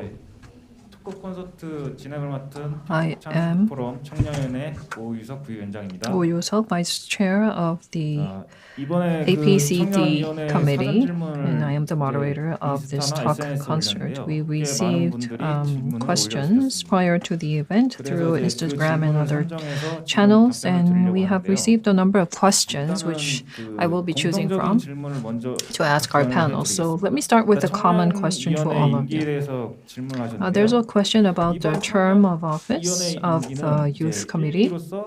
This is the very first committee, which began in December and ends at the end of March. So that's a firm 4-month period. And then the next session of the committee will be determined at a later time. And projects that you want to recommend, then what are the pros and cons? As a social channel promote PR and street campaigns, there are debates and group activities that can be formed. The pro is that, and if you have any great suggestions, we are welcome to your recommendations. And as for the role of this committee, there is the economy, sports, DMZ, peace zone, UN SDGs, and peace, public diplomacy, the 5 key thematic areas of the PyeongChang Peace Forum. We have divided our committee into these 5 teams and did our research, and we engage in discussions to look at ways we can contribute to the further development of the PyeongChang Peace Forum. The upside of the PyeongChang Peace Forum is that the offline participation is possible, and you can meet with different speakers to be inspired by their speech, and also find ways for the forum to further develop. And in that process, we can collect the views of youths. As for the eligibility of being a part of this committee, anyone interested in peace between the age of 19 and 39 can join the committee. And not only Koreans, but we also have a member from Pakistan. So we are open to receiving non-Korean members. The committee belongs to the 2018 PyeongChang Legacy Foundation. So that's it for the common questions. And to go on to the 5 main questions, I would like to designate the panel to take those questions. Many questions were about intergenerational issues. So please welcome these questions and answers. The first question goes to Ms. Choi Ji-hye. What is the concept of peace in the minds of the youth, and what role can youth play for peace? So do we have Ms. Choi online? Can you hear me? 네, 들립니다. Yes, I can hear you. Please go ahead and answer this question. Hello, I am from the economy team. My name is Choi Ji-hye. Let me take the question. I think that when it comes to peace, youth must have a consistent interest. And we cannot build peace by the efforts of a single generation. And therefore, in order to bring about peace, what are some of the things that youths can do right away? We can use different media to understand what is going on in the global affairs. That would be number 1. Thank you. Thank you for that answer. Next, I'd like to give a question to Kim Soo-min. Now, youth, the youth of today, are they interested in North Korea unification? And if not, how can we make them more interested? Yes, allow me to answer. We have not conducted a survey, but if I meet with teens or those in their 20s and ask them about the North Korean issue and unification, I think the most common answer I receive is that they are indifferent. They think that it's not something that directly impacts them. Although I'm sure that our audience here, both on and offline, are here because you are interested in the issue. But overall, they are focused more on their everyday lives, finding a job and studies. And so unification seems like a far-off issue. And we have heard about songs where people speak of the aspiration towards unification, but I think that that is not the sentiment that we have. So if you want to approach youth with peace and unification, you have to also explain how that will help you out, how it is in your interest as well. For instance, Mr. Jim Rogers, who is the joint chair, I think he is, of the joint chair of our committee, he spoke as at the keynote of the importance of unification and how it will help our investment value. Also, you could speak about how Kumgang tourism could help us economically. And as was mentioned earlier in one of the questions, if the youth want to become more interested in youth and unification, I think that we need to approach it in this kind of a way. 예, 좋은 답변 감사하고요. Thank you again for the 이두 good 질문을 answer. 봤을 때 And judging from the 시대적인 two 분위기를 많이 questions, 반영한 I think these 질문으로 questions 보이고요. reflect 예, the 그래서 이게 어려운 current times. 시기지만 또 청년들에게 We are 또 in tough times, 또 but 도래하길 바라는 I 마음이고요. hope that the 다음 youths of 질문은 today 이제 will soon 장준환 find 의원님이 hope. 이제 답변해 Next 주실 up 텐데 is Mr. Chang Jun-hwan. 중장년 세대에서 청년위원회가 바라는 평화를 위해 해주었으면 하는 일이 있을까요? What do you want the older generation to do for the peace of the youth? 네. 질문 주셨을 때 일단은 When this question, when I received this question, I really hoped that we had more specificity to the question. Of course, the definition of peace is different for each scholar. So I guess it's quite difficult to have a clear-cut definition of peace. And of course, we have 5 different teams, and we want different things in each of the 5 teams. So what kind of peace do you want? We need to understand what kind of peace we need to build, and also what peace that youths all together want, what we can agree on as a concept of peace, and what the concept of peace in the minds of older generation is. We need to have a clearer idea of all this for us to work towards peace together with the older generation. So on a more comprehensive note, in general, in order to achieve peace, my generation can ask for a few things to happen.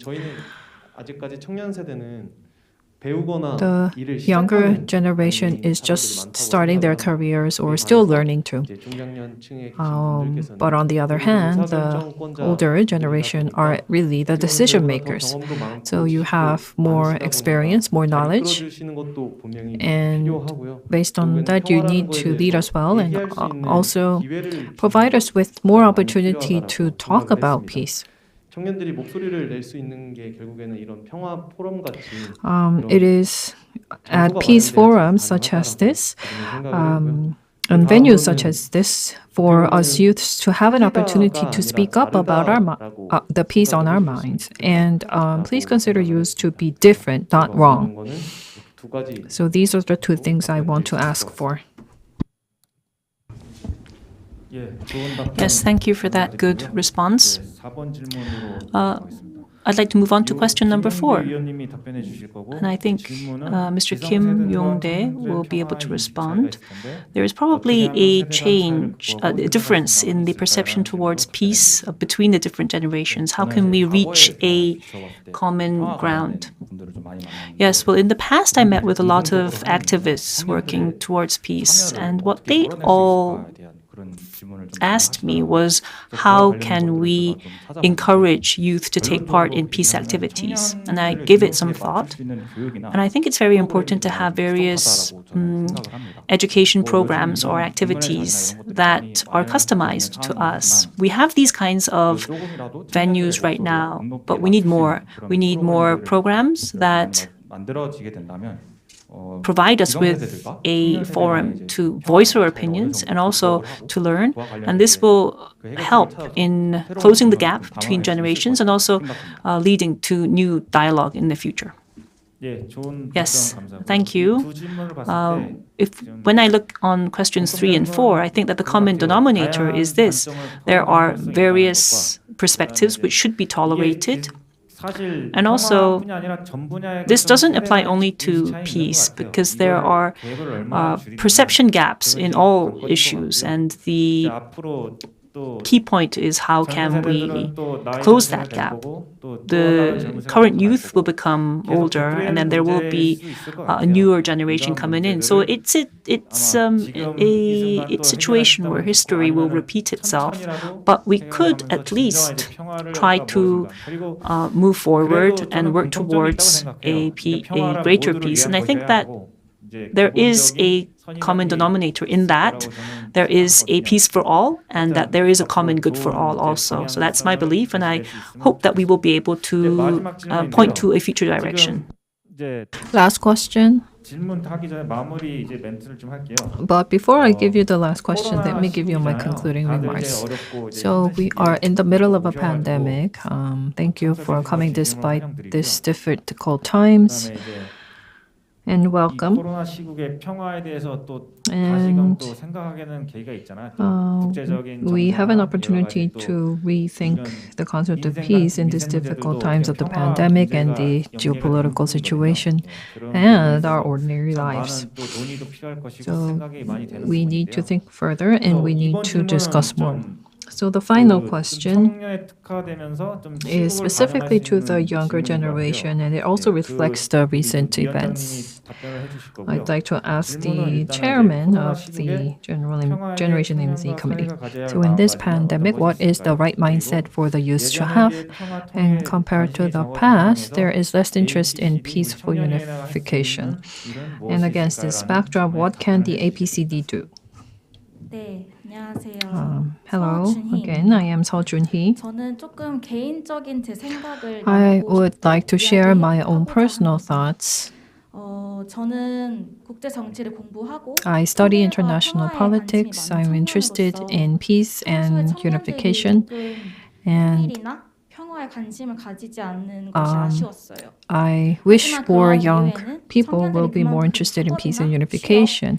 But I also understand that this is because of difficult realities of having to find jobs and to study. But we live in this country, Republic of Korea. We need to accept the fact that this nation is divided. Otherwise, I would be quite concerned of the future of this younger generation. So personally, in this nation of Korea that we live in, and this Korean peninsula is still divided. The biggest moment I keenly sense this division is any time I think of the matters about the Korean military and also about the human rights situation of the DPRK.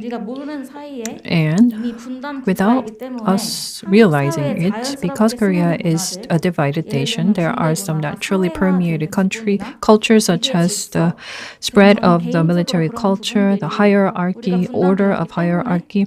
And I think that the root cause of this is because Korea is divided. If the Korean peninsula and this nation was not divided, I wonder what kind of country we would be living in. Listening to the lecture of Mr. Jim Rogers yesterday, I empathized with a number of points, and I welcomed his emphasis.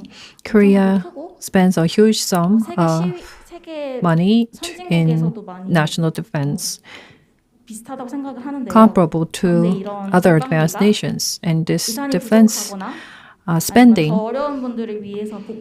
when there is a lack of budget, and this large sum of defense spending could actually otherwise be used for welfare to help out the vulnerable group. And when you think of the housing population, giving childbirth or marriage or jobs, this all links to the division of this country. And I think that we need to take the time in our daily lives to think about peace and unification. And as mentioned earlier, the word peace is vague and abstract and is not tangible. But personally, for me, peace is where we have a safe daily life and a place where I can grow and be better. So accepting those who are different from myself, and if you have an open mindset to tolerate the differences, I think that we can be a more peaceful society. And I sometimes imagine what it would be like to be unified with North Korea. Then we can reach other places on the road. We will have tourism regions such as Mount PyeongChang as presented today. This may all sound too idealistic, but experts also look into these topics and pursue projects and businesses. peace, the PyeongChang Peace Forum, and everyone participating in this session, I'm sure that you're interested in peace. So I suggest that we look back onto our lives and think of what peace means to each of us and what we can do for peace. And wonder what we can do and act on right away. So that is what was on my mind, and I hope that it did not make anyone uncomfortable. Yes, thank you for your response. Excellent response, by the way. We have a little bit of time left over, so I think we will be able to take more questions. May I ask if anyone in the audience has any questions? If you do, please raise your hand.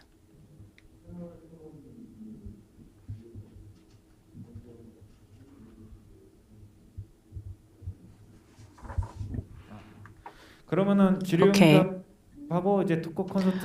Then it seems that there are no questions, so we will close the question and answer question. I will hand the mic over to Mr. Ko to lead this next part in which we will be sharing our experiences.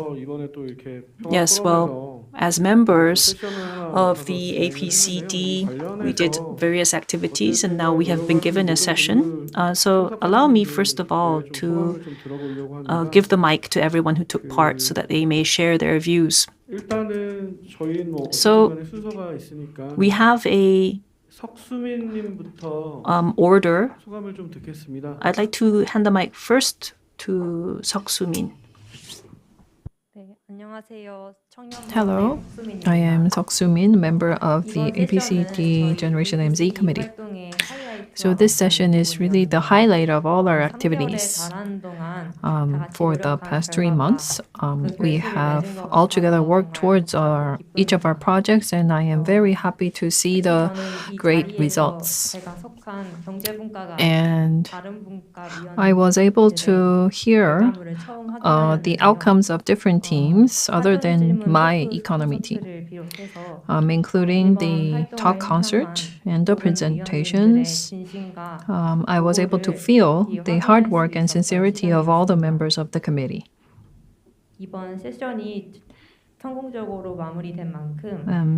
Since we have successfully held this session, I hope that along with other MZ sessions, I hope that the committee continues on to the second and third sessions and beyond. Lastly, as a member of this committee, it was a great pleasure and honor to be a part of the PyeongChang Peace Forum. Thank you very much. Next, let's hear from Park Gi-yeon. Oh, sorry. Are you joining us live? Yes, may I speak? Yes, sure. Hello. I am Park Gi-yeon. I was with the economy team, and I will be joining you via my voice only, so I ask for your understanding. During the preparation period and through various activities, we were able to spread the message of peace, and I hope that in the future, our APCD will continue to work towards the peace of the world and continue to represent the voice of the youth. Thank you.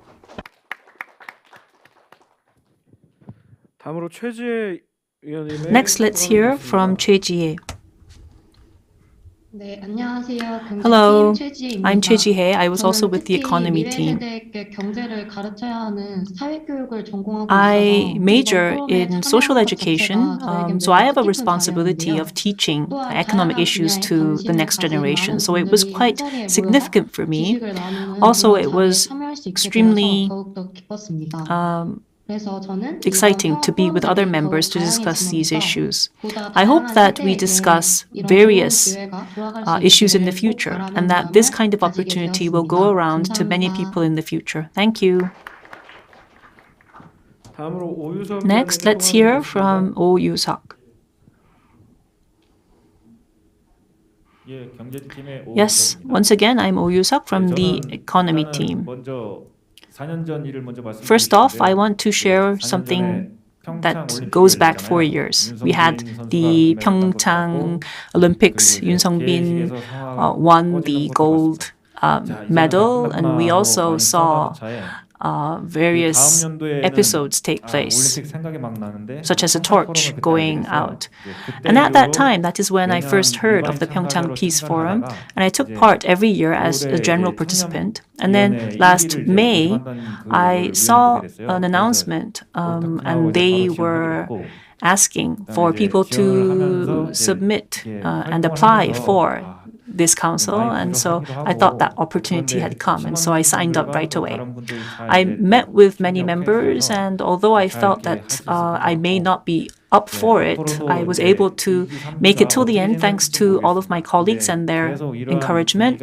I don't know how this council will do. I hope that it does well in the future, and I hope that the youth, the MZ generation, plays a more active role in peace in the future. Thank you.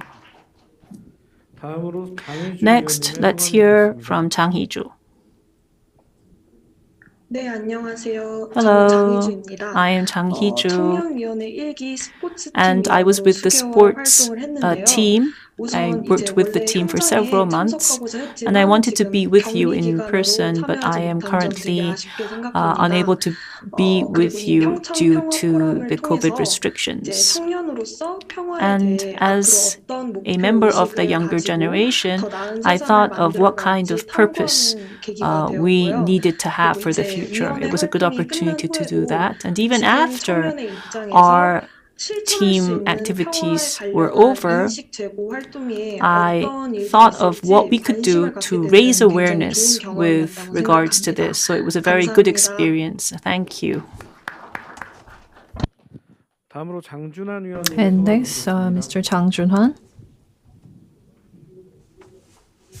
네, 코로나 상황이 조금 악화되면서 As the COVID pandemic again surged, I really wish that we would be able to engage in more heated discussions face-to-face all together in this convention hall. But this was still a valuable opportunity to speak about and think about and exchange views about sports. This committee is not the final committee. I hope that it will lead to more active participation in activities of youth. Of course, we had restrictions. I had my work, and to together work on this committee while juggling my work was not easy.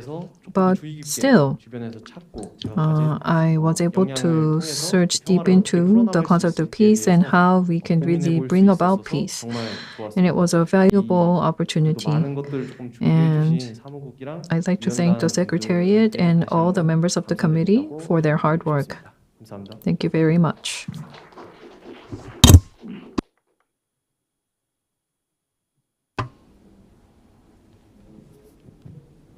네, 다음으로 김경민 위원님 소감 있겠습니다. Next, Ms. Kim Kyung-min. 네, 안녕하세요. 저는 청년위원회 김경민이라고 I am 합니다. Kim Kyung-min of 개인 the 사정상 committee. 현장에 있지 못하고 Due 비대면으로 to 접속하게 personal 되었는데 reasons, I could not join you in 현장에 가 person. 있었다면 더 많은 But if I 것을 were 배울 수 there, 있었을 I 기회가 think 되었을 that I would 텐데 have had 너무 an 아쉬운 opportunity 마음이 to learn so 듭니다. much more. 우선 저는 평소에 저를 포함한 다른 청년분들과 평화에 대해서 Including 이야기해본 myself 기회가 and with 별로 all other 없었습니다. committee members, I didn't 그런데 really 이번 have 평창 an 포럼을 opportunity 통해서 to 제 exchange 스스로는 views about 평화를 peace, 어떻게 but the 생각하고 PyeongChang 그리고 Peace 또 다른 Forum 사람들은 어떻게 presented that 생각하는지 very 알 수 opportunity, 있었던 and I 기회가 was able 되었습니다. to listen to what 많은 others 분들과 think, 평화를 비롯한 다양한 주제로 including 이야기할 peace 수 and a 있어서 number of 많은 different 것들을 배워갔던 topics. We 시간이 were able to 되었습니다. engage in deep 감사합니다. discussions, and I'd like to thank you for this opportunity. 다음으로 이중엽 위원님의 Next, 소감이 Mr. 있겠습니다. Lee Jun-yeop.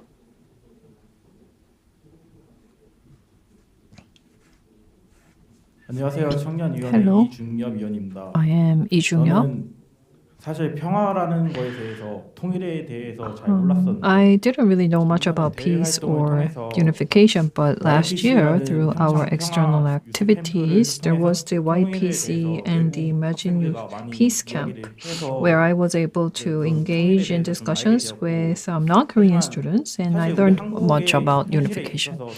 But realistically, I don't think that Korea provides sufficient unification education, because just recently I was a part of the Gyeonggi Pyeonghwa or Peace School, and I was the very first, one of the very first students there. But not only in Gyeonggi province, but Gangwon and all provinces of South Korea should have these systems that provide unification education. So I hope that the government, industry, academia, and research institutes together work towards developing more education on unification. And through the activities of the committee, I was able to learn about peace and unification. And I would like to thank everyone involved. Thank you very much. Park Gyumi is next. 안녕하세요. 저는 박규미입니다. Hello, I am Park 저는 Gyumi. 평소에 평화에 대해 관심이 많아서 이번 I've 활동을 always 참여할 수 had 있어서 너무 a high level of interest 기뻤습니다. in peace, and I was very happy to be a part of the committee. I wish I could be there in person, but I still enjoyed my Zoom participation. Listening to the PyeongChang Peace Forum, my memorable moment was discussing the peace with youth committee and developing cartoons about the unification train and learning more about unification and peace. The activities of this committee looked into the concepts where youths are interested, and we looked into ways to gather the views of youths. So the committee does not end this year. I hope that it marks the beginning for more sessions to come. And also, going forward, I hope that the committee members will continue their activities to notify the world about peace. And in step with the pandemic measures, I hope that the upcoming peace forums and the 2024 Youth Olympics will be well held through the preparations of the committees, and I hope that this is a further opportunity to tell the world about peace and the youth idea. And next, Kim Ye-ji.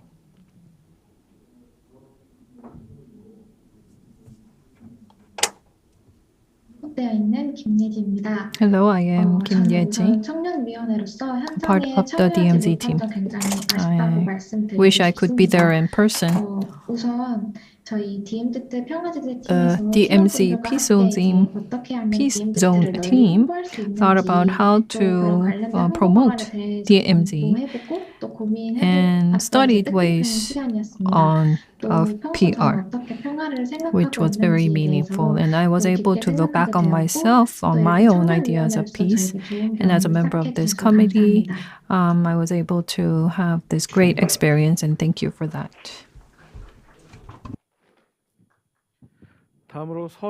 Next, let's hear from Seo-junhee. Yes, I am Seo-junhee once again. I major in peace studies, and therefore it was really an honor for me to be a member of this first council, and also to be given the opportunity to meet with and exchange with our colleagues. I'm sure that this is not the end, but we will continue to collaborate and to cooperate together in various activities. I look forward to the second and third council, and with that I'd like to conclude my remarks. Thank you. Next, let's hear from Seo In-kyung. 네, 안녕하세요. 저는 Hello. 평창 청년위원회 UN SDGs 팀을 맡은 I was in the 서인경입니다. UN SDGs 먼저 저는 team. I 활동을 am 진행하면서 서인경. 포럼의 궁극적인 목표인 평화라는 키워드에 대해 성찰해 볼 수 The 있는 계기가 peace, 되었습니다. which is the keyword 특히 of UN this SDGs forum, 활동이 is something 포럼 that I was 공개 able 분석과 to think 설문 of. 조사 활동을 Through our 진행하면서 surveys and our 큰 관심이 있던 analysis, 지속 가능한 개발 we 목표의 were able 중요성과 to 이를 세계의 rethink the 기업인 importance of the 앞서서 UN 환경, SDGs 경제, and what 기본 we 등에 could do in 진행되는 areas such 큰 as 문제들을 environment, 해결해야 함을 깨달았습니다. poverty, and 앞으로 평화를 environment. 구축하는 데 있어 Also, 문제를 시도하려는 노력들에 we 동참할 것을 will 다짐하는 소소한 continue 계기가 된 것 같습니다. to think of what we 감사합니다. can do as we work towards peace as a member of the younger generation. Thank you. 다음으로 배윤진 위원님의 Next, let's 소감이 hear from 있겠습니다. Bae Yoon-jin.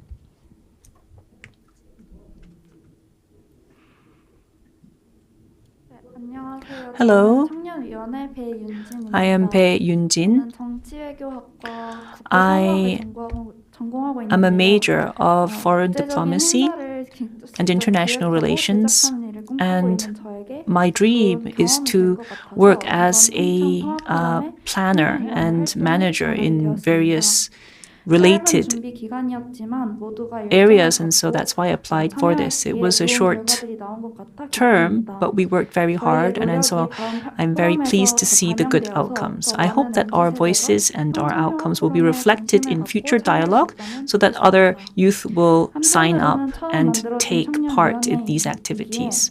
Because we are the first council, I think that establishing our identity was challenging, but as our experience becomes more and more, I hope that we will become to create a firmer identity. And this opportunity allowed me to look back on what we did, because our council was first launched to encourage more younger people to take part. And it was a good opportunity for me to see just how much work people have to put in. I was able to look into how such programs and projects are managed also. So thank you for that opportunity. 다음으로 박종환 Next, 위원의 let's listen 소감이 있겠습니다. to what Park Jun-han has to say.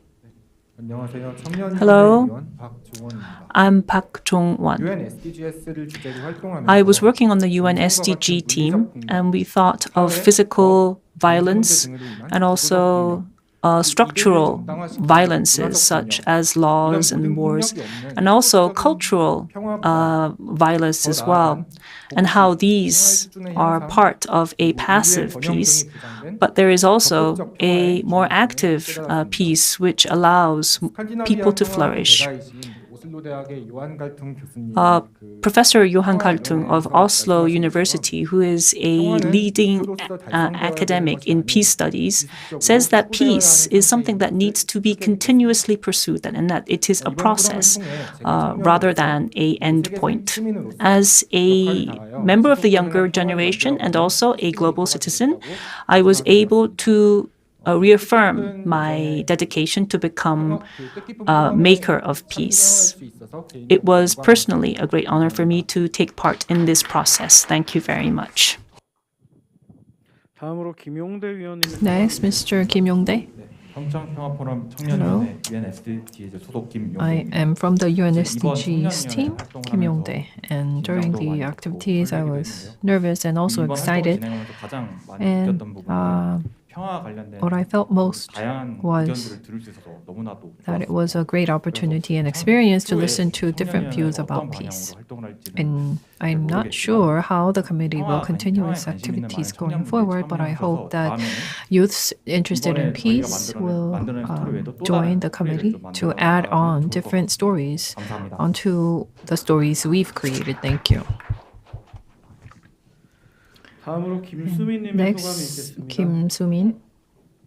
청년위원회 김수민. Hello, I'm Kim Soo-min from 평창 평화 포럼에 청년위원회라는 이름으로 참가할 committee. 수 있어서 And it was an honor to be a part of the MZ committee and to study and discuss the peace, an abstract concept that I've only vaguely thought of.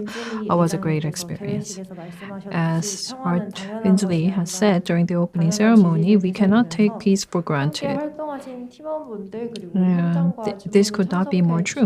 I'd like to thank all my fellow committee members and all the audience and also the foundation and secretariat for your support. Thank you very much. 다음으로 이민호 의원님의 소감이 Lee Min-ho is 있겠습니다. next.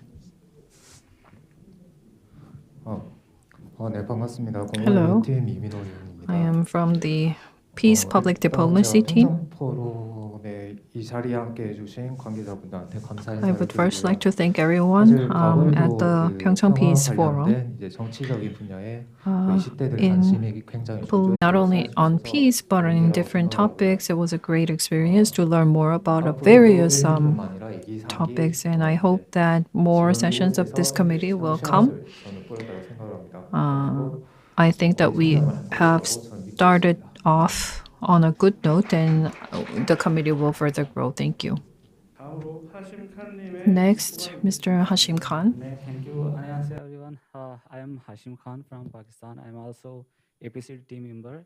So the best thing, first of all, I want to say congratulations to PyeongChang Peace Forum Administration. They are holding this event precautionary in this pandemic situation. And secondly, obviously I am also part of youth and peace. So I believe this youth, this generation, is a bridge between previous generation and next generation. If we learn how to maintain the peace in this all conflicts around the world, so I believe PyeongChang is not for North Korea or South Korea. It's a global platform. It's a global platform for peace. So I want to say best of luck for my all team members, PyeongChang, and the next Youth Olympic Winter Games. So 만나서 반갑습니다. 감사합니다. Thank you very much. 다음으로 간민석 의원님의 Next, let's hear from Gan Min-seop.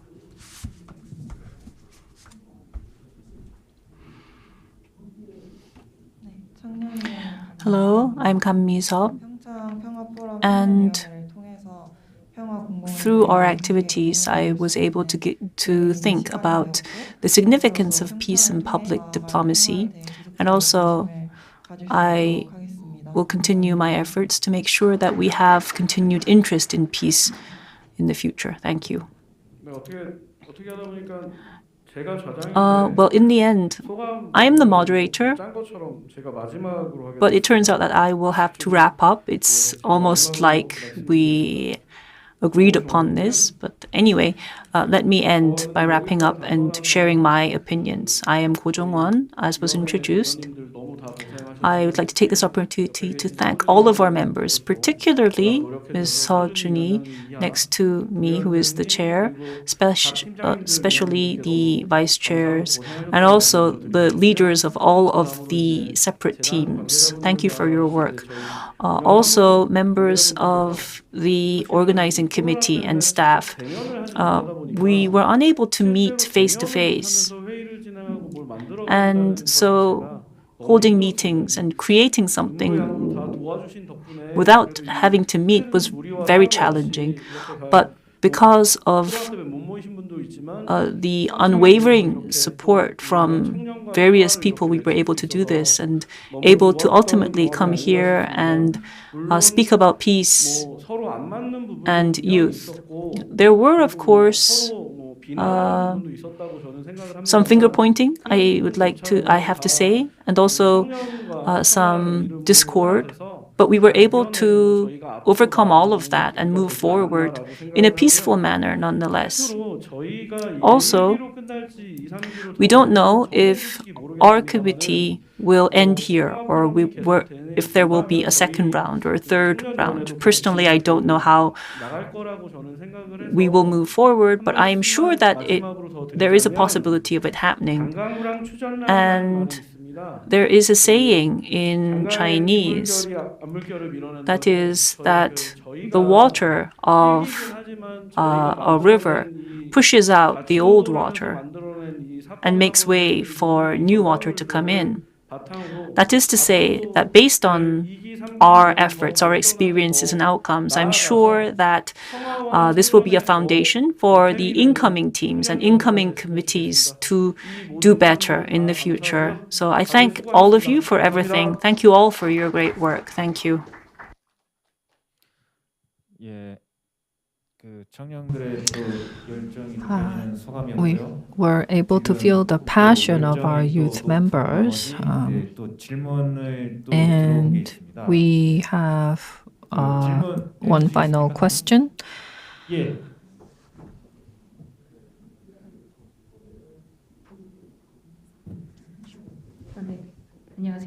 Hello.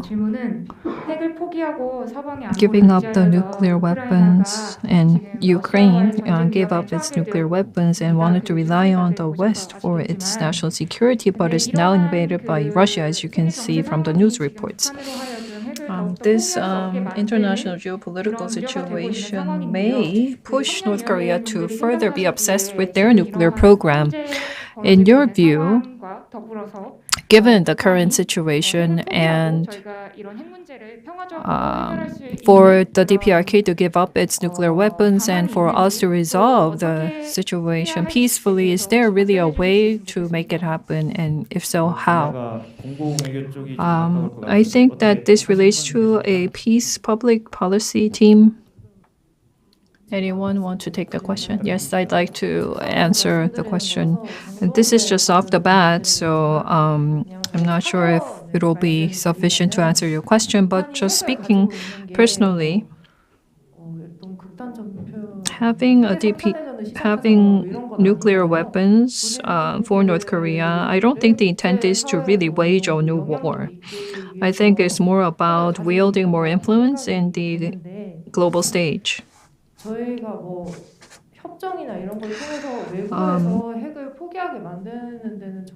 think that there's a limit to making the DPRK give up its nuclear weapons program through signing treaties or other external ways will be quite limited.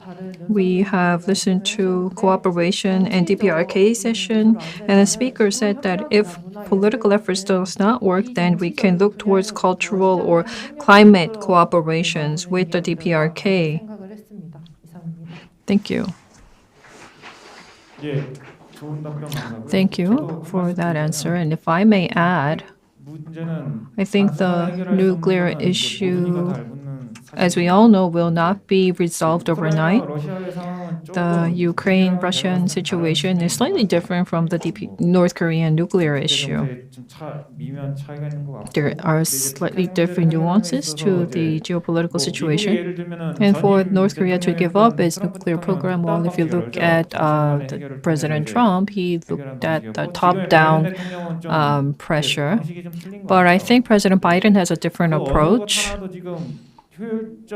But we don't see any very efficient way out. The current and past government of Korea also take on different lines towards North Korea, but neither really reached a resolution to the nuclear issue. I think the most urgent issue is probably for North Korea to have someone different come into power, but this is really not very realistic. And personally, I hope that North Korean people will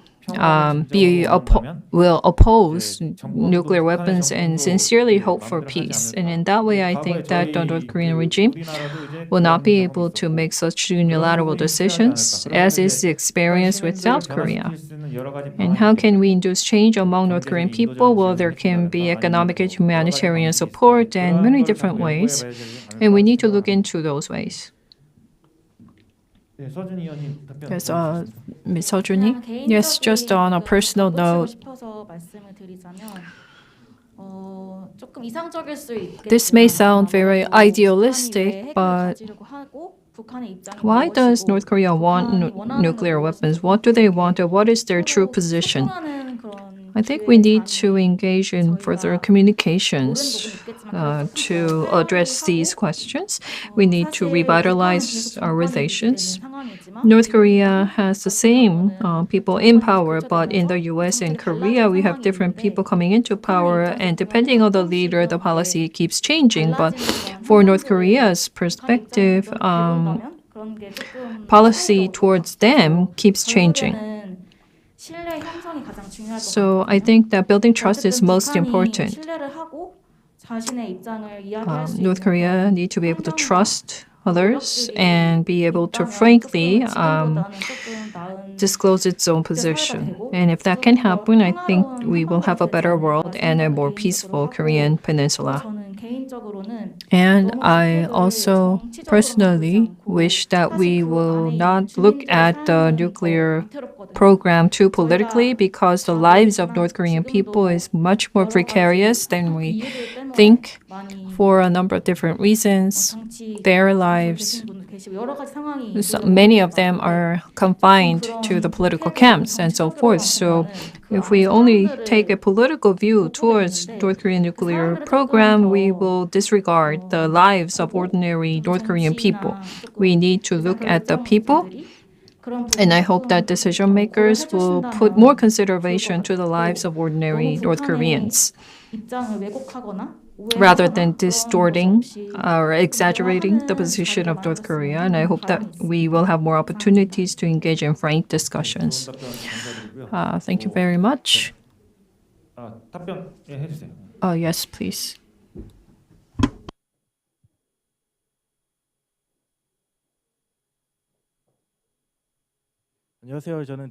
Hello, I am Yoo Jin-young from the DMZ Peace Zone team.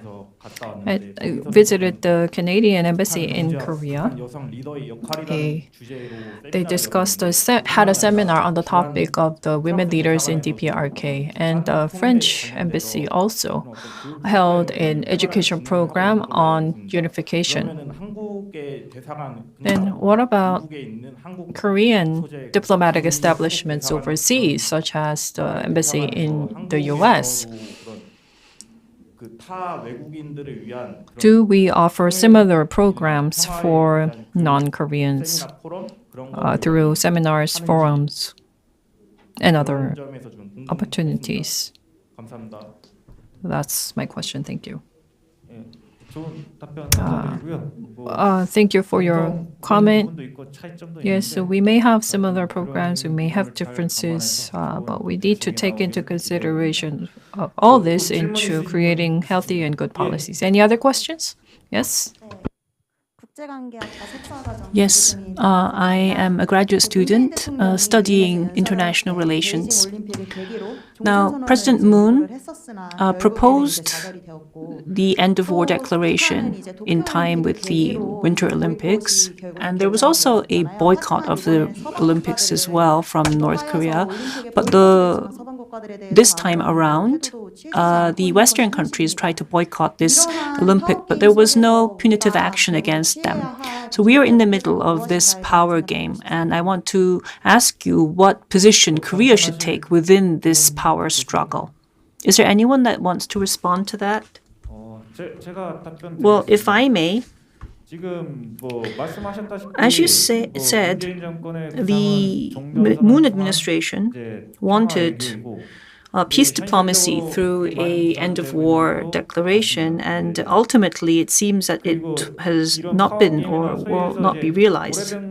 And you know the Korean expression of how a shrimp is stuck between two large whales. This is the situation that Korea is in. Even in history, between the wars between the Qing dynasty and Japan, Korea went through a lot of hardship, and international diplomacy is also like that kind of hegemony. I personally believe that a balance of power is important, because there is no country that is an eternal enemy or an eternal ally. Everything can change within this kind of an international dynamic. So I think that rather than swaying here and there, I think we need to be more practical in our diplomatic relations and be as try as possible, and also being sure to our principles, such as the basic principles of human rights, for instance. Ms. Hall, would you like to respond? Yes, well, I would like to respond and then close at the same time. Thank you for the question. And I just wanted to add that end of war declaration has not come out yet, and of course we are going into 70 years since the truce, and it may reach 100 years, hope not, but that's the reality, and I wish more people would take interest in this matter. And we have now reached the end of the session from December to February. We have worked very hard to prepare this very session. I'd like to thank all the members of the committee for your hard work. And while preventing this event, I would like to thank the Secretariat for engaging in discussions and preparing with us. Next year, we will have another PyeongChang Peace Forum and MZ Committee session. I ask you for your continued support. I'd like to thank all online and offline participants for joining us. Thank you very much.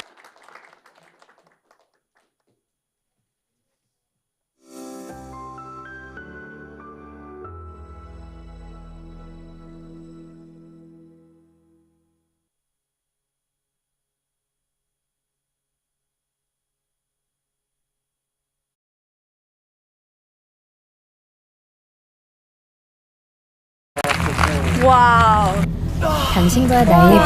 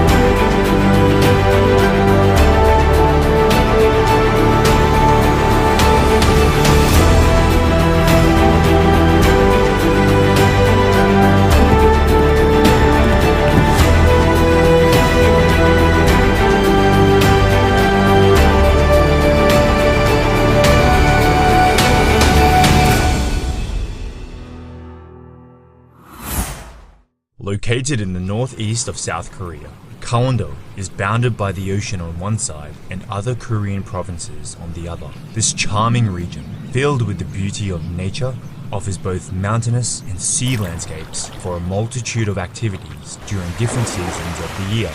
Today, we chose 3 cities to visit in Gangwon-do and can't wait to introduce them to you. Gyeongpo Beach. Gangneung is the largest coastal city in Gangwon Province. During the summer, it is one of those places where everyone wants to enjoy some of the best beaches of the country. No matter if you walk north or south through gorgeous beaches one after another, you will be followed by the infinite white sands and emerald waters. Here, the stress and anxiety of everyday life leaves room for dreams and happiness, which makes everything possible. Gyeongpo Beach is probably the most popular beach at the east coast of South Korea.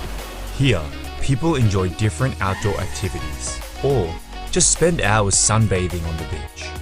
It is an especially appealing vacation spot as the beach is situated between the ocean and Gyeongpo Lake. If you feel like stretching your legs, you can rent a bike and enjoy the lovely bike path that surrounds the lake. It is a fun activity that we enjoyed until late. If you decide to stay in this area for several days, Lee Kai Sandpine Resort is situated a few pine trees away. A lot of people come to visit this place to relax and feel the flavor of the Hawaiian atmosphere. It is no coincidence that Lee Kai means shining ocean in Hawaiian. This resort is well known for its huge golf fields in the heart of Gangneung, and it has 12 conference rooms, which can accommodate up to 800 people. Sagunjin Beach. Sagunjin Beach is the most romantic beach of the coastal area. I know we've said that you can't take it easy in Gangwon-do, but this is the moment where you can impress your loved one. Don't be lazy and get ready for your date by bringing some delicious snacks and renting some of the loveliest picnic sets in the nearby shops. You'll feel like the happiest couple on the planet with the memory that neither of you are ready to forget. Songgyeojang. After enjoying the coastal area, it is time to experience ancient Korea by visiting Songgyeojang House. It is a very well-preserved traditional Hanok house of noble family constructed 300 years ago. It is hard to believe that the descendants still live in this house to this day. Surrounded by pine trees, it remains intact in harmony with the beautiful natural environment. The wooden bridge, stretched out over the pond, used to be an inspirational location for poets. Today, it is one of the most popular attractions in Gangneung, Gangneung Jungang Market. There is no visit to Gangwon-do without testing its local food. Besides local restaurants, Gangneung Jungang Market is a great place to taste some food from Gangwon-do. For food lovers, it is a must-visit place. And as you probably already know, we love delicious food, especially while traveling. Don't worry if you feel lost with all the choices offered to you. Just pick a local who is eating what looks like the most delicious food and copy whatever they order. Trust us, you can't go wrong with this. Anmok Beach. From the multitude of amazing beaches that Gangneung can offer, Anmok Beach is definitely worth a visit. It is here that you will find a popular Gangneung coffee street. Over 30 unique beachfront cafes let you drink perfectly brewed beverages while enjoying incredible sea views. Overall, in Gangneung, we mostly stayed at St. John's Hotel. Since it has fabulous conference rooms, which can accommodate 1,000 people, it has also hosted famous personalities like the President of South Korea, Moon Jae-in, and Ivanka Trump. Located right in front of the ocean, it provides you with a stunning view of the surroundings. The infinity pool on the rooftop was our favorite. The blue water from the sea merging with the water of the pool gives the illusion to be surrounded by the ocean. PyeongChang is today a world-famous county in Gangwon-do, as it hosted the Winter Olympics in 2018. With an honorable number of 17 medals and 5 gold, South Korea achieved its best performance in the history of the Winter Olympic Games. The official hotel of the Winter Olympics was the Alpensia Ski Resort, as it has the biggest conference rooms hosting 2,000 people. Today, it provides the perfect environment to enjoy leisure sports during all seasons. In winter, people come here mainly for skiing, but in summer, it creates a peaceful place to relax in nature and enjoy some outdoor activities. The resort also hosted some of the sports events in its stadiums, like ski jumping. You can go to the top of the Alpensia Ski Jumping Center if you want to experience how the athletes felt before they jumped. Woljongsa Temple at Odaesan Mountain. Situated on the beautiful Odensan mountain, Waldungsa Temple is the place where you find peace and enlightenment in the solitude of nature. It is a spiritual healing experience where you will breathe the history and heritage of one of the main religions of South Korea. It is also a foreigner-friendly temple stay that breaks down the barriers of language and achieves mutual understanding among all humankind. Sky Ranch Hanulmokjang. Sky Ranch is a lovely sheep farm in South Korea. The ranch is so beautiful that it became a popular tourist attraction in Gangwon-do. These cute, lucky animals enjoy grazing in the vast fields and are used to interacting with humans. After hanging around with them, a tractor brought us to the top of the hill in style, surrounded by a multitude of windmills in perfect harmony with the beauty of nature. It offers a magical experience that we weren't prepared for. Finally, we finished our day with a lovely picnic in the middle of the river, enjoying their delicious, fresh, farm-made yogurt. Jeonggangwon, Traditional Korean Food Cultural Experience Center. After enjoying tons of delicious food across the country, it is time for us to learn how to cook it. Jeonggangwon provides traditional cooking programs where visitors can immerse a little bit more in Korean culture and learn the way their food is made. They even grow their own ingredients, which gives this place a lot of charm. I bet you've never seen a huge collection of pots right in front of a house. Yes, fermented paste and sauces like gochujang, the red pepper paste, or doenjang, the bean paste, are very important in Korean cuisine. Ari Hills. Now that you've taken some rest and enjoyed the beach, it is time for the fun part of the trip. Jongson is another beautiful place in Gangwon-do, but it is the outdoor activities that we enjoyed the most. Ari Hills Skywalk is a glass observation deck which provides you with an incredible view of the Donggang River. Bringing to mind the shape of the Korean peninsula, this magical landscape is often called the Grand Canyon of South Korea. You will have the amazing feeling of walking on the clouds from the edge of the cliff. Ari Hills also has the longest zipwire in Asia. If you want to spice up your trip to Gangwon-do, this is the perfect opportunity. You will be flying like a bird between the valleys at 100 kilometers per hour, an experience you'll never forget. Once down on the ground, you will have the option to fully enjoy Donggang River by grabbing a paddle and riding a boat. The beauty of this place made it popular for rafting, with steep cliffs on one side and banks of pebbles on the other. The picturesque landscape will make you forget to paddle. We had a lot of fun jumping from the boat and letting the river bring us to the destination point, Samtan Art Mine. It is time to slow down a bit and visit an impressive Jongson creation, which highlights both the area's rich history of mining and fresh modern art. It used to be a very busy place, employing around 3,000 people due to the high demand for coal. After shutting its doors in 2001, local artists gave this place another life. It became the perfect playground for urban explorers and graffiti artists. Today, Samtan Art Mine is a stunning complex that would be scary to visit alone at night. Alpine Coaster. Haiwon Ski Resort is the biggest resort in Gangwon-do, with around 1,900 rooms and 43 conference rooms, which can host over 2,000 people.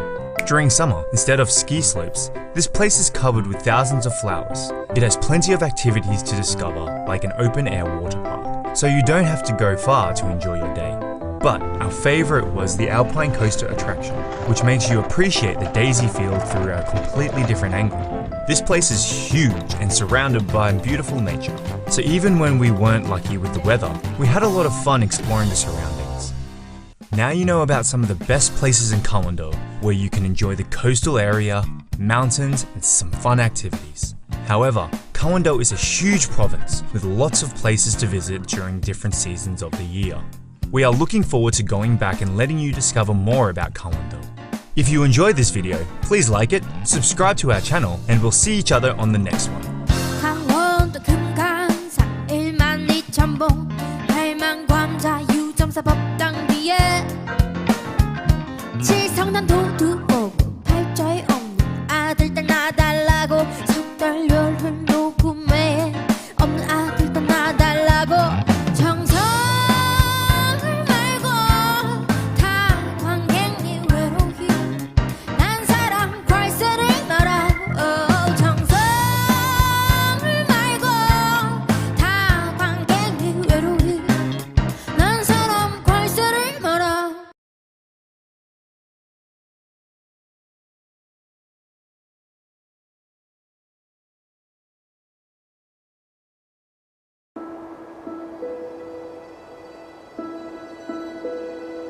clean highlands, 700 meters above sea level, the bearer of happiness.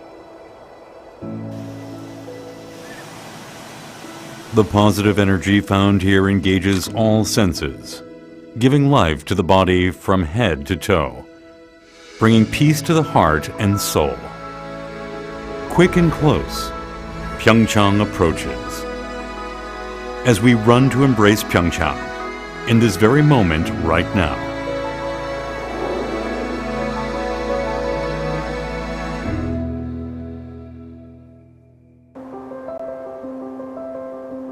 A snow-covered village, a 1,000-year-old forest, leads us to a new world in awe, leaving the secular world behind.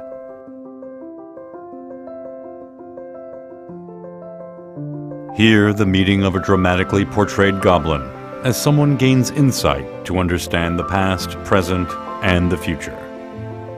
Buckwheat flowers that displayed freshness under the sun glows white with the delicate moonlight. At PyeongChang, where all seasons come in different colors, presenting the vastness that exists within scenery, every photo taken becomes memorable.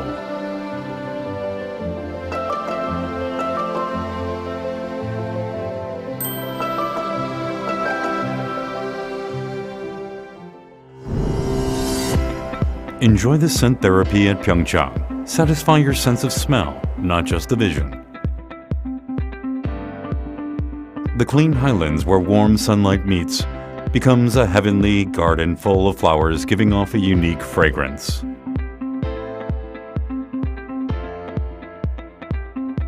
In every breath, the fragrance of flowers covers your body, washing off the fatigue of city life, becoming a memory engraved in the mind.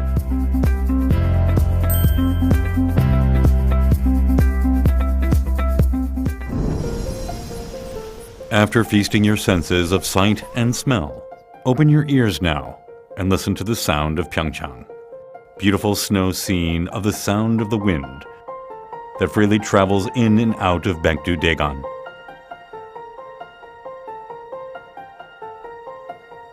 Following the footsteps of the sound of nature, listen to the magical harmony of the 80 wind chimes hanging from an octagonal 9-story stone pagoda in Uljeongsa.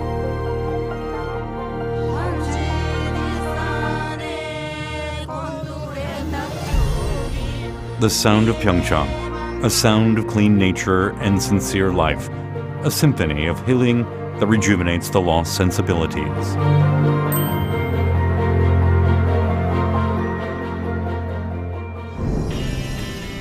"700 meters above sea level, known to be the optimal height for an ideal biorhythm. Delicious food from ingredients grown in PyeongChang pleases the sense of taste. Hanu, premium Korean beef, comes from cattle relaxed and fed in an open field. Hwangtae, a dried pollock, gets tastier after freezing and thawing in the cold wind and snow. You can also find trout that live in cold and clean water, and vegetables grown in Odaesan with thick forests and pure and natural water. Hangadari yaksu that provides a taste of nature with a kick.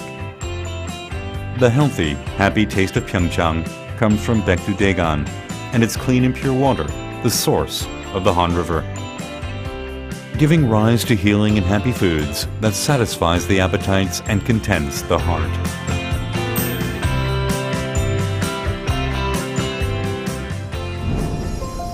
If you are tired of a cold and heartless life, there is a journey of touch found only in PyeongChang, cozy and warm, just like a mother's embrace. At Snow Festival, a white blanket of snow covers the land, warming and comforting you as it wraps around the soul.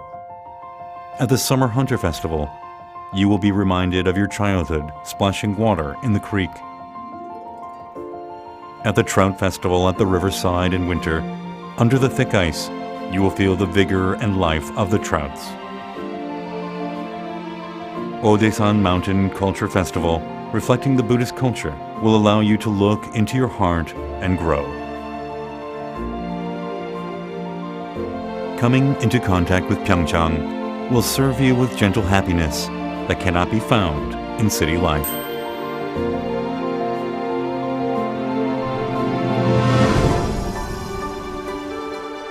PyeongChang, the cradle for skiing in Korea, becoming the mecca of winter sports worldwide since the hosting of the 2018 PyeongChang Winter Olympics.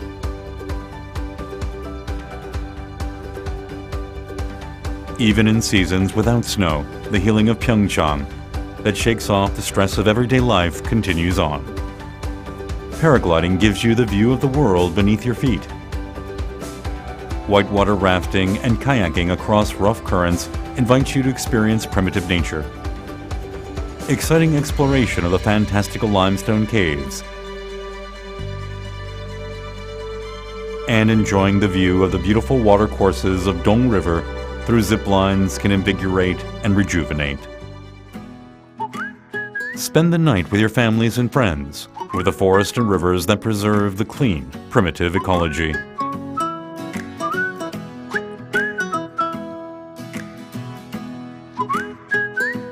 The moon and the stars shine throughout the night as guardians, sending a message of comfort.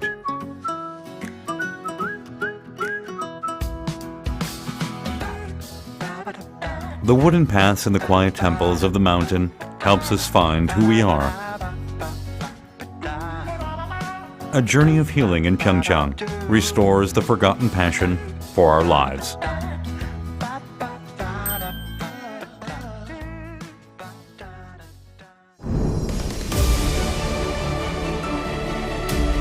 PyeongChang is where peace began. Going through the frozen past and the heated present, we are taking a new step towards the future that will make hearts glow.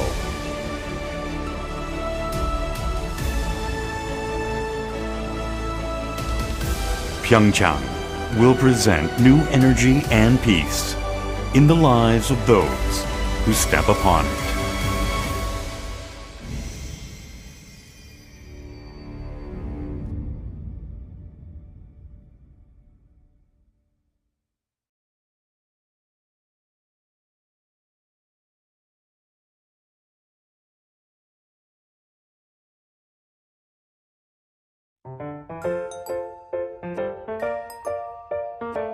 Bonjour, moi relais Sébastien. Moi gagné 10 ans ma vivre en Haïti.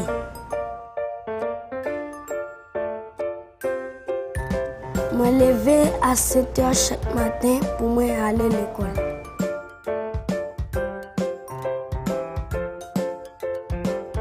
Pour moi aller à l'école chaque matin, moi marcher environ 1 heure de temps.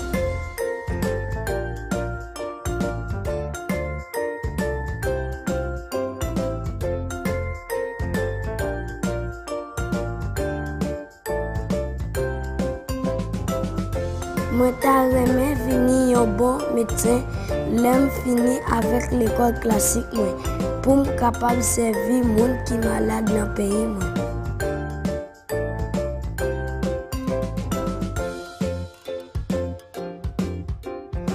Pour me capable venir un bon médecin, moi dois étudier en pile.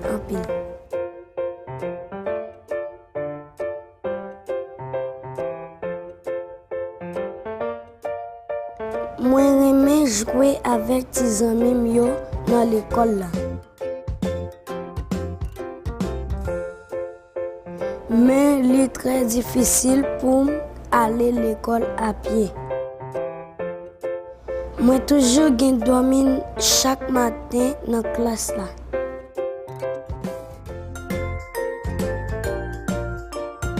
Mais moi pas de problème. Parce que j'ai un bus pour transporter moi à l'école là. À cause du bus là, moi viens étudier en pile et moi jouer avec tes amis moi yo.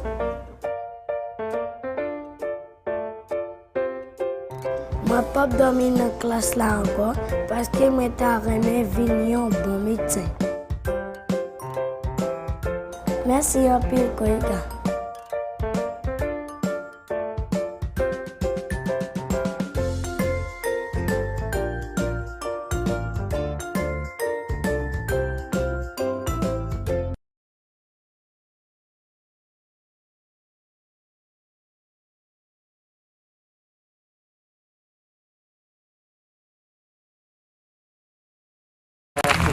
와우. 와.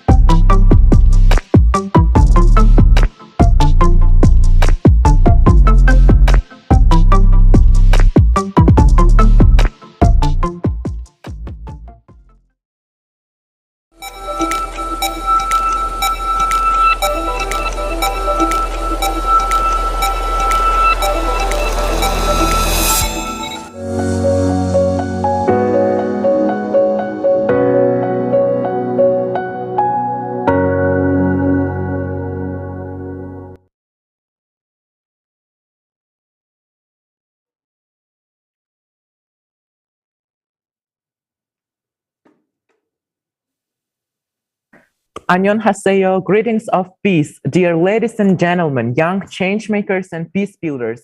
We are happy and honored to welcome you at our youth session in the frameworks of the PyeongChang Peace Forum 2022 entitled Youth Agenda for Peace 2030. In order to celebrate the power of youth to promote peace and to share the global agenda and initiatives by various youth organizations and networks to build stronger solidarity among youth groups on peace and SDGs, we're taking you on this interesting journey. We would like to acknowledge you that the session is being organized by the PyeongChang Global Youth Peace Ambassadors. So fasten your seatbelts, ladies and gentlemen. The PyeongChang Youth Spirit Airlines will be in charge of your comfort. Without a further ado, let me pass the floor to my co-pilot, co-moderator of this youthful peace leading play. Please, Chiquita. 안녕하세요, everyone. Together with Shukur, we are really happy to be the moderators of today's session. That is the pilots of our youth activist plan. And before we start, let me introduce myself. My name is Chiquita Edrin Marpao. I'm here in the behalf of YPA 2021. And I'm also part of PBHI, Indonesian Legal Aid and Human Rights Association. And I'm Shukur Gildemuradov from Turkmenistan. I'm also a YPA Youth Peace Ambassador, as well as National Gender Youth Activist for UN Women and member of UNESCO SDG for Youth Network. Dear passengers of PyeongChang Youth Spirit Airlines, the youth groups of PyeongChang Peace Building programs will present their activities and view on issues related to peace on the Korean Peninsula and SDGs. And two international youth networks on our common agenda and the SDGs will also present their work and perspective on the global agenda from peace point of view of youth. Indeed. Thank you, Chiquita. And before we start diving into the world of young peace builders, let's firstly get motivated and hear the congratulatory remarks. We are happy to pass the mic to Mr. Dong-ryol Kang, Network Manager of SDSN Korea. Please, Mr. Kang.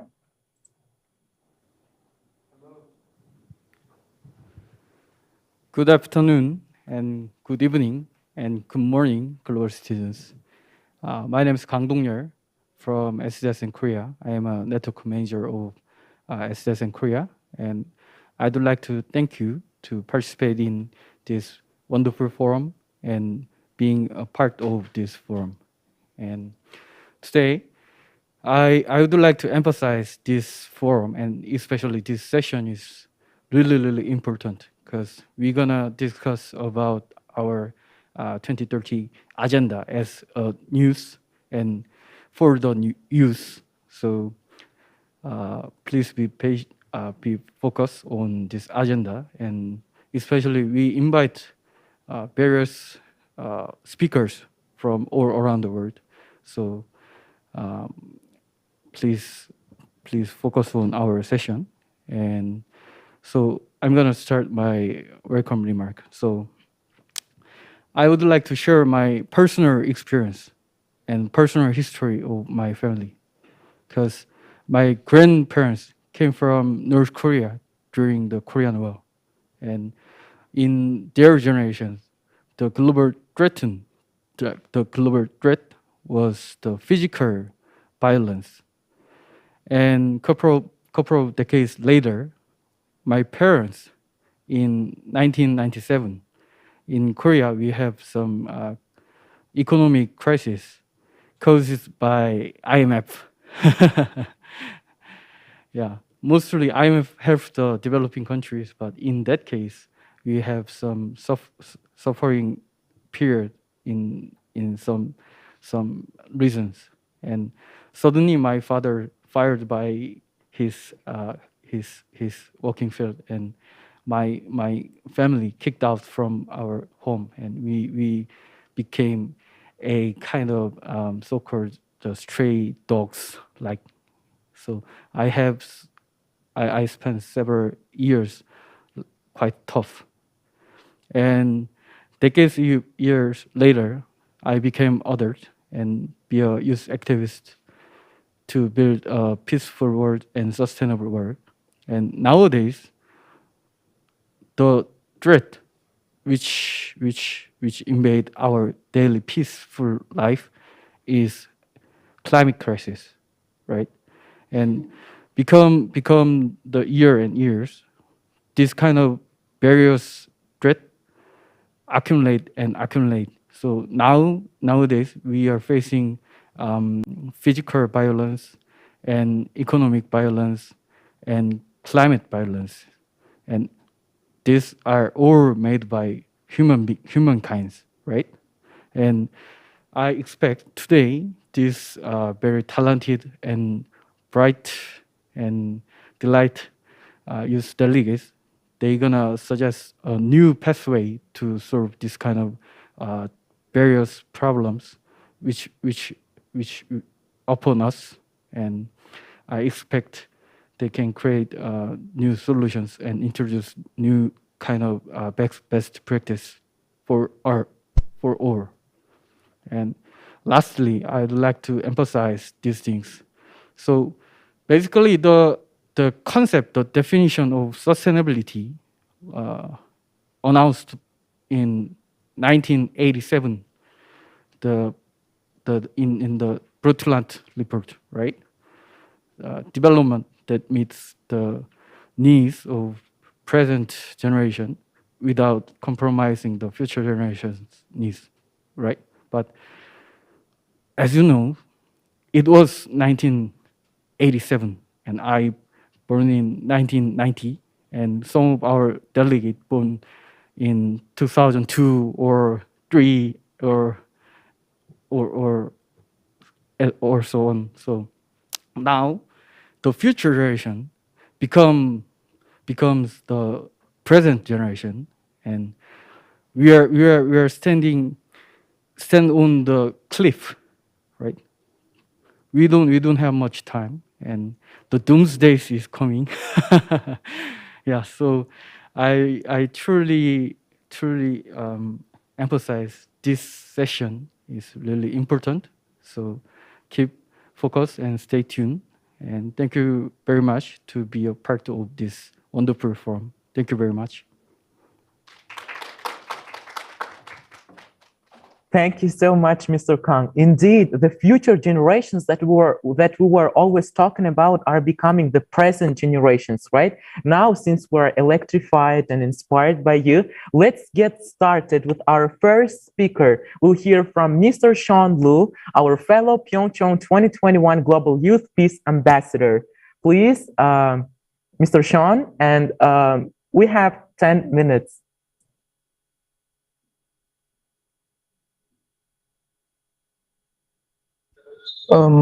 Thank you, Shuko. Good evening, Mr. Kang, fellow session members, and ladies and gentlemen. I'm No Suson from Malaysia. So I would like to present the PyeongChang Youth Peace Ambassadors as peace builders.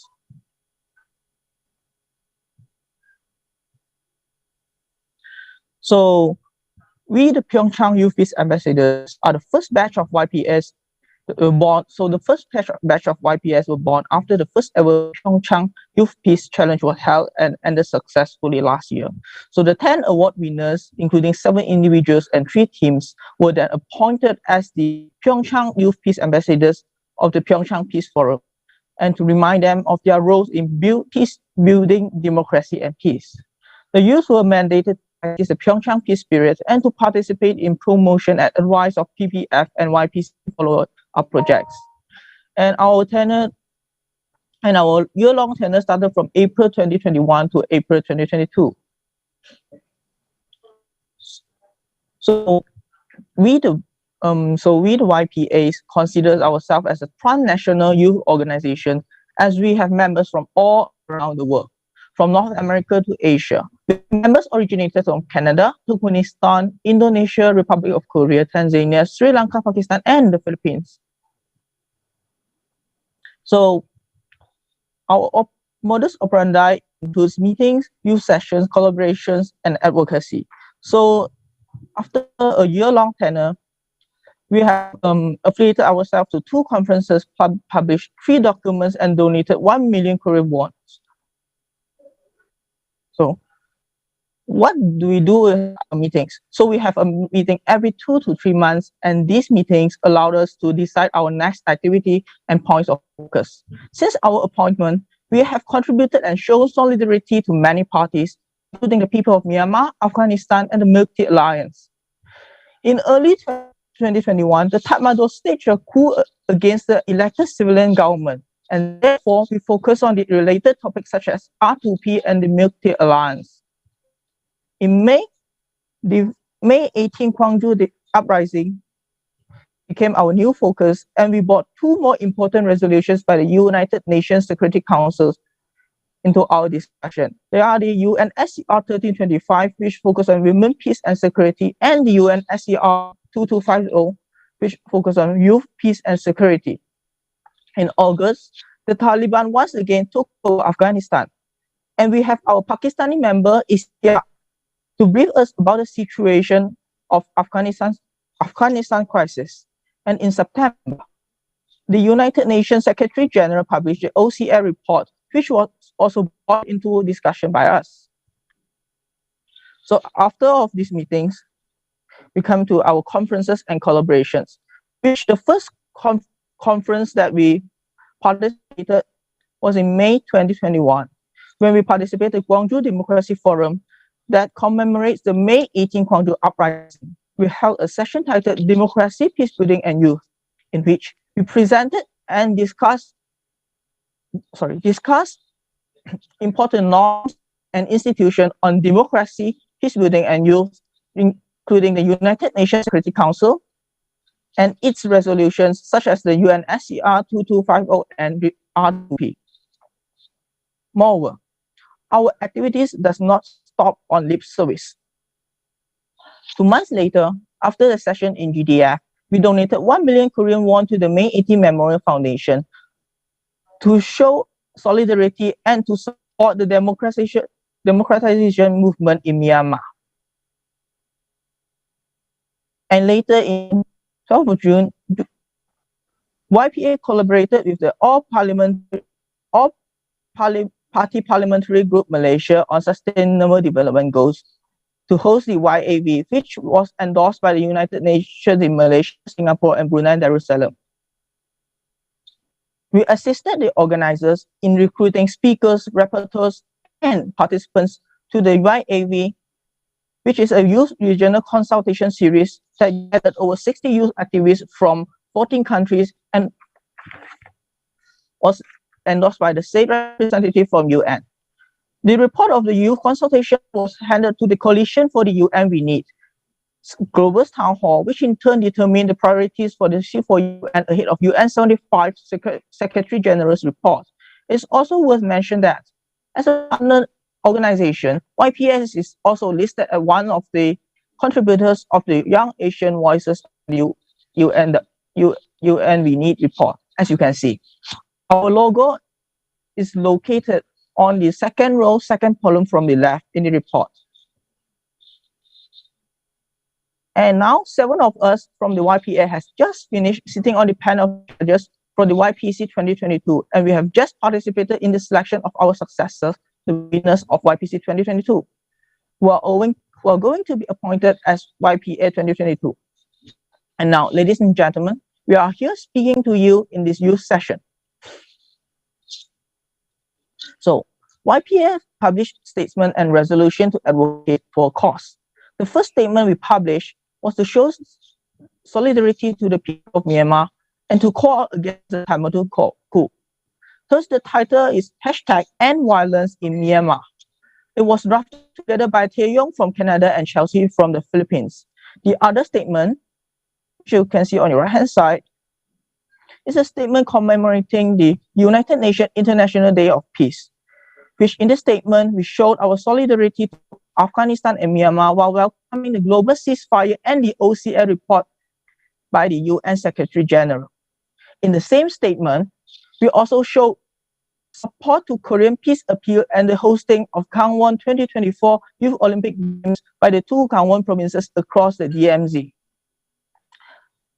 Now, before I proceed, ladies and gentlemen, I would like to invite you to scan the QR code in front of you to visit our SNS. And please do like and share if you think we did a good work. Meanwhile, I will briefly introduce to you the SNS of YPA. So SNS is an important tool of public relations that YPA utilizes to advocate for a cause, to call for action, to promote participation, or simply to engage the public. Currently, we are operating 3 platforms, and they are Facebook, Instagram, and Twitter. These SNS are run by the de facto SNS administrators team that includes Sanduni, Shikita, and me.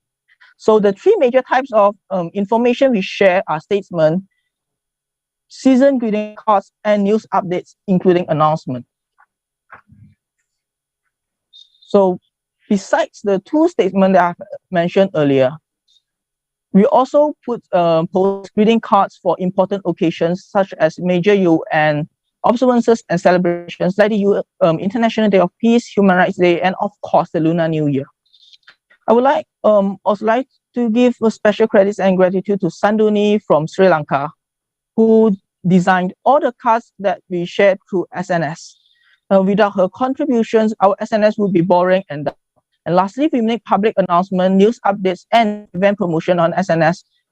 Besides regular reports on our activities, such as our participation in the GDF and YAV consultation series, we also make use of SNS to promote the YPC extensively. According to the analysis, the promotion post for YPC 2022 in Facebook alone reached more than 2,000 views, and the YPC Secretariat has registered 1,769 participants from 108 countries.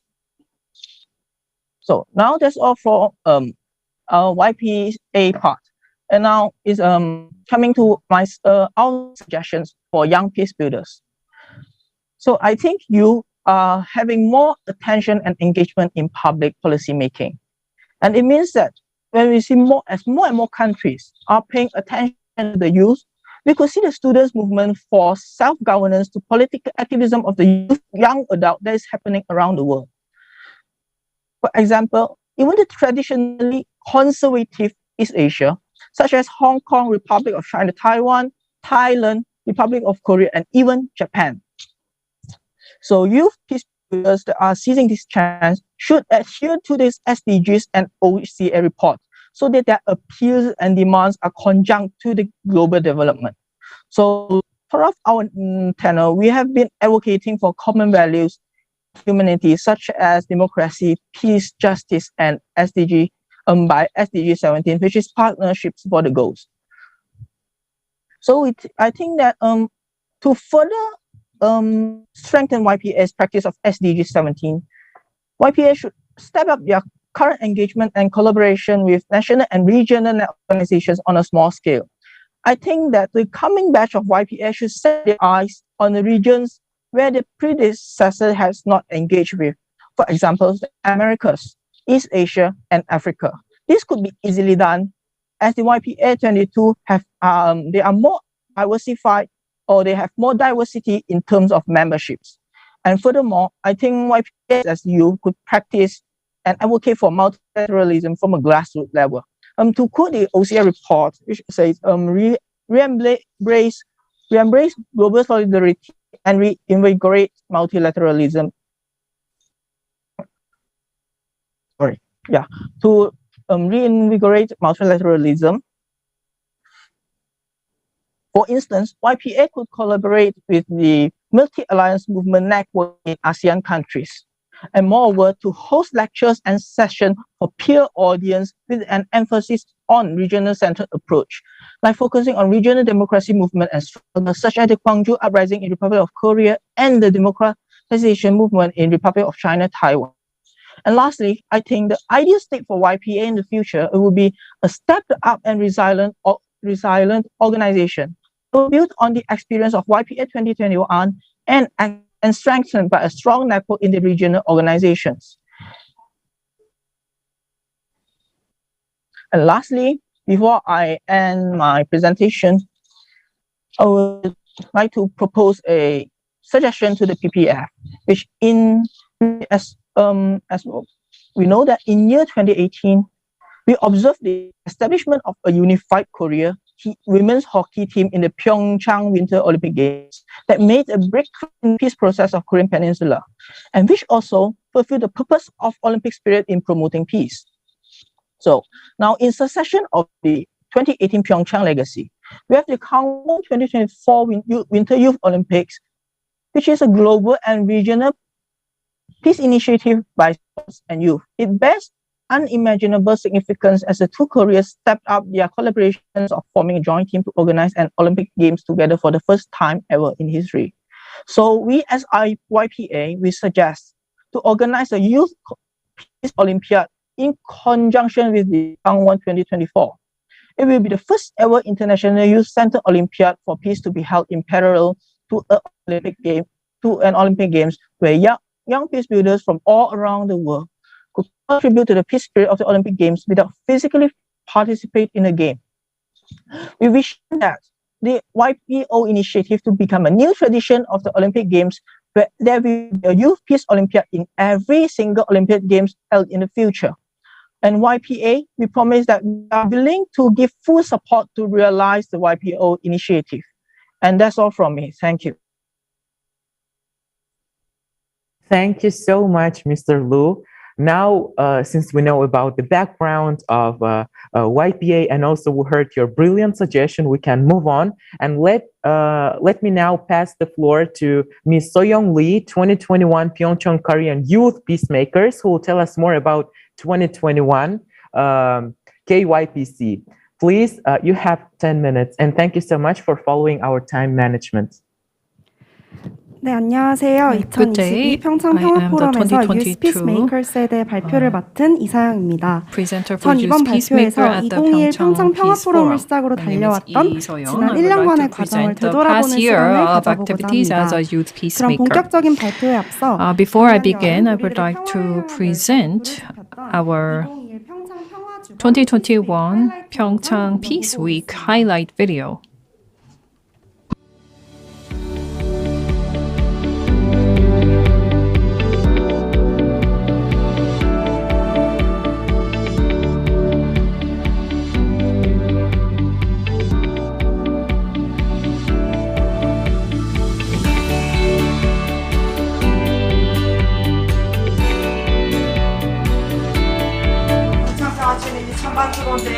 결선을 시작하겠습니다.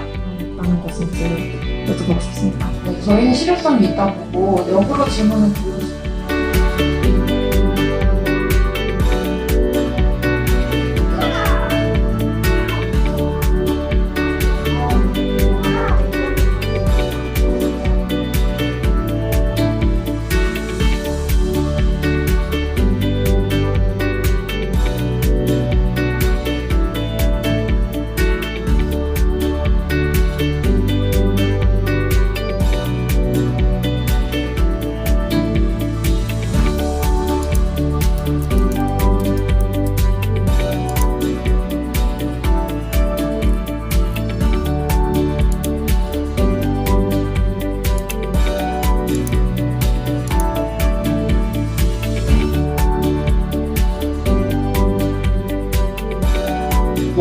평창 올림픽 정신을 기리고 그 평화 정신을 실천하기 위해서 현장에 이루 2021년 세계 평화의 날 기념식을 시작하겠습니다.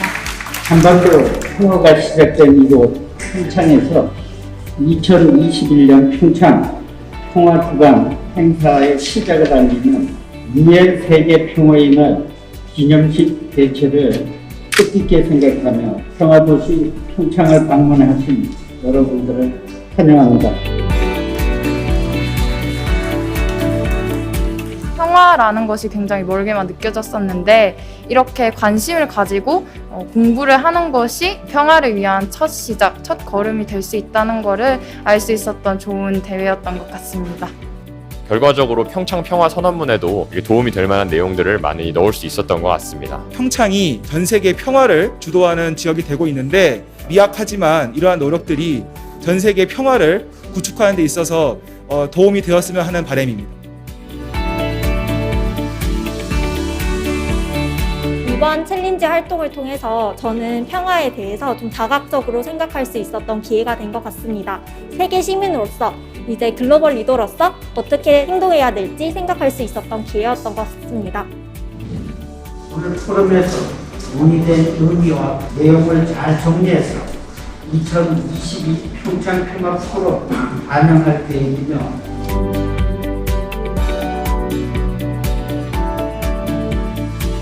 다양한 청소년들과 글로벌 이슈에 대해서 토론하고 이야기 나눌 기회가 많이 있었습니다. 계속해서 평화에 대한 공부를 해나가고 싶다는 생각이 들었습니다. 다른 에세이 대회들과 다르게 이렇게 참가자분들과 모여서 평화에 대해서 이야기를 나누어 볼 수 있다는 점이 이번 평창 평화 챌린지의 색다른 점이어서 저는 굉장히 좋았고요. 그리고 또 고등학생의 신분으로서 다른 대학생 언니 오빠들 그리고 평화에 관련된 많은 교수님들과 많은 이야기를 나누어 볼 수 있어서 너무나도 좋은 기회였던 것 같습니다.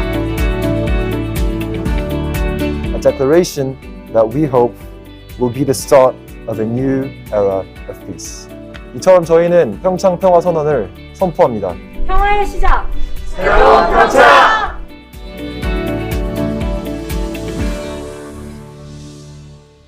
네, 영상을 통해 지금 이 자리에서 평화의 시작, 새로운 평창의 메시지를 다시 한번 들으니 감회가 새로운데요. 그렇다면 시간 여행을 잠깐 떠나서 2021 평창 포럼 현장을 다시 떠올려보고자 합니다. 저는 작년에도 이 자리에서 어몽 유스 팀의 이름으로 유스 피스 챌린지 퍼블릭 스테이트먼트 부분에 참가했었습니다. 주제는 코로나 팬데믹 상황에서 청년으로서 어떻게 평화를 지키고 증진시킬 수 있을까였고 저희 팀은 코로나로 인해 지역사회 곳곳에 무너진 평화를 바로잡자는 점을 강조하였습니다. 그렇다면 어떻게 청년들이 무너진 평화를 바로잡을 수 있을까에 대해 계속 고민했고 그 고민의 끝에서 찾은 답은 시선의 멈춤이었습니다.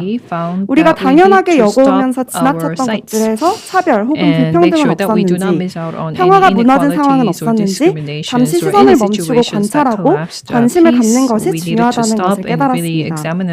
이러한 시선의 멈춤은 지난 여름 평창 평화 챌린지에 참가하는 계기가 되었습니다.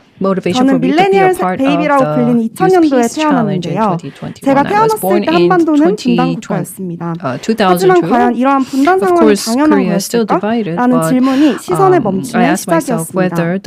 찬반 토론대회에 참가하여 한반도 비핵화와 북한 인권 개선을 주제로 토론하면서 정치적인 문제로만 인지했던 비핵화를 역사적, 국제사회의 관점에서도 접근할 수 있었습니다.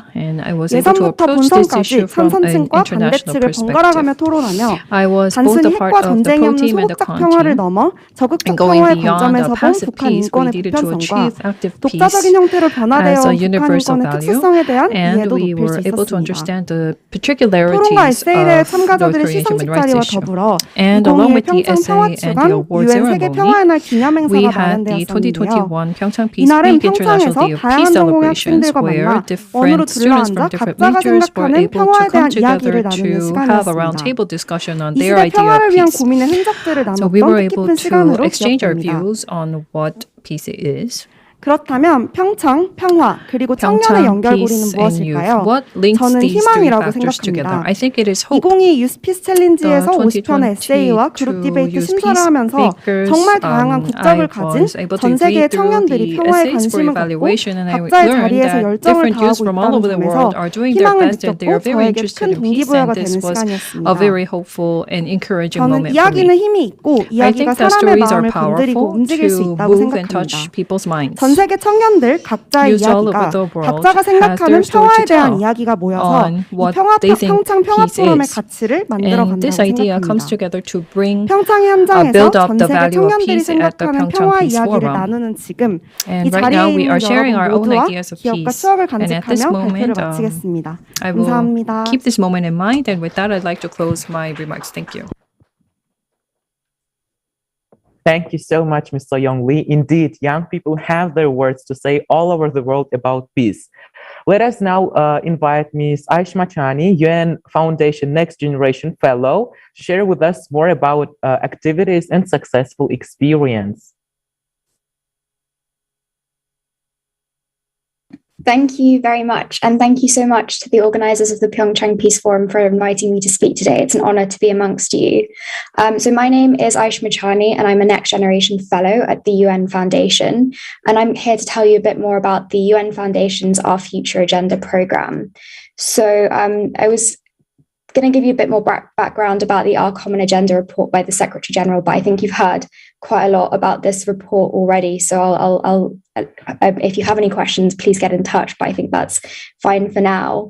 So just to give you a bit more background about what the UN Foundation specifically did for this report, the UN Foundation was one of the key partners and was actually asked to lead the track on youth engagement, or the engagement with young thinkers and activists. So the UN Foundation put together a group of 8 next generation fellows who are aged 18 to 30 with diverse interests and expertise. And these were one of the core groups of young people gathering ideas for Our Common Agenda. Through the process, the Next Generation Fellows engaged with over 600 young people, including many within the UN system. And to do this, we held a big brainstorm in February, inviting young thinkers and activists to form action groups to explore key themes and then put forward ideas at the end of the 2-week big brainstorm process.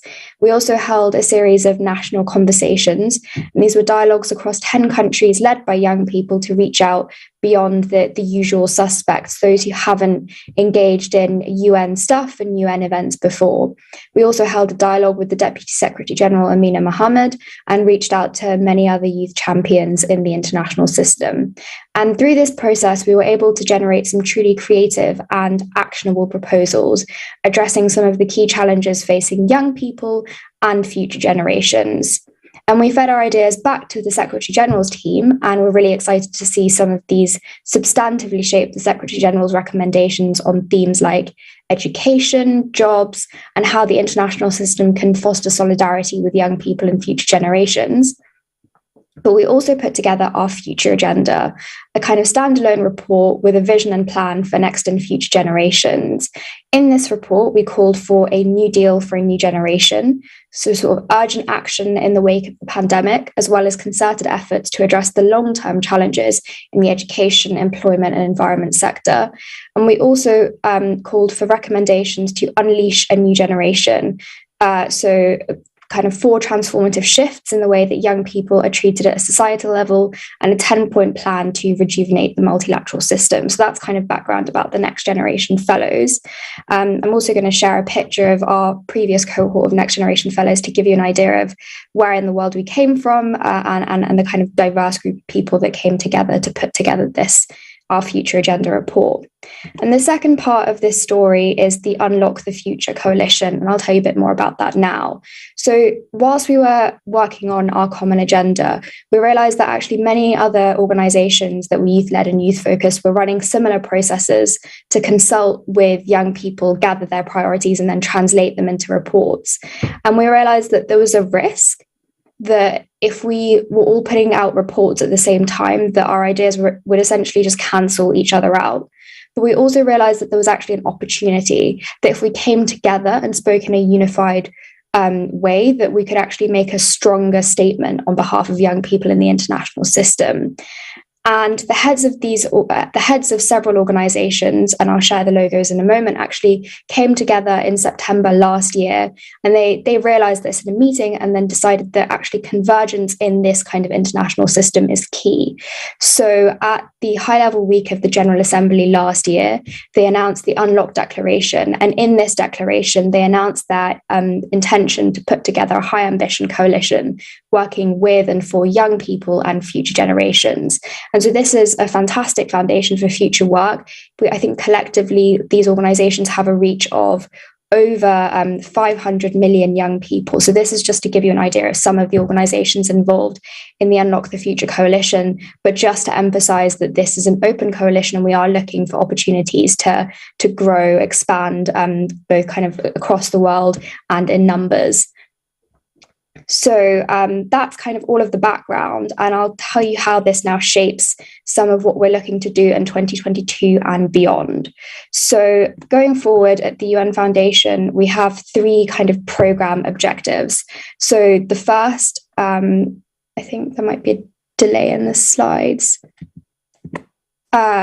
The first being to expand the Next Generation Fellows program, the second being to unlock the strengthen the Unlock the Future coalition, and the third being to act as an intergenerational platform for action to design the future. So a bit more about each of these. So the Unlock the Future, so the Next Generation Fellows program, what we're looking to do is recruit a second cohort of Next Generation Fellows, again, aged 18 to 30, and working on key themes like transforming education in a policy and advocacy capacity. I think we see these Next Generation Fellows as parallel to the senior fellows in the UN Foundation, and that they'll have kind of a two-part role. So the first, to extend the UN Foundation's reach to external young people, like acting as a conduit between the organization and young people all the way to the grassroots level across the world. But the second role will also be to shaping our engagement with young people within the UN Foundation, looking to see how we can actually rejuvenate the UN Foundation from within. So this, and then the second goal that I mentioned, as I said, was the Unlock the Future coalition. In the Unlock Declaration, the heads of organizations kind of committed to advancing shared goals, fostering opportunities, ensuring that young people from all backgrounds are at the heart of the international system, and collectively increasing funding. So the question is now, how do we fulfill these promises as the organizations that made them? I think the kind of what we have in mind is obviously to strengthen the relationship within the organizations already in the coalition, but also to expand the coalition and identify champions across the international system. So national leaders, UN officials, and anyone that can support us in our work.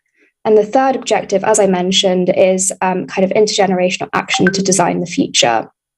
So we, based on our common agenda, the ideas from young people that went into our common agenda, but also the consultations of the other organizations in the Unlock the Future coalition, we've identified 6 key themes for youth action. So the first, so transforming education, the question of, how do we repair damages after the pandemic and make up for lost learning? But also, how do we address the kind of long-term global learning crisis in which many students are out of school and those that weren't learning?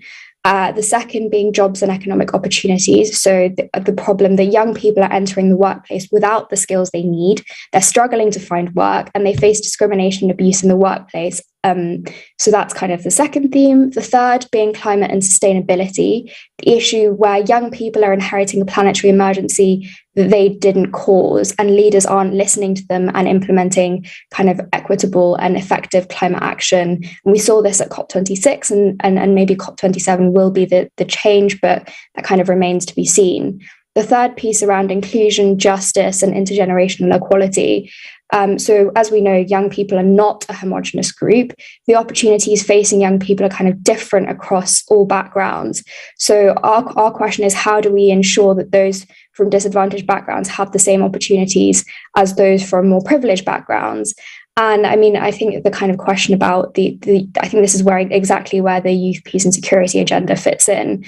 How do we make sure that we're working with all young people in advancing this agenda and in a way that no one is left behind? The kind of fourth key theme then is representation. So at the 75th anniversary of the United Nations, countries came together and promised to listen to and work with youth. So how do we make sure that the UN Foundation actually fulfills this promise, whether that's through initiatives like UN Youth or in making sure that more young people are included in country delegations? And then the final theme that we picked out is this theme of future generations. So current projections suggest that 10.9 billion people will be born by the end of this century. So that's more people than are currently alive today. So that this group of people are essentially a silent majority. They don't have a stake. They don't have a say in what's being decided today, but what is decided today will inevitably affect their future. And there's an important global dimension to this, because these people are going to be born in the countries which are currently suffering from global inequalities. So our question is, how do we prepare for these people of the future and for demographic shifts associated with this? So we want to be, through the Next Generation Fellows Programme and the Unlock the Future Coalition, a platform for collaboration and action across all 6 of these themes. Then the final kind of thing to say is we're kind of pioneering lots of different ways to put this into action. We held a big brainstorm event over the last couple of weeks. If you'd like to get in touch, please do. I'll just share my contact details at the end of this here. So young people, if you'd like to collaborate, please reach out. Youth organizations, we're a consistently open coalition, so please get in touch. And again, anyone who's championing young people across the international system, we'd really love to work with you. Ms. Machani, thank you so much for both your brilliant presentation and for already sharing meaningful opportunities with our young people, right? So get advantages of it. Let us now hear from Mr. Brighton Kamoa from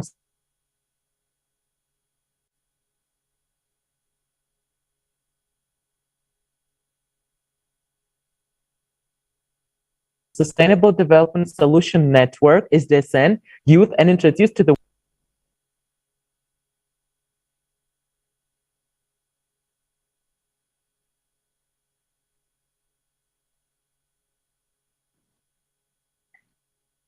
Hello, can you hear me? Yes, please.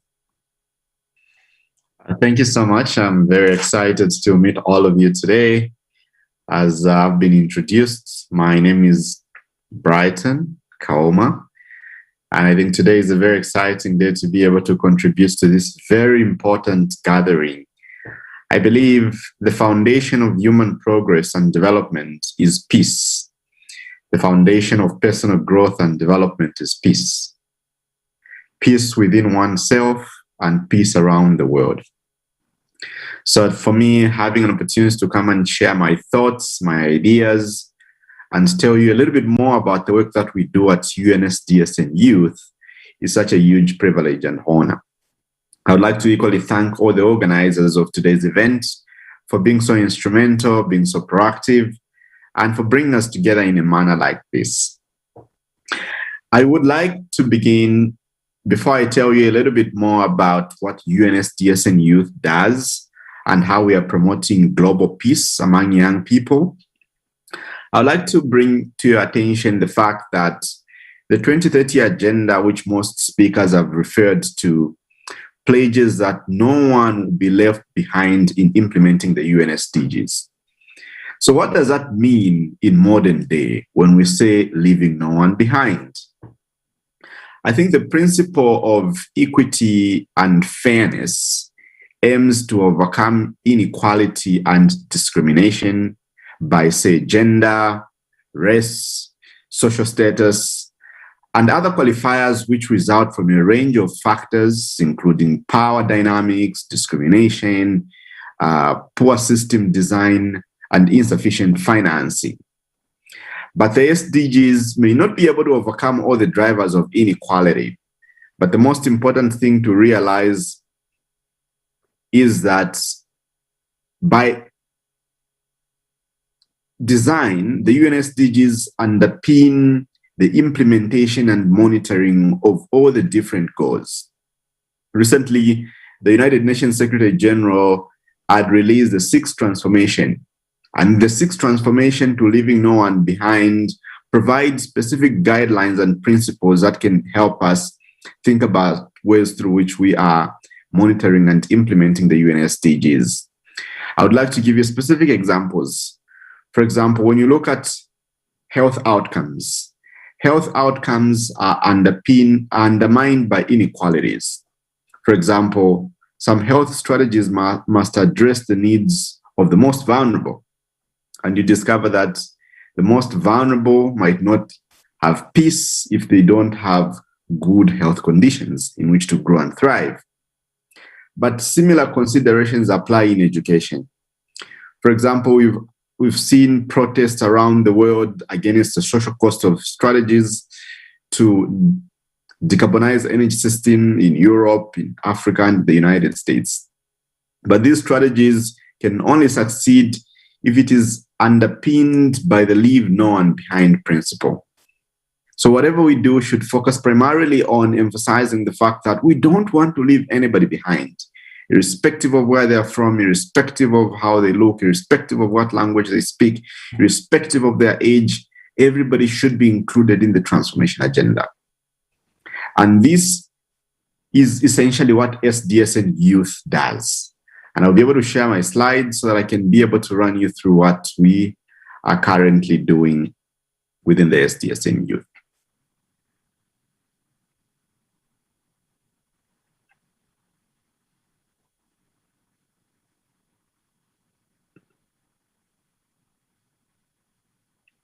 One second.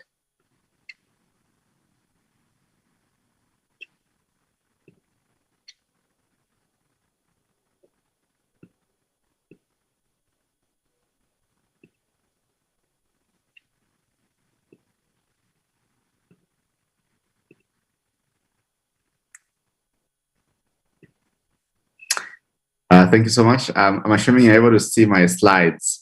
So basically, the SDSN Youth was established essentially to mobilize youth networks to achieve the UN Sustainable Development Goals. And over the years, SDSN Youth has focused primarily on helping young people from around the world to acquire the right skills for them to be able to localize the UN SDGs in their communities. As most of you already know, the Sustainable Development Goals over the years have focused primarily on ensuring that countries are supported to monitor and implement their specific goals. And over the years, we've read through research and through experts that we have specific divides. We have poverty, where over 1 billion people continue to live in extreme poverty. Environment is being degraded, and we are seeing biodiversity being threatened. Species are being destroyed. And at the same time, we're seeing a burgeoning of income inequality.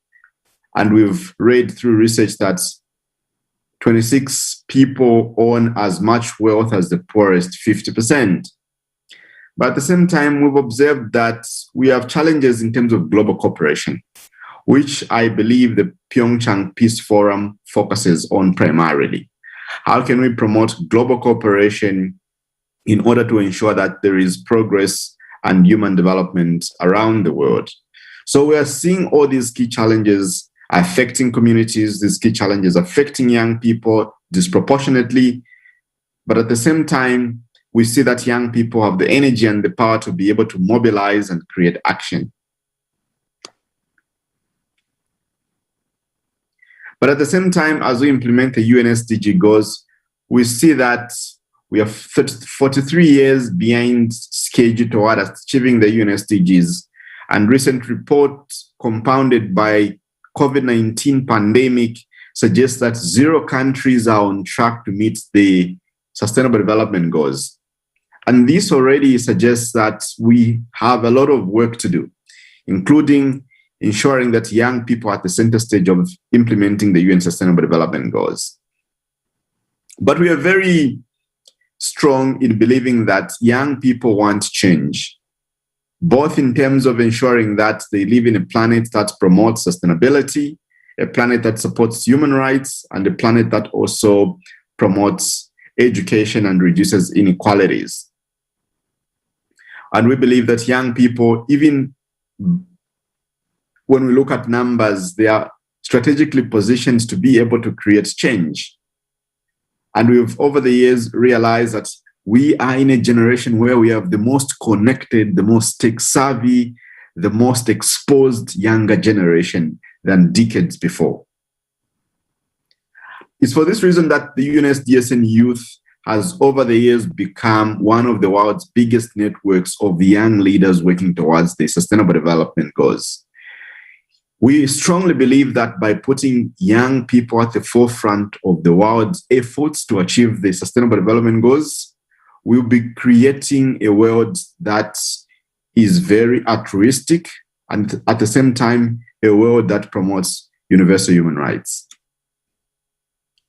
We are not only backed by a global network of young leaders, but we are backed by a global network of young, enthusiastic, and determined young leaders who are localizing SDGs around the world. And as you can see, We have global networks in the Americas, in Africa, the Asia Pacific, and Europe. And all these networks are established to ensure that they localize SDGs, they hold events, they host forums in their respective constituencies and communities. And in line with promoting global peace, the SDSN Youth has, over the last 5 years, organized what we call the Vatican Youth Symposium. And the essence of the Vatican Youth Symposium is to ensure that we promote intergenerational dialogue between young people and the senior leaders and the older leaders that have existed and seen things change over the years. So the symposium convenes young leaders from around the world, and it's implemented in partnership with, among others, the Pontifical Academy of Social Sciences, but we bring in all our different partners from around the world. And I'm emphasizing the Vatican Youth Symposium specifically because it promotes human rights, which I believe are the foundational and fundamental elements of achieving progress and human development.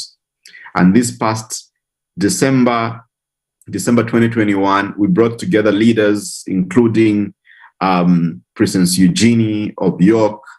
We brought the Prime Minister of Barbados, Maya Motley. We brought so many CEOs and opinion shapers in both government and public sector that came to engage in productive dialogue about promoting global peace, promoting human rights with young people within the UNSDSN Global Network, but also among our member organizations. We are also guided by 3 key pillars of impact, which is education, collaboration, and innovation. And I'll speak entirely about collaboration. I'm a strong believer of collaboration because it's through collaboration that we are able to create massive impact. It's through collaboration that we are able to meet in a manner like this and engage in productive dialogue. It's through collaboration that we can eliminate conflict globally. It's through collaboration that we can be able to engage in conversations that can allow us to resolve conflict. And collaboration is important because without collaboration, we can't achieve the goals which are universal. Collaboration also allows us to become global citizens, people that believe that my action, be it in a country like Kenya, might impact somebody in South Korea. My action, be it in Bangladesh, might impact somebody in the United States. So collaboration allows us to think globally and act locally, which is essentially the mission and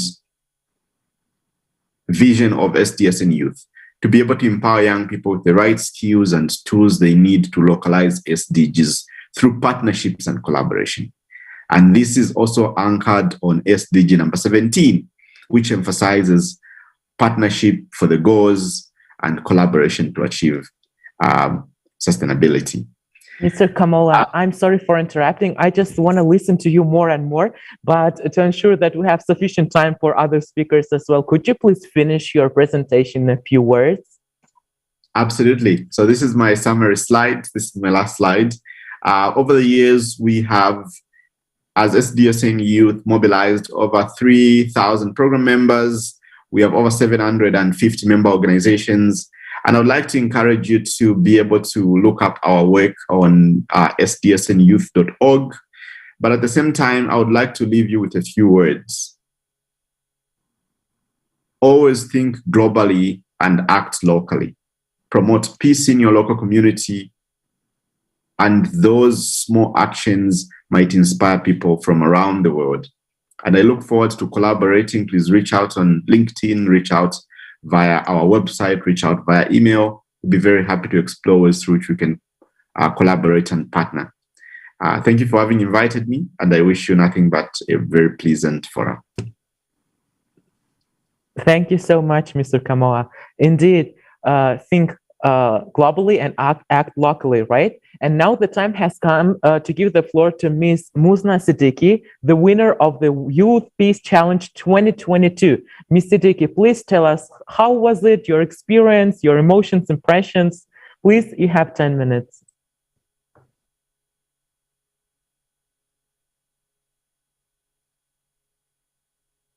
I'm sorry, could you unmute yourself, please?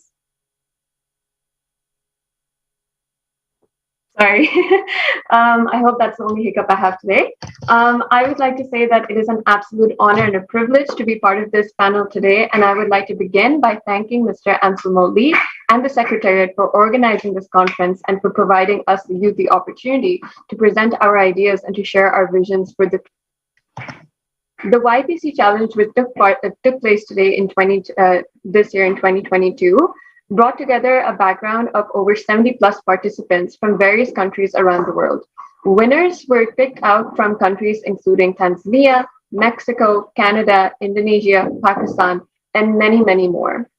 Our brilliant participants include activists who have worked as program officers in NGOs working on SDGs, such as Denisa in Indonesia. They have worked as partners in social enterprises working on sustainable development, for example, Alejandra and Viridiana in Mexico, and as participants of youth-led organizations working on peace and climate change, for example, Humphrey in Tanzania.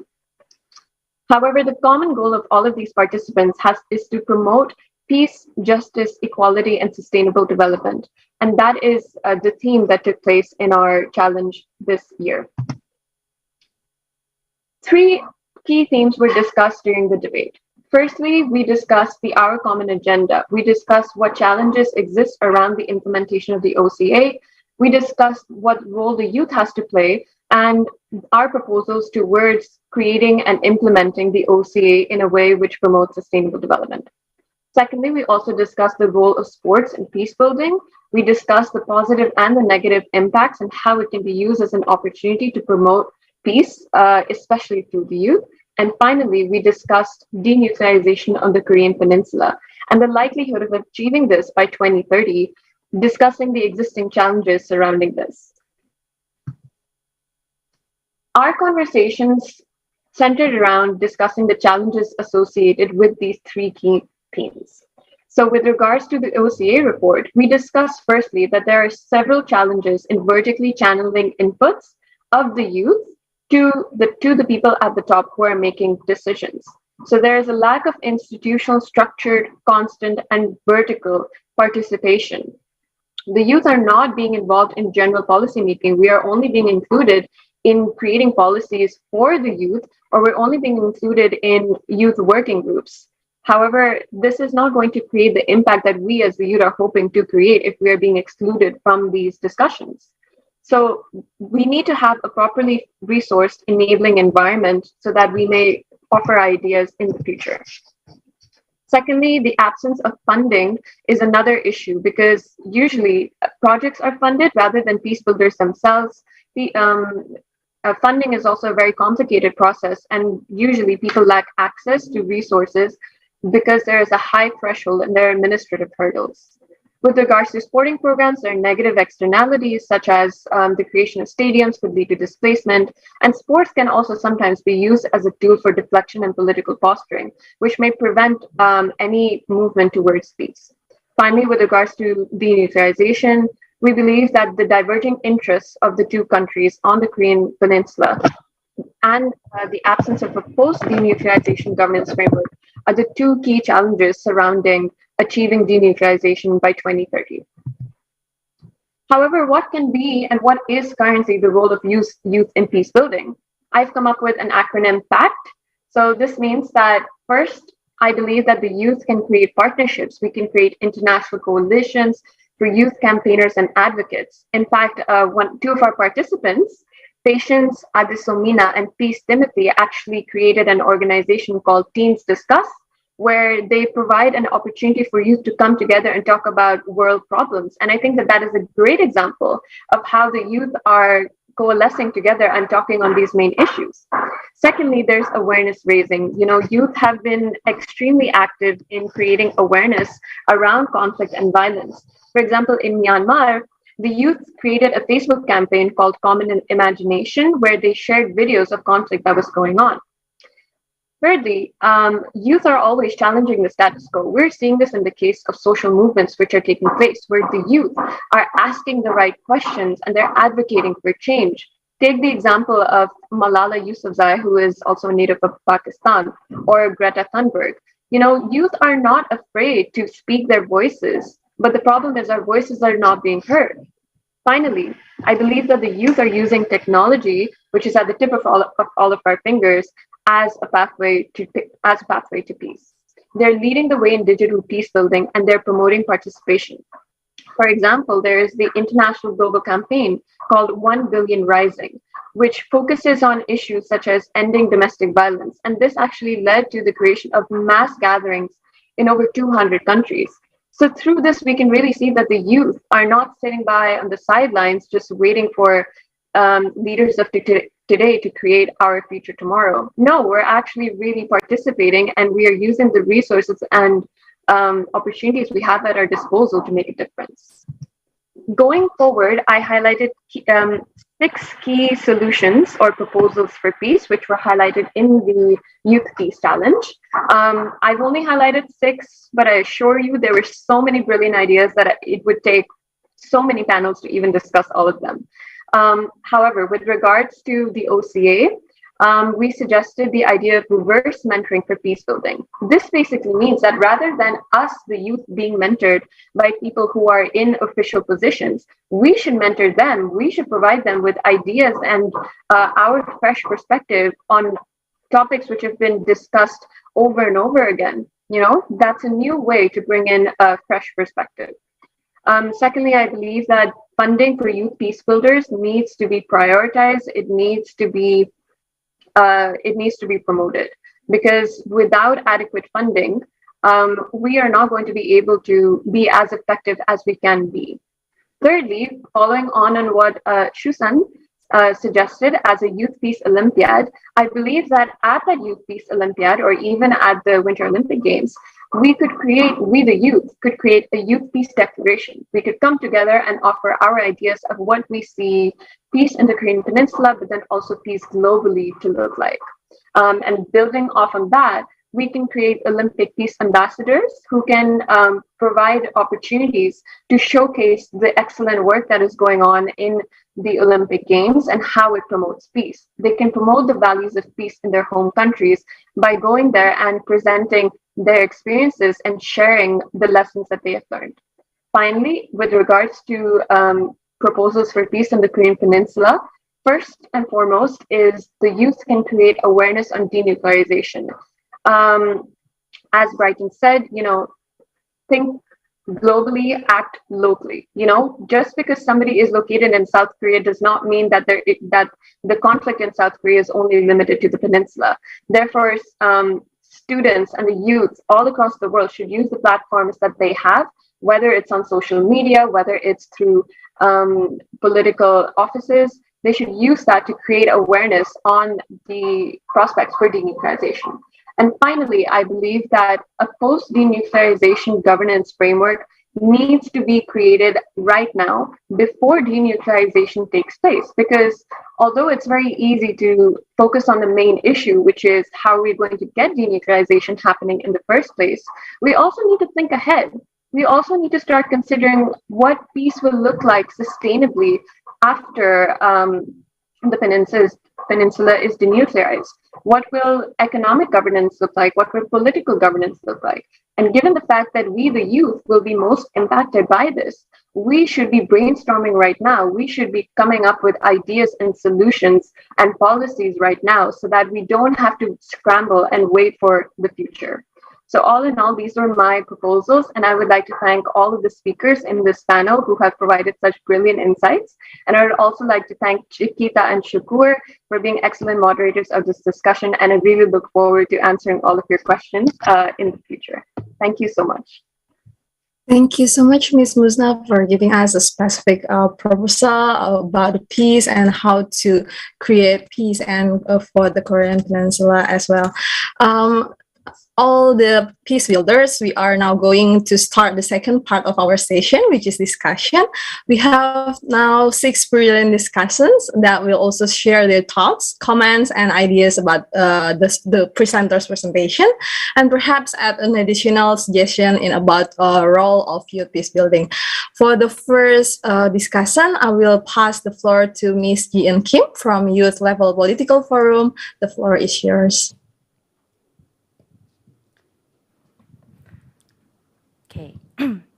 Hello, I'm Ji-eun Kim, Chair of Youth Level Political Forum on Sustainable Development Korea.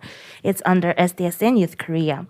First of all, I really appreciate with all the speakers for preparing great presentations, and it is a great honor to be here in the place to explore the role of youth for peace with SDGs. Okay. Let me introduce my organization first. Since the establishment of the YSDGs Korea in 2020, we have collaborated with various youth organizations to achieve the goals and has proposed policies for a sustainable future. So far, 24 policies have been proposed, and a total of 13 policy research reports have been published. In this way, we speak out to the government's policies, send them to decision makers, and propose policies to local or central governments. Among them, the policy proposed under the theme of green procurement for a sustainable environment was selected as one of the 7 major tasks of the Ministry of the Interior and Safety. Through today's presentation, we are able to hear what activities they had been doing to achieve peace with SDGs in their respective positions. It was really beneficial for me, and I got insights on the direction I had to move forward. As Mr. Kang mentioned at the beginning of the session, the title of our Common Future Report, published in 1987, defined sustainable development as development that meets the needs of the present without compromising the ability of future generations to meet their own needs.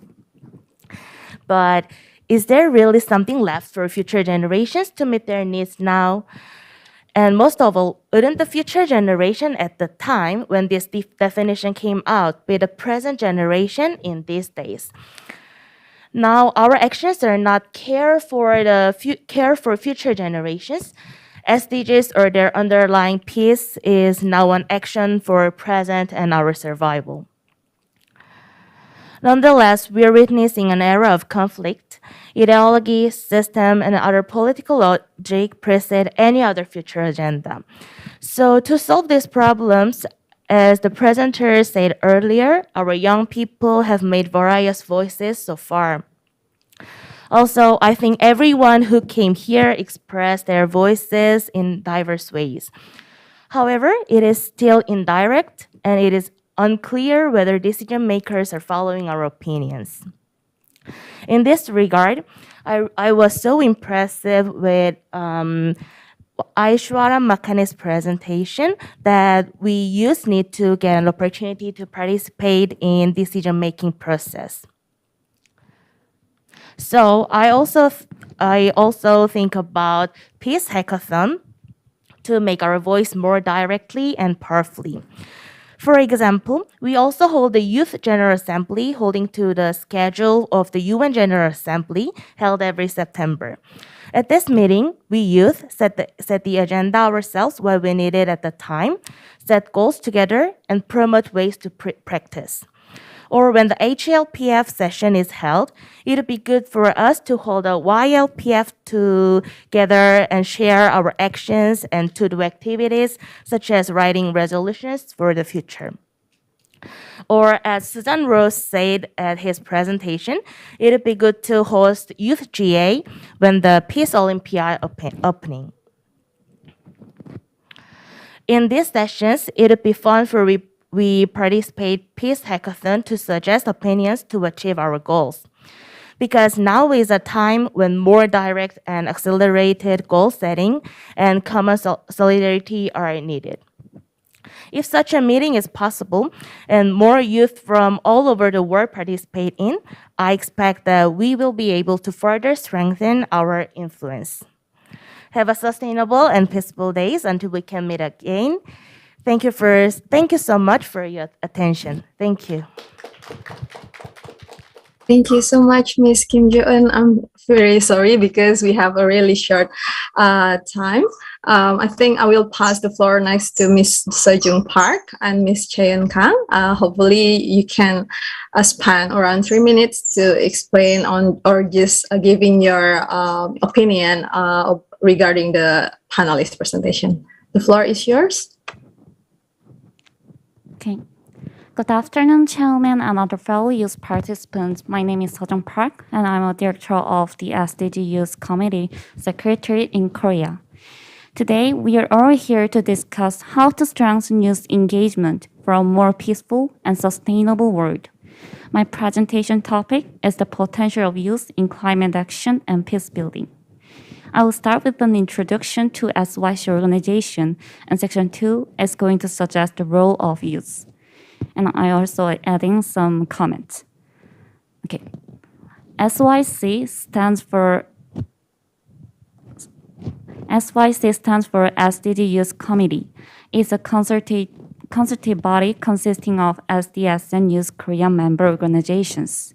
The key role of SYC Secretariat is educating, connecting, and supporting youth organizations to make a collective impact on the achievement of SDGs and post-2020.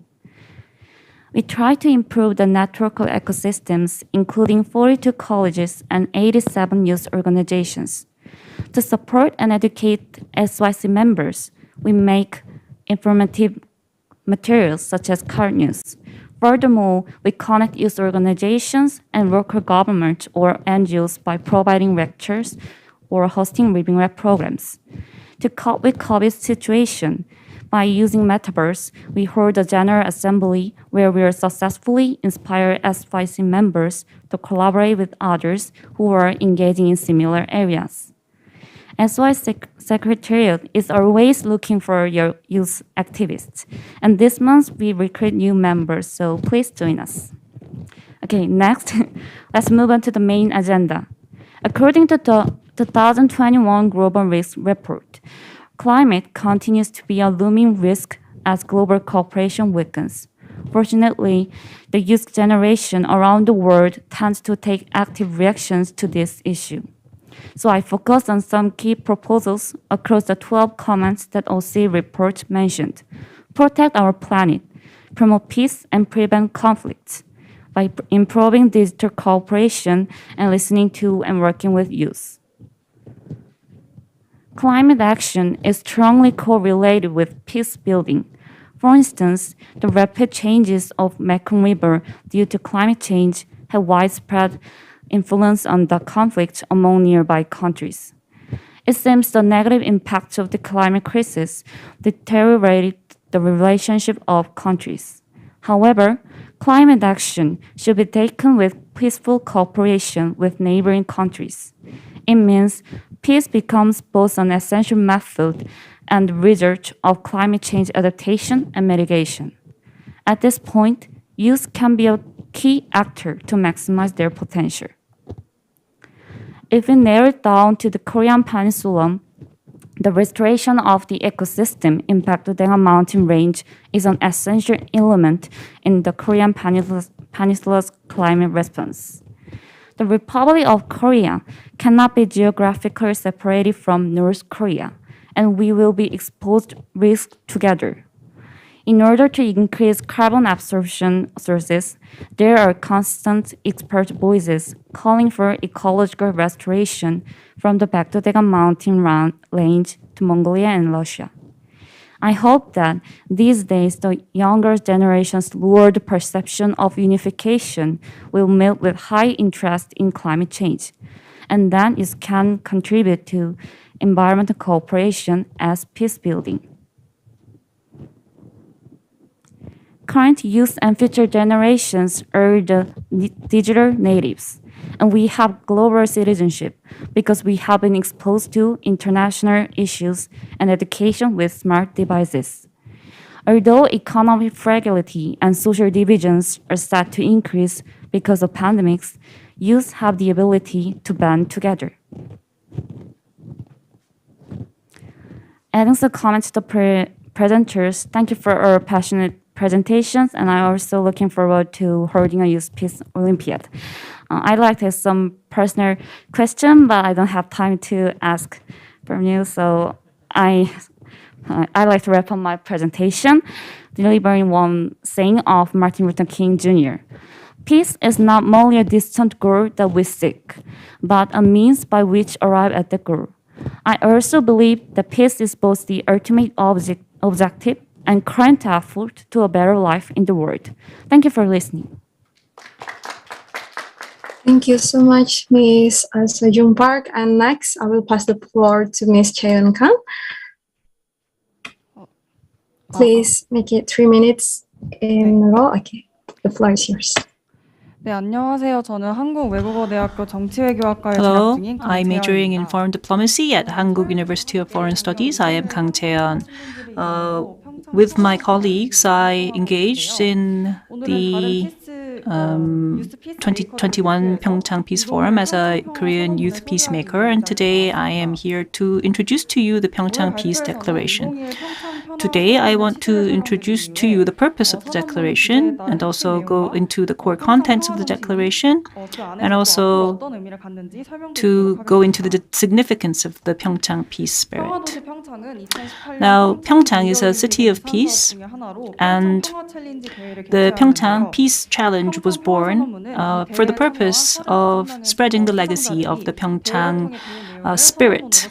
And the declaration holds the spirit very concisely. And we became peace makers, where we announced this declaration and also submitted it to the UN General Assembly. There were 3 contests that were held under the Peace Challenge. First was a debate contest on the peace on Korean Peninsula. Also, there was an essay contest on peace on East Asia. There was also an essay contest B on transnational peace, which spoke on issues of COVID-19 and how to overcome them. Now, these 3 contests spoke of different issues, but it covered our past history from the end of the Second World War up until now, and we were able to determine some common denominators. And the declaration holds various proposals and also ends with the role of youth and their role as peacemakers. Because we don't have time, and we'll go into just the core sentences.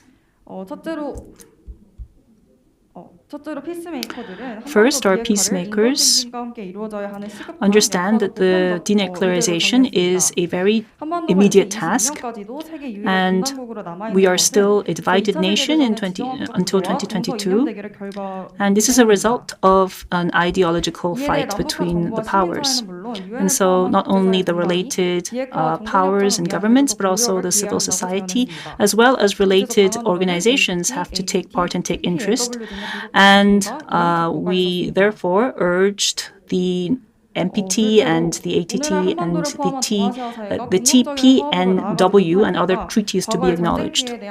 Also, there was an acknowledgement of the peace situation in East Asia, because these are all remnants of past historic conflicts and the Cold War.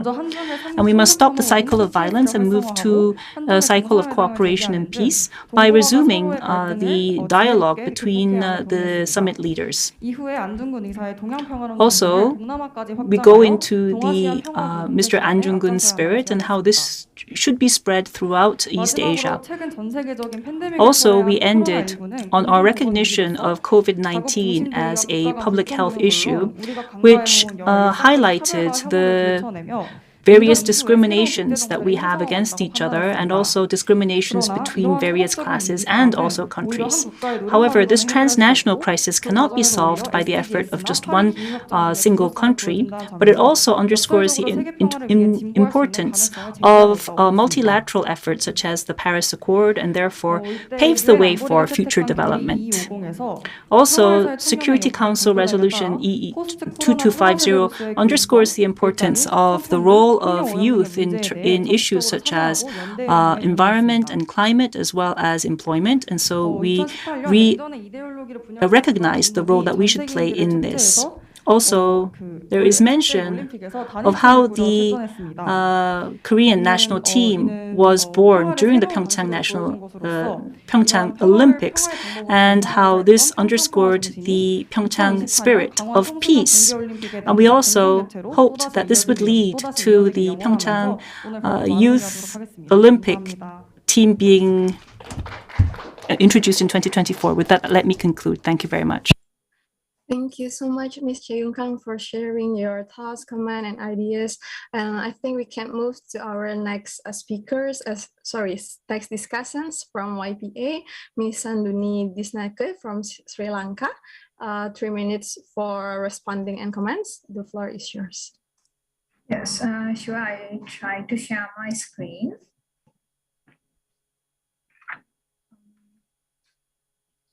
Yeah, I think.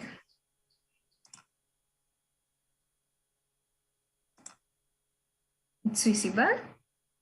Yes, it is. Okay. Hello, greetings, everyone. I'm Sandhini Disanaika from Sri Lanka and finally undergraduate. My major study is urban and rural planning and design, and I'm one of the PyeongChang Youth Peace Ambassador 2021. Throughout this year, appointed as YPA, we have completed several important events. From them, I have to remind about our participation on Gwangju Democracy Forum, Young Asian Voices, Youth Consultation, and donation for 1 million Korean donor for Korean Won for democratization movement in Myanmar. And we have spread our awareness about peace and solidarity via our PyeongChang Youth Peace Ambassadors social media platform. Now, I would like to describe some of the suggestions about the role of youth for peace building. As the future of our world, young generation have key role to act. In here, volunteering is one of the best action youth can take to promote peace and solidarity among society.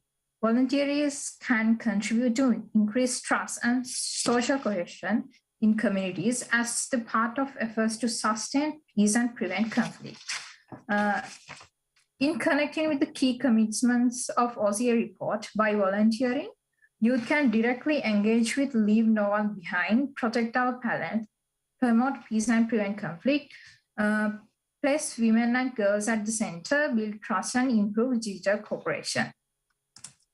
Engage with the political process. As example, Youth Parliament, Model United Nations provide youth a wider view to express their innovative ideas directly to respective authorities.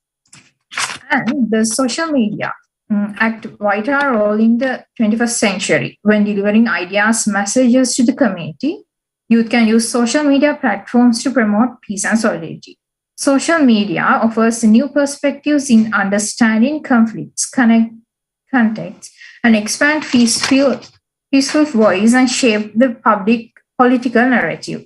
This provides new spaces for people to connect, coordinate, and mobilize around peace. Especially, it connects people who have different perspectives about religions, cultures, and peace, who belong to different nationalities and regions. But here we have to keep in mind about respect others' opinions on SNS, stop spreading false data, and also art and peace building has inseparable bond. Ending violence conflict needs societies to take leap of political imaginations. These artistic communities, such as painting, music, and drama, are often uniquely spread to help and promote new thinking by enabling people to see things differently. Artists help to spread the message of peace quicker than anything else within the community. And as Sean mentioned, Having Olympiad parallel to each Olympic Games will widen the opportunity to young people to engage with same-age youth, exchange their ideas, and it will definitely promote learning about peace building through identifying their strengths and weaknesses. This learning process will validate knowledge about peace building and improve young people's critical thinking and help look into peace and in the world in new perspective. From that, I would like to end my discussion and thank you very much all. Thank you very much, Miss Sanduni. And next, we also have Miss Imani Lubunga from Tanzania and also part of IPA 2021. The floor is yours.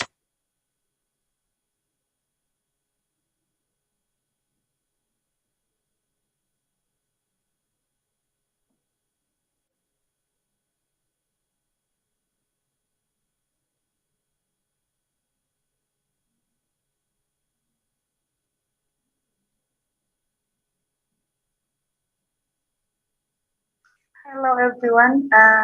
Can you hear me?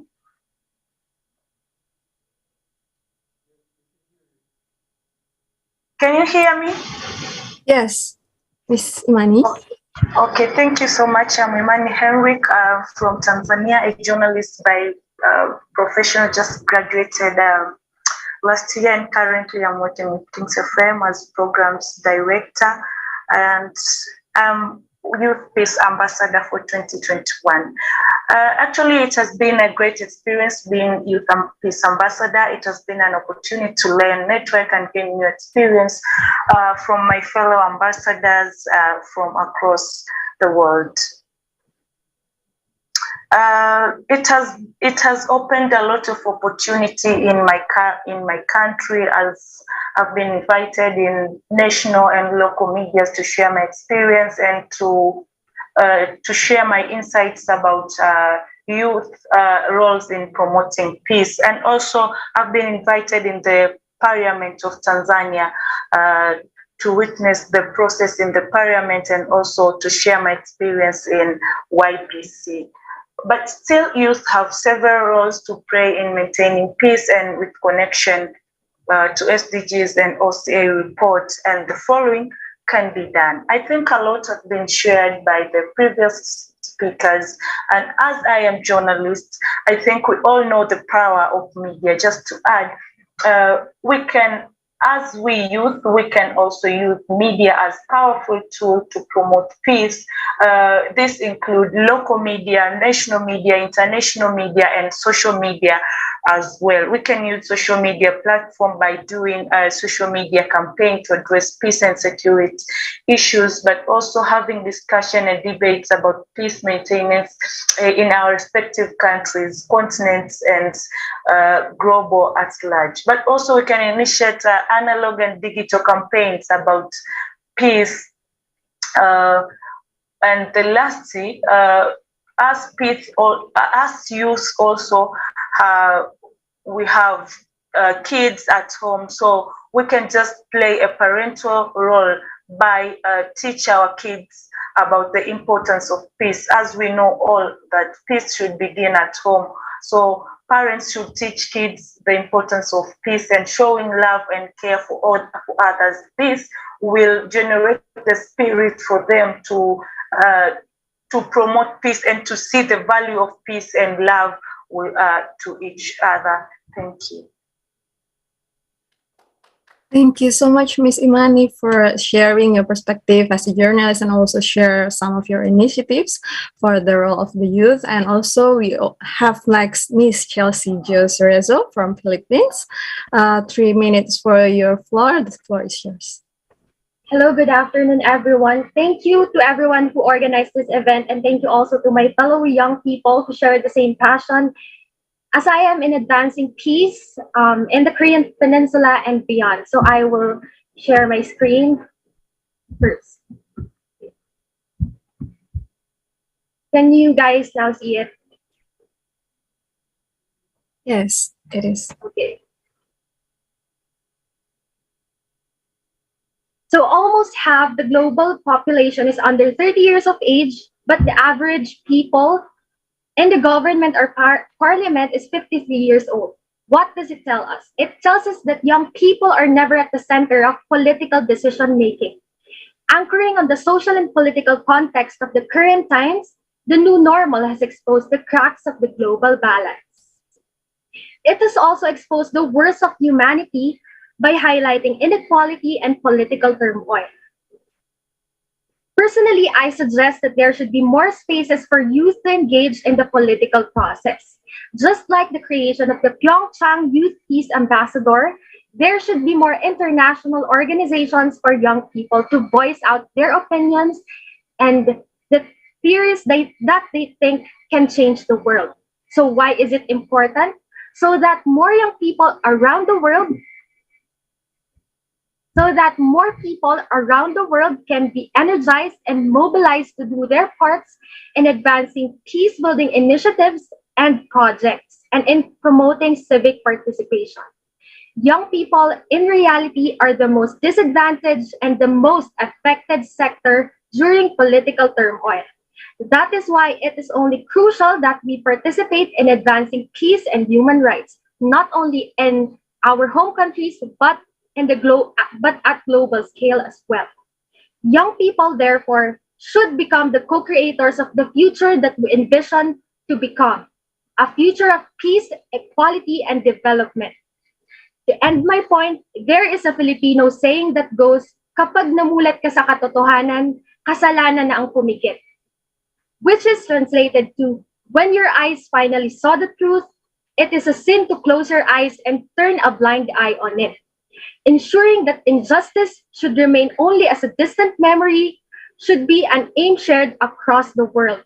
Nations, especially the young people, should stand in solidarity to eradicate inequality and injustice.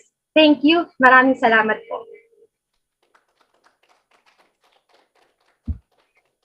Many thanks, Ms. Chelsea. And now, interrupting, dear all, we would like to acknowledge that this youth session, we would like it to be meaningful for you on the spiritual level as well. So as we started with congratulatory and motivating remarks, we also would like to end our session with such congratulatory and inspiring words too. So now we're honored to give the stage to Professor Anselma Lee, advisor to PyeongChang Peace Forum and Youth Peace Challenge. Professor Lee, please. Okay. Thank you very much. I'd like to congratulate and thank you all the organizers and speakers of today's session. This is the last event of YPC, Youth Peace Challenge of 2022.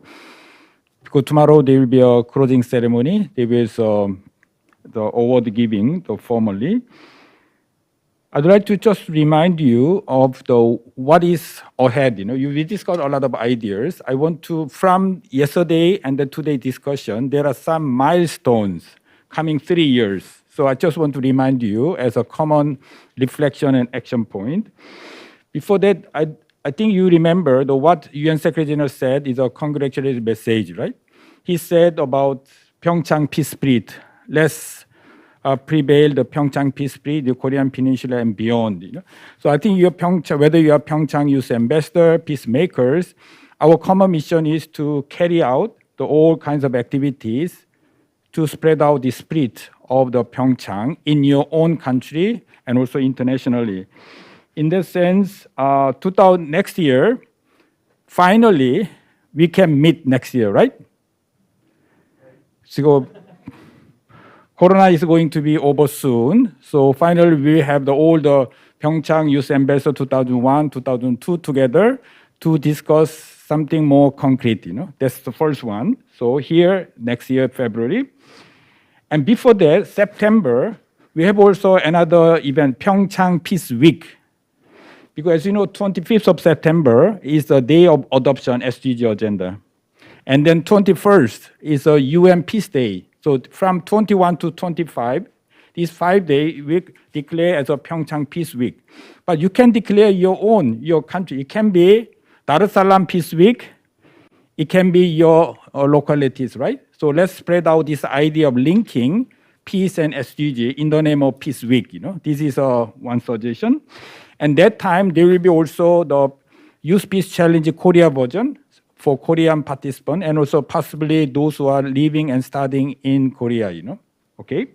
2023, as I said, is a PyeongChang Peace Forum 4.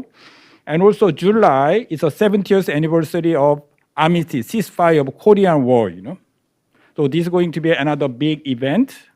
And then 2024, there are two events. One is, as Sean suggested, Youth Peace Olympiad, So the peacemakers in parallel with the youth athletes, This is January or February. Then UN Summit, the Summit of the Future, So these are some of the global events which you can make use of for your own activities, right? So let's discuss together. And next year, already in this session, we have PyeongChang Youth Ambassador, Korean Youth Peacemakers, and SDSN, and UN Foundation, and then Coalition for the UN We Need, and also local group, YLPH, SYCS. Let's bring more youth groups together to plan and then take a concrete action. So closing ceremony 2 days ago, I mentioned about DMZ. We cannot go to DMZ now because of coronavirus, but always the first PyeongChang Peace Forum 2019, 2020, always the last day, we finish our PyeongChang Peace Forum at DMZ. But unfortunately, cannot this year. But next year, definitely we'll go to DMZ. As you know, DMZ officially meaning demilitarized zone, but in reality, most militarized zone in the world. You will feel what is the militarization if you go there. But the day before yesterday, we said, let's change this DMZ to Dream Place for MZ generation. When you go next year. Is it okay? Dream Place for MZ generation, because my generation, we are fighting for democratization, but your generation is for peace, permanent peace regime in Korean Peninsula. So let's work together to build a peace, but not only for Koreans, but also beyond the Koreans. So all together, let's build a solidarity together. So once again, thank you very much. Let's continue. Okay. Thank you so much, Professor Lee. Indeed, you're such an inspiration, and the words that you're saying, the dream of MZ, I believe that with the actions of all of us together, we can make it true. And now let's make the group photo, right? We're asking all participants, amazing speakers, and everyone to turn on their cameras and smile on the photo.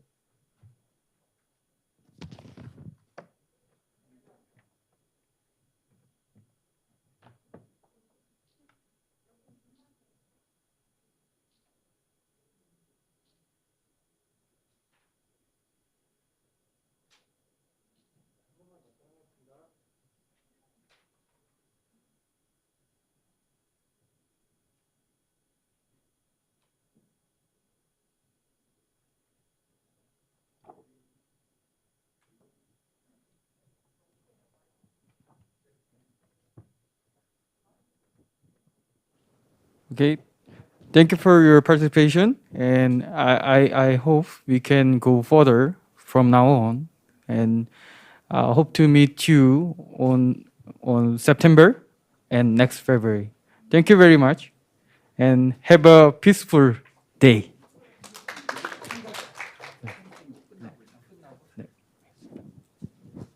With that, we would like to wrap up today's session. I would like to thank all of our distinguished guests from coming.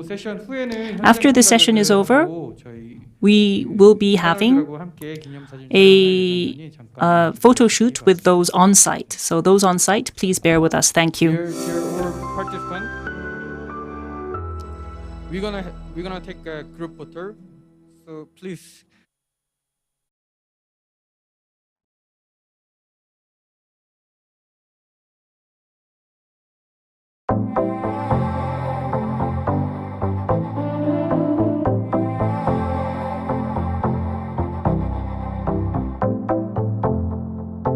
당신과 나의 봄날, 우리 지금 어디에 있나요? 봄날처럼 고운 그대의 손을 잡고 걷는 이 꽃길 위에서 자연이 주는 고요함 속에 서로의 목소리에 귀 기울일 수 있는 참 좋은 봄날, 당신과 함께 꿈꿀 준비가 되어 있는 나는 그곳으로 갑니다. 봄 강원도에선, 지금 강원도에선.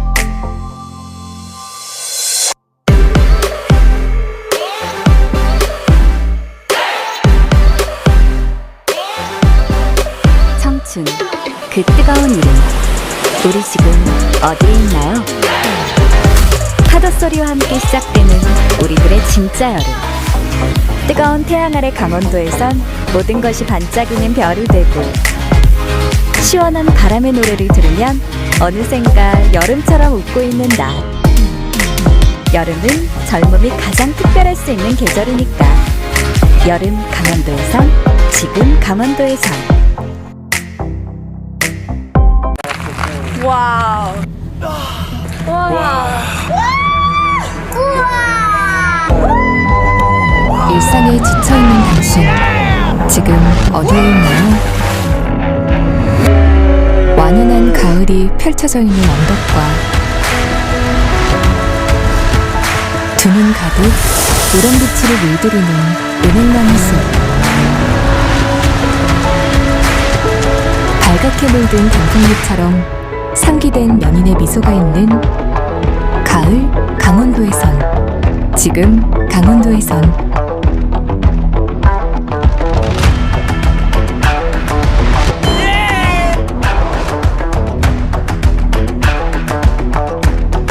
시린 겨울바람에 움츠러드는 당신, 지금 어디에 있나요? 가슴 탁 트이는 논밭에서 가족들과 함께 신나게 달려보기도 하고, 따뜻한 차 한 잔에 나오는 미소 한 모금, 고개를 들어 돌아보면 두 눈 가득 인생 하얗게 물든 겨울 강원도에선, 지금 강원도에선.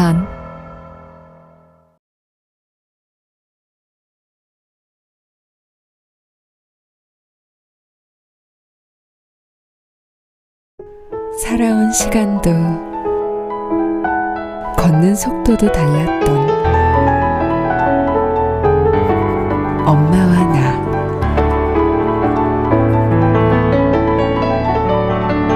낯선 곳으로의 여행, 그 아름다운 자연 속에서 이제서야 나는 엄마와의 발걸음을 맞춰간다.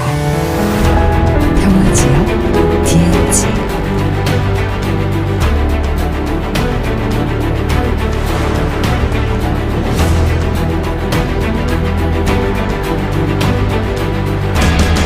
답답한 일상을 벗어나 잊고 있던 나에게로 떠나는 여행. 넘어지지 않는 도전은 아무런 의미가 없다. 오늘만큼은 내 시선이 머무르는 곳에 내 속도를 맞춘다.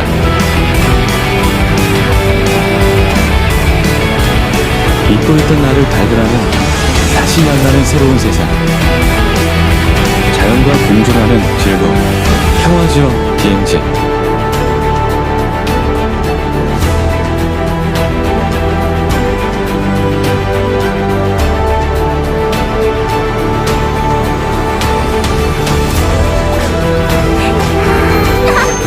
강원도를 꼭 닮은 섬에서 푸르름을 느껴봐. 원하던 여행을 만나자. 나에게 꼭 맞는 강원도 여행.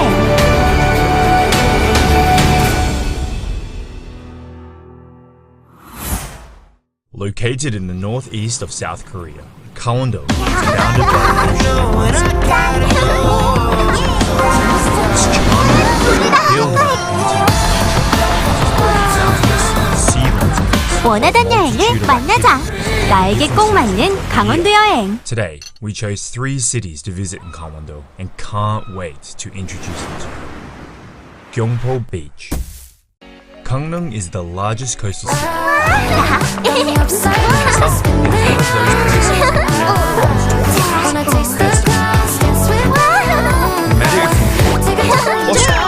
원하던 여행을 만나자. 나에게 꼭 맞는 강원도 여행. Infinite white sands and emerald waters.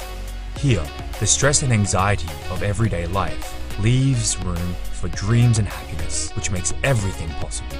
Gyeongpo Beach is probably the most popular beach in the east coast of Seoul. People enjoy different outdoor activities.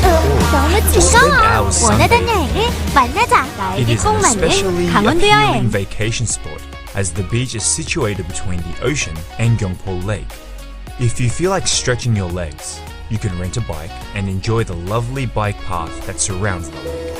It is a fun activity 사람이 that 가장 will enjoy 행복해지는 until late. 해발 If you 700m decide to stay in 청정구원의 this 땅. area for several days, Likai Sandpine 오감에 Resort is 육감, situated a 칠감을 few 더한 pine trees away. 평창의 7가지 A lot of 매력이 people 잠들어 come to 있던 visit this 생의 place to 감각을 relax and 일깨웁니다. feel the flavor of the Hawaiian atmosphere. 오감을 It is 자극하는 no 좋은 coincidence 기운에 that Likai 온몸에 is 생기가 shining 돋고 ocean. 마음과 영혼까지 This resort is 평화로워지는 well 것. known for its huge golf fields. 우리 곁으로 더욱 빠르게, 더욱 가까이 다가온 평창.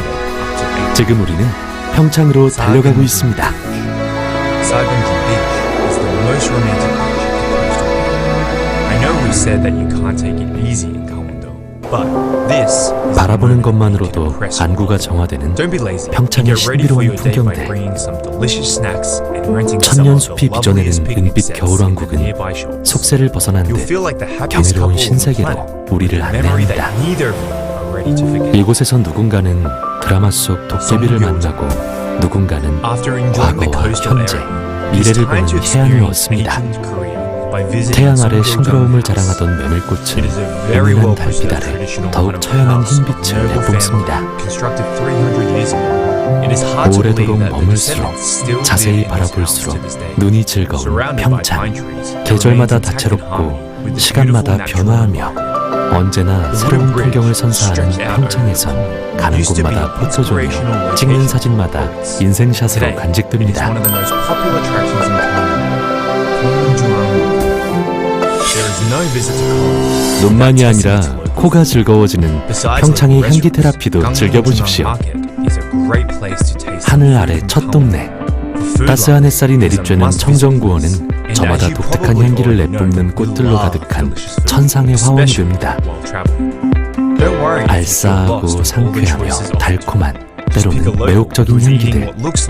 숨을 들이쉴 때마다 온몸을 휘감는 꽃들의 향기 샤워는 도시 생활의 묵은 피로를 씻어낼 뿐 아니라 오래도록 뇌리에 각인되는 추억이 됩니다.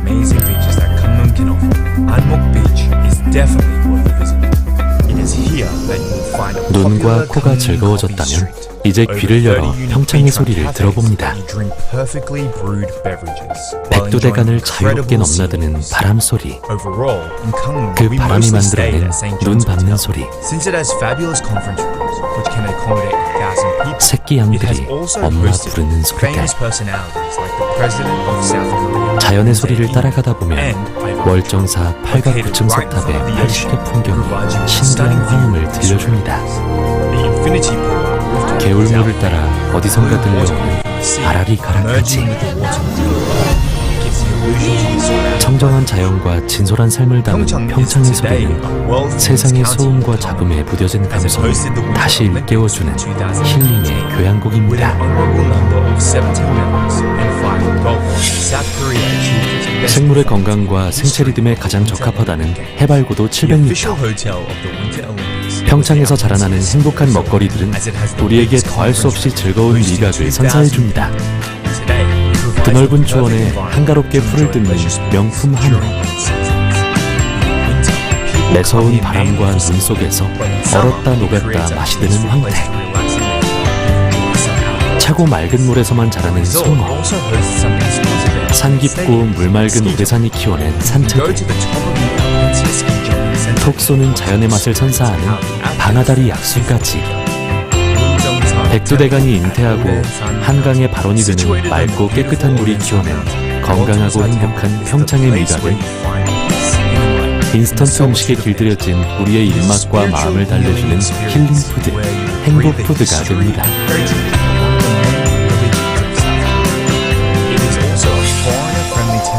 차갑고 각박한 일상생활에 지쳤다면 엄마 품처럼 푸근하고 따뜻한 평창의 특별한 촉감기행을 권합니다. 차가운 눈마저도 이불처럼 포근하고 훈훈하게 느껴지는 눈꽃 축제.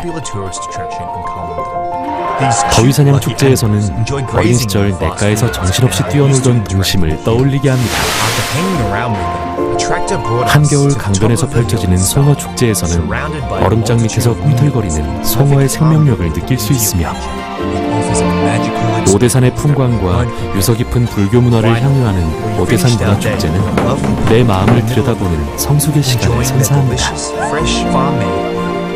순수하고 활기찬 평창과의 스킨십 속에 도시 생활에서는 느낄 수 없었던 녹록한 행복감을 느끼게 됩니다.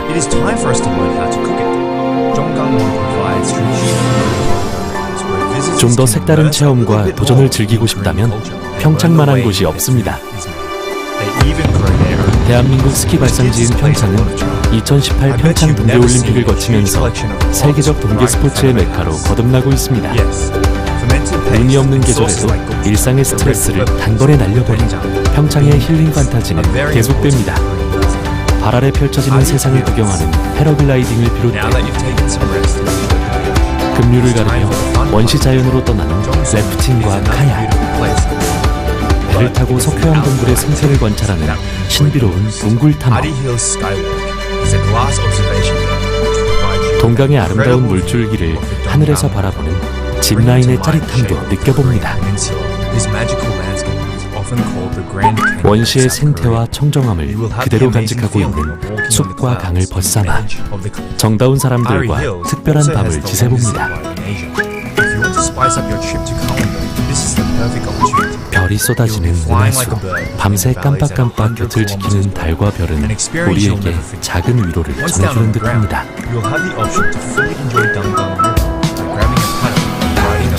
고즈넉한 산사에서의 숲길, 마음을 치유하는 명상의 길은 잃어버린 나를 찾아가는 시간입니다. 평창의 힐링 여행은 지친 일상 속에서 잊고 있던 삶의 열정을 회복시켜줍니다.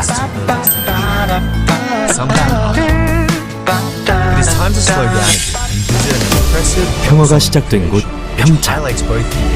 얼어붙었던 과거와 뜨거운 현재를 지나 모두를 빛나게 할 미래를 향해 새로운 발걸음을 시작하고 있습니다.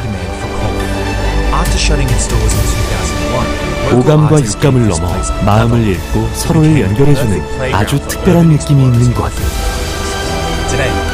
평창은 당신의 삶에 새로운 활력과 평화를 선사할 것입니다.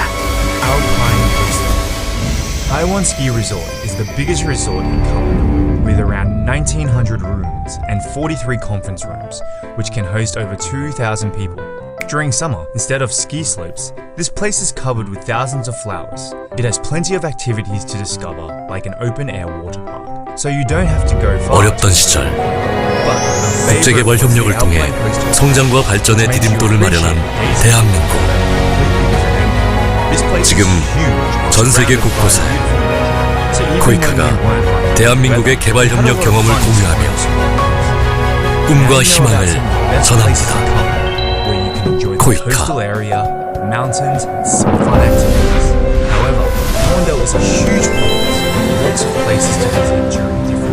코이카는 아시아, 아프리카, 중남미 등 전 세계 협력 대상국의 경제, 사회 발전을 지원하고 국제사회의 평화와 번영에 기여하는 대한민국 개발협력 대표기관입니다.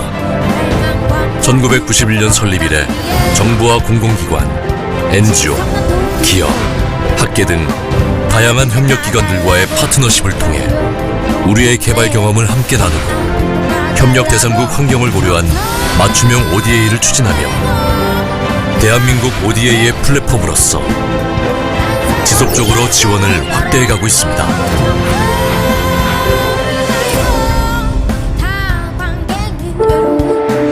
다양한 사람들이 각기 다른 모습으로 살아가는 글로벌 사회. 코이카는 이러한 다름의 문화와 환경을 이해하고 지역, 분야, 그리고 유형별로 세분화하여 개발협력 사업을 추진하고 있습니다. 코이카는 아시아 태평양, 아프리카, 중남미,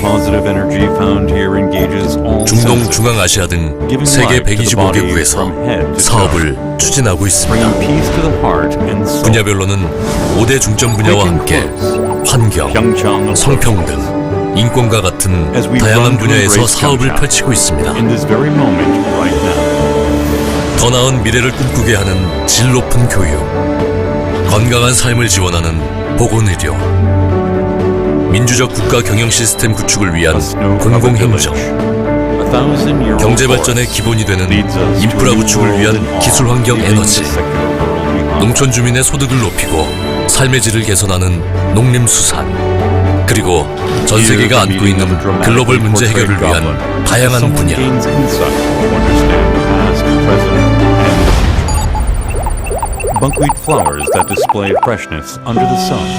또한 협력 대상국에 필요한 개발 사업을 지원하는 국별 협력 사업, 우리 국민이 글로벌 인재로 성장할 수 있도록 돕는 인재 양성 사업, 새로운 기술과 아이디어를 접목하여 추진하는 혁신적 개발 협력 사업, 협력 대상국에 새로운 미래를 이끌어 나갈 인재를 키우는 글로벌 연수 사업, 국제사회가 힘을 합쳐 공동으로 전 세계 문제를 해결하는 국제기구 협력 사업, 전 세계 재난과 위기 상황을 함께 극복하는 인도적 지원 활동, 다양한 분야의 국민들이 참여하는 시민사회 협력 사업, 질병 예방과 퇴치를 위한 국제질병퇴치기금과 같은 다양한 유형별 사업을 추진하고 있습니다.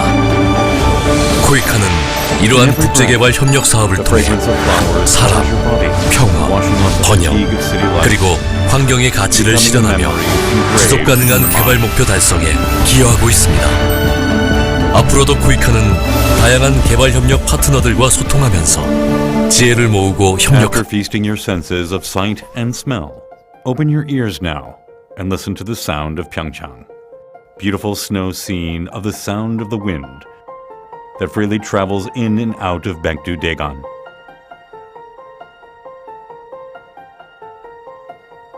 Following the footsteps of the sound